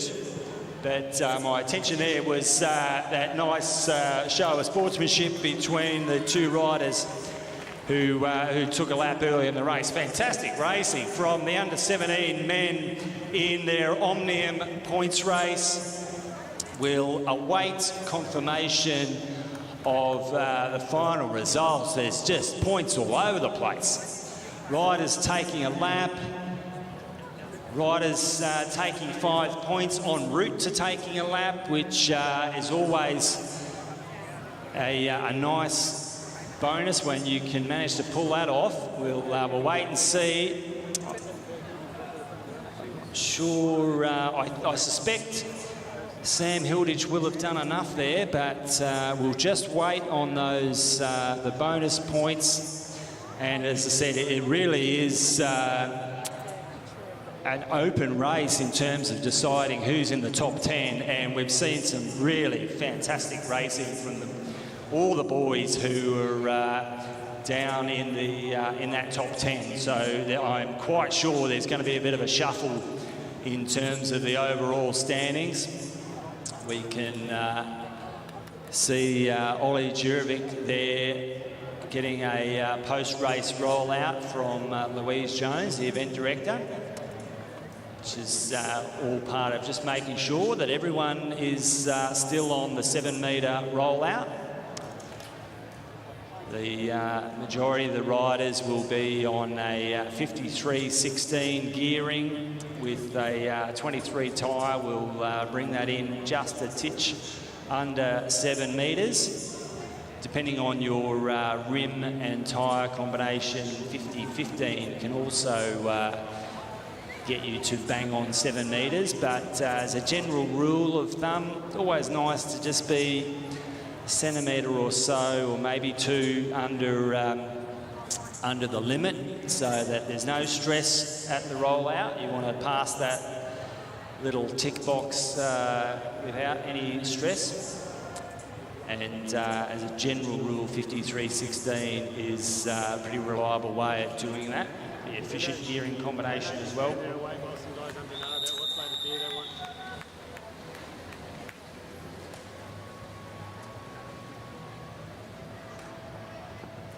And we turn our attention now to the under 15 boys B Omnium points race.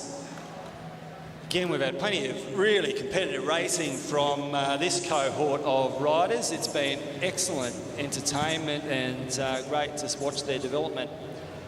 They have absolutely given it to each other out there on the track racing, and doing it in a really nice, clean way with plenty of good sportsmanship, which is exactly what you want to see.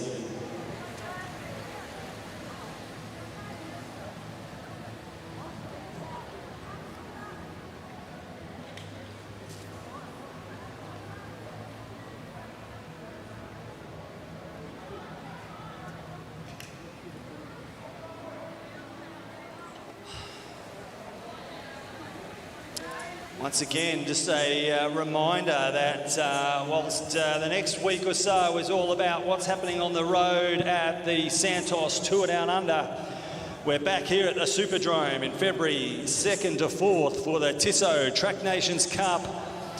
It will host the world's best track cyclists 5 months out from the 2024 Paris Olympic Games, with the opening round of the Tissot UCI Track Nations Cup. Very, very important UCI points up for grabs for all the countries and the riders in the Tissot UCI Track Nations Cup. We saw there were also some UCI points on offer at Melbourne during the National Madison Championship and Omnium Championship last month, mid-December, at Disc. Countries and riders need enough UCI points to enter the Olympics, which is, of course, the big show this year. And just confirming, the provisional result has been posted for the under-17 men's Omnium. Sam Hilditch has taken out the Omnium on 125 points ahead of Ollie Jurovic, who was equal on points with Max Nussbaum, 115 apiece. But Ollie Jurovic has been the higher placed rider on that final sprint. And so the final podium, again, provisional result, but usually confirmed. Sam Hilditch, Ollie Jurovic, Max Nussbaum, and we were rounding out the top 10. William Brown was 4th on 111 points, and then Oliver Ward on 89, Zach Robinson on 82, Alec Guglielmucci on 78. He certainly improved his position, as did Oliver Ward with those laps gained. William Amelius in 8th, Lachlan Stewart 9th, and Zach Douglas Savage in 10th. So some fantastic racing from all those riders.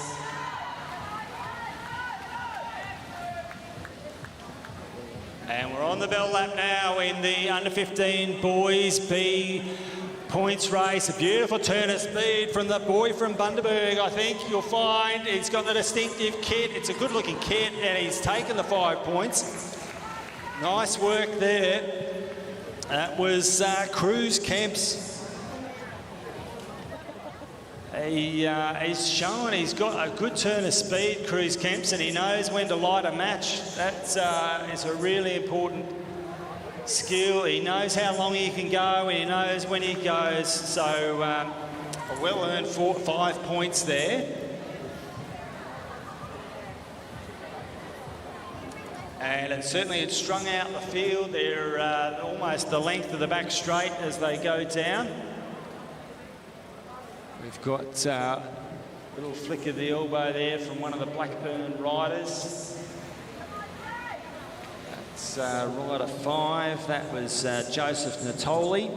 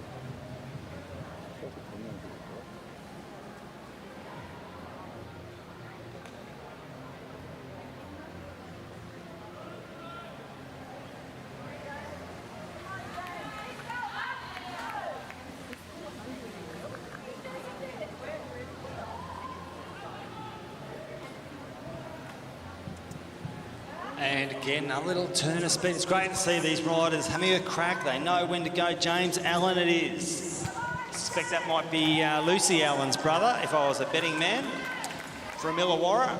Nice little turn of speed. Good kit too from Illawarra Cycling Club. He's absolutely revving his legs as hard as he can to hold on. 3 laps to go. Keep going is the call, and right it will be. It's the only call. 3 laps to go. He's still maintaining about 8 bike lengths, I'd say, down the back straight. I think it might be a Brunswick rider who's giving chase, trying to close it down. He's got 2 laps to go now. 2 laps to go. You get a little look over the shoulder, but there's only one way to look, and that's up the track and turn those legs as hard as you can. He's 2 laps to go. It's still about 4, 5 bike lengths.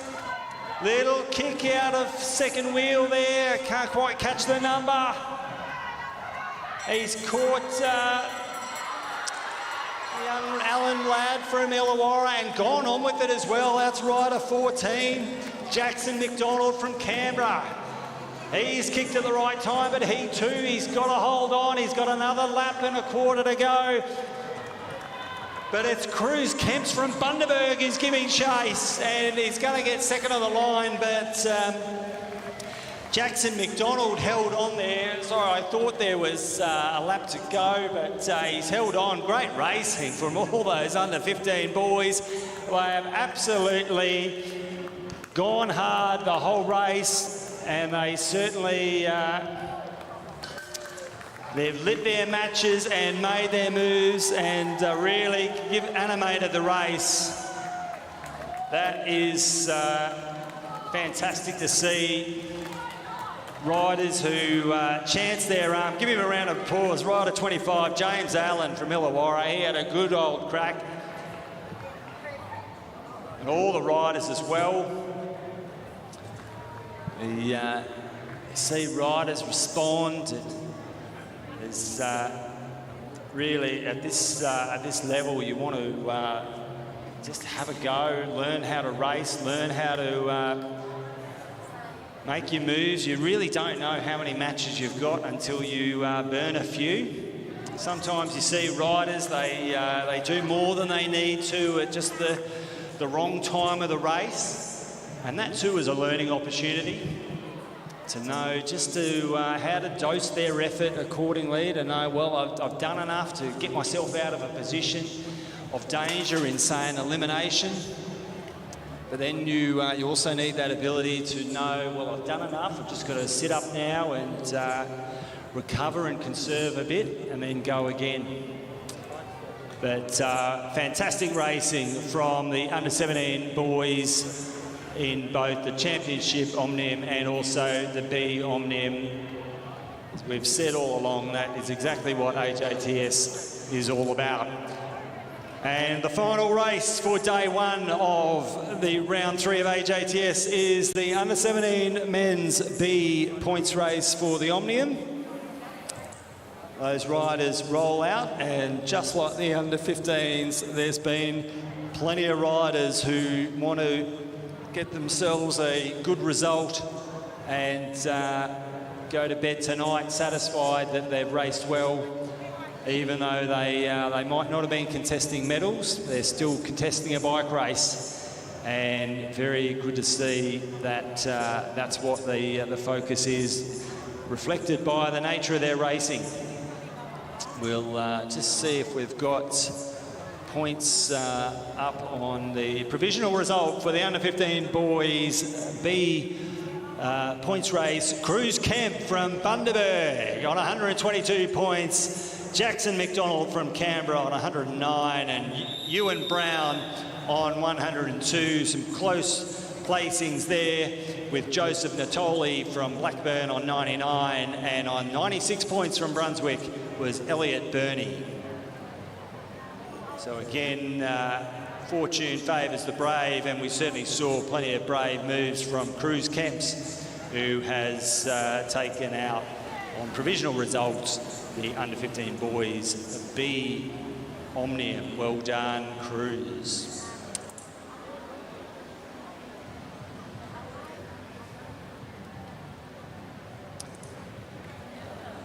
So, attention now, the under-17 boys B Omnium points race.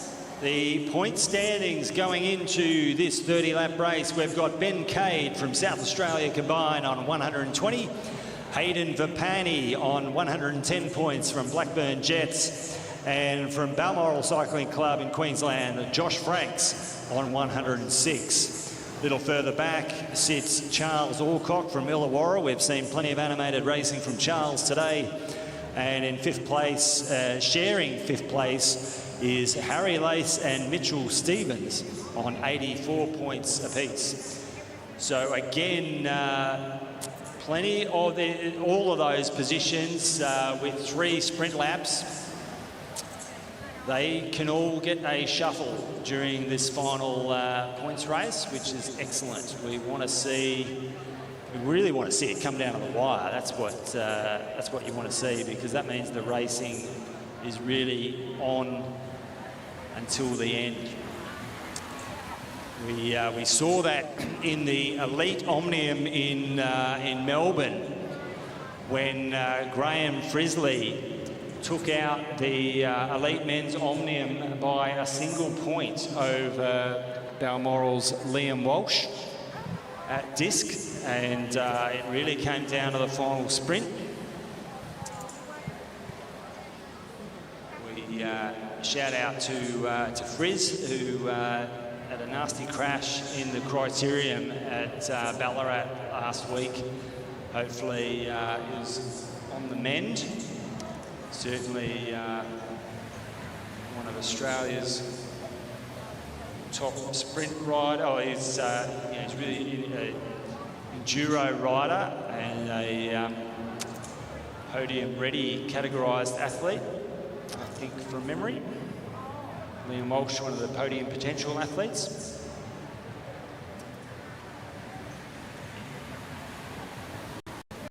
You can head along to the Australian Cycling Team website on the AusCycling website to read all the details about what the elite performance pathway categorisations mean. But for the moment, we've got the bell signifying the sprint lap, and a nice turn of speed there around the outside. And has opened up a couple of bike lengths. And he's going to hold on for the 5 points. That's 257, which is Luca Piat from South Australia. Really nice turn of speed from Luca there as he went round the outside, and a little counter move. This can be a really smart move in a points race. Everyone tends to sit up a little bit after the sprint lap, and that can be a good time to counter, and it can be particularly handy if someone goes with you, because you've then got an opportunity to work together. But looks like there's a bit of a response from the main field there. 249, Mitchell Stevens has just responded there. I think those two boys out in front are going to get brought back. They've realised that the move's not going to stick for the moment, so they swing up, try to recover a little bit. But they can both take a bit of confidence that they've had a good turn of speed there.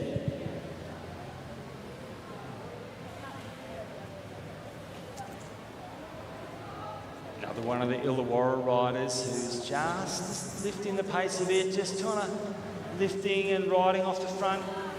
That's 221, that's Charles Alcock. And we made mention of Charles before. He's sitting in 4th place on 90 points. That's after sprint 1. The points have been updated. So Ben Cade has moved to 122 points, and Hayden Vimpani has gone to 111, and Josh Franks on 106, Charles Alcock at 90. So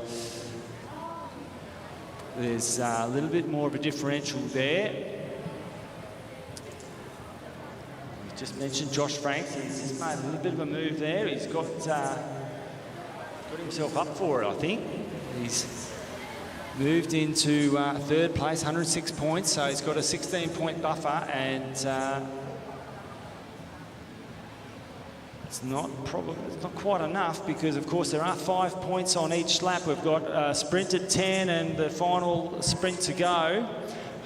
So you can run the math in any number of ways. And certainly the riders who are a little bit further down in the rankings, you should always take heart of that, you know, it's not over till it's over, and if you manage to get yourself 5 and 3 points and the nearest rider to you misses out, well, that can really shake up the equation, particularly if you take those points with which includes the bell lap and you finish higher than the other rider. So it really is important that all the riders realise that it's game on right to the finish. Got to have enough points to be in the mix, but if you're in the mix, you certainly keep the gas on. Mitchell Stevens made a nice little move there. But coming down the home straight to take the 5 is going to be rider 247, Ben Cade. He leads the race, and I think he's just sealed the deal there with another 5. That'll move him to 127 points.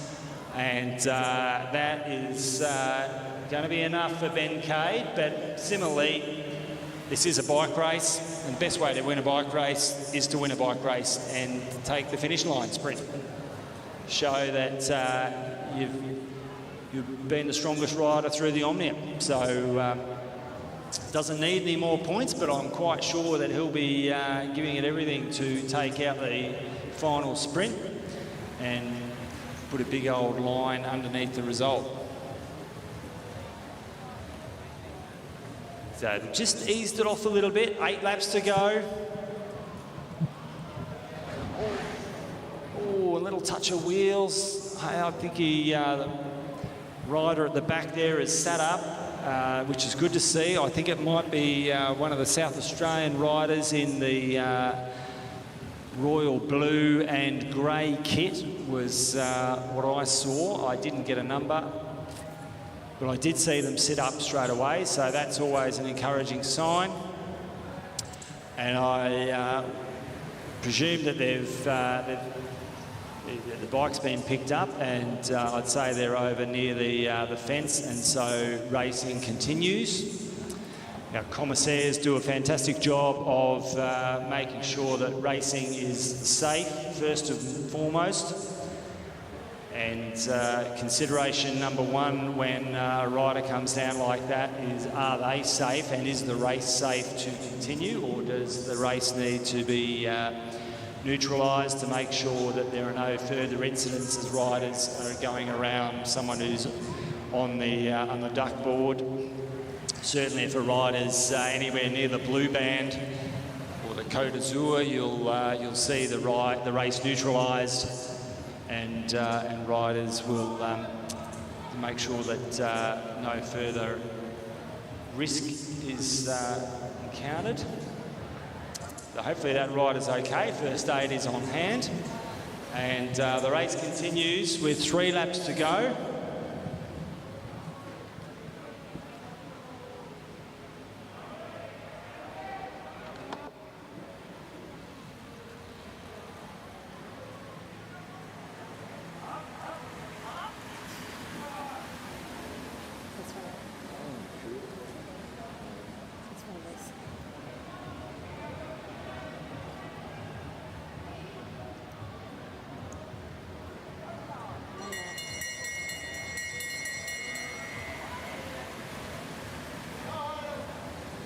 So we're on the bell lap now, the last lap of day one. And Josh Franks coming around the outside, trying to give it to Ben Cade. They're going hammer and tongs down the final straight, but it's going to be Ben Cade. As I mentioned earlier, I was expecting Ben Cade to really go for that final sprint and put a big underline under the result, and he did just that. But Josh Franks, good racing as well, Josh. He has consolidated his 3rd place with, we'll wait and see on the final results, but Josh Franks was only 2 points behind Hayden Vimpani. I'm not sure where Hayden came, so I won't say anything other than to say that Ben Cade will have taken out the under-17 boys B points race. And we'll wait on the final position of Hayden Vimpani to determine the order of 2nd and 3rd. But Josh Franks was 2nd across the line, and so he will move to 112 points. So we'll wait on those results. Again, the commissaire is doing a fantastic job of making sure everything is in order, and we'll come back to you with those final results.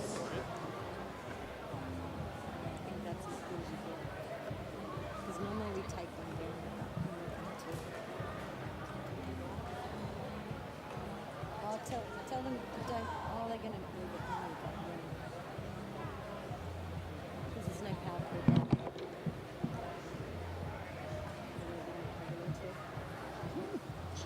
Oh yeah.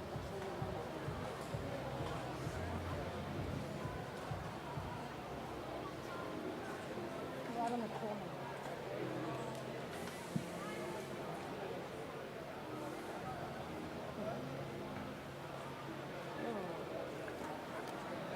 It was a very long day. And then we're back for tomorrow. And it's like, it's already 10 past 8. What time is it? It starts at 10, isn't it?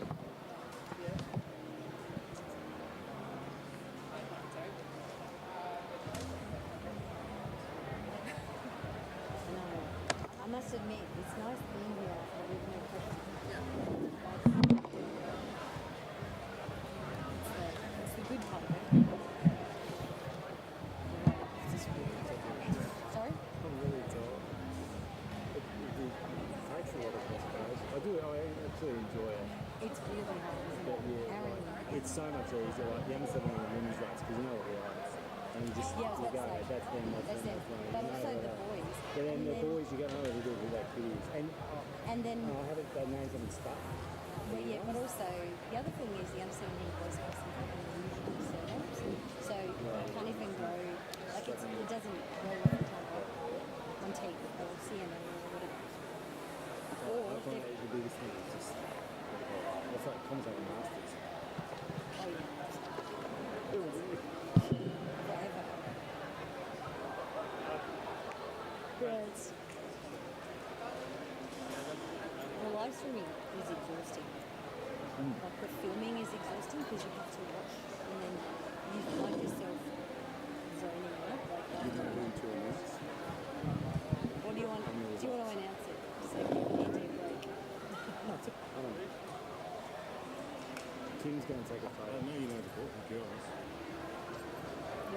So just confirming the provisional result is posted now, and Ben Cade has finished on 132 points to take out the B Omnium, and it was Hayden Vimpani who finished on 113 points, just 1 point ahead of Josh Franks on 112.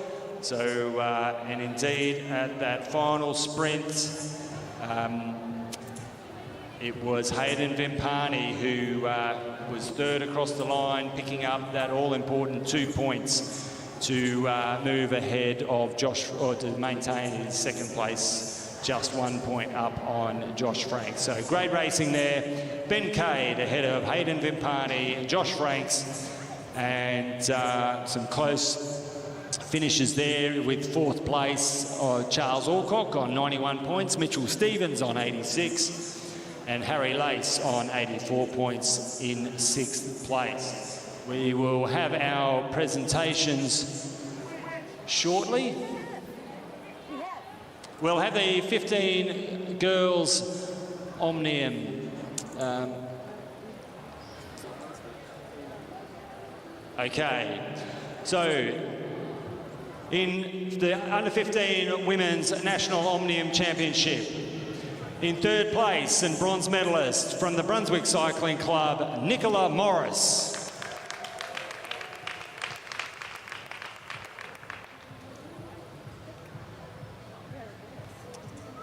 Runner-up in the under-15 girls Omnium for 2024 from the Western Region Academy of Sport, Jenna Gallagher.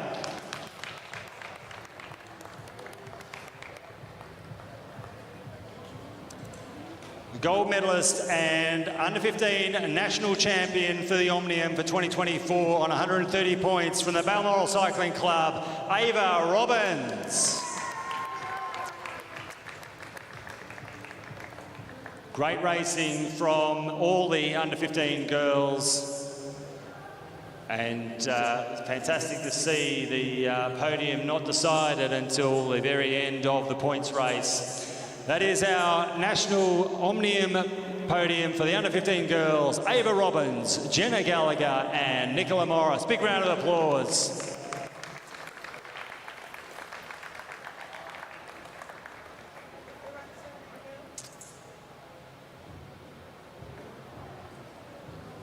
We'll move on to the under-17 girls podium for the National Omnium for 2024. In third place and the bronze medalist from the Balmoral Cycling Club, Megan Moore.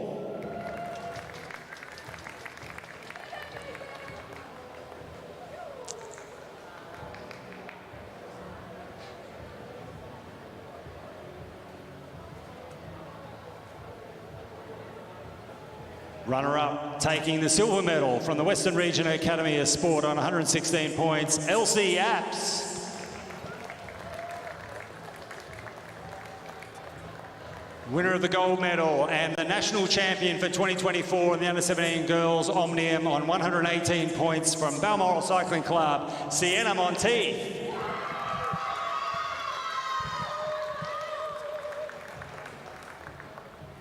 Once again, fantastically competitive racing from all the under-17 girls. Right through the day's competition. Again, the podium coming down to the final event. And that is our podium for 2024. Sienna Monteith, Elsie Apps and Megan Moore for the 2024 under-17 Women's Omnium. Great racing, ladies.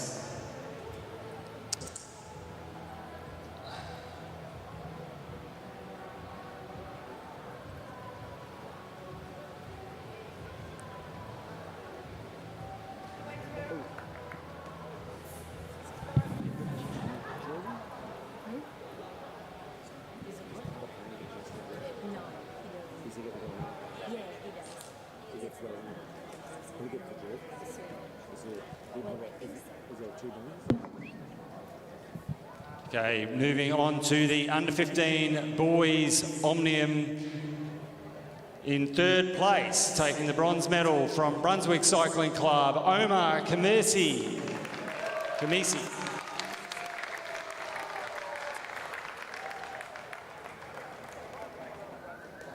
Well done, Omar. In second place, on 121 points from the Neo Cycling Club, Luca Zucchiatti. And winner of the gold medal on 125 points from Te Awamutu Sports Cycling Club, Carter Payne.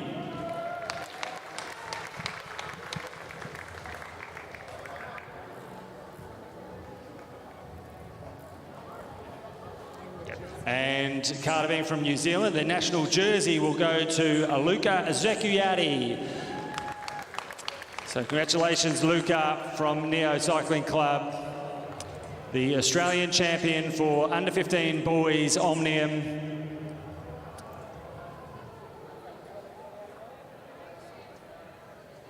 Big round of applause. Carter Payne, Luca Zucchiatti and Omar Kamizi. Well done, gentlemen.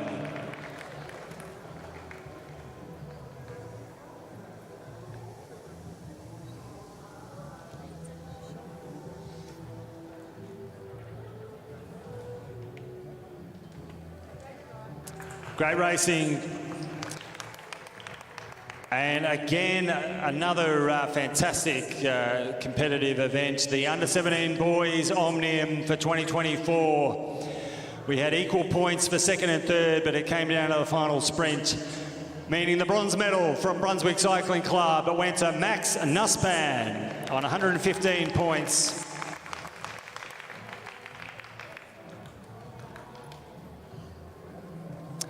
Runner-up also from Brunswick Cycling Club on 115, Ollie Jerovic.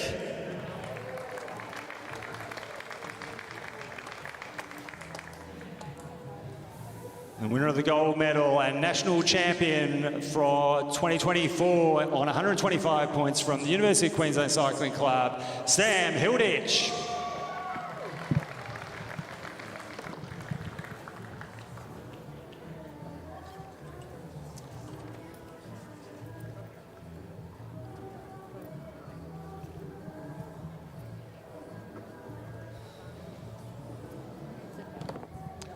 Great racing. Big round of applause. That's our national podium for 2024. Sam Hilditch, Ollie Jerovic and Max Nussbaum.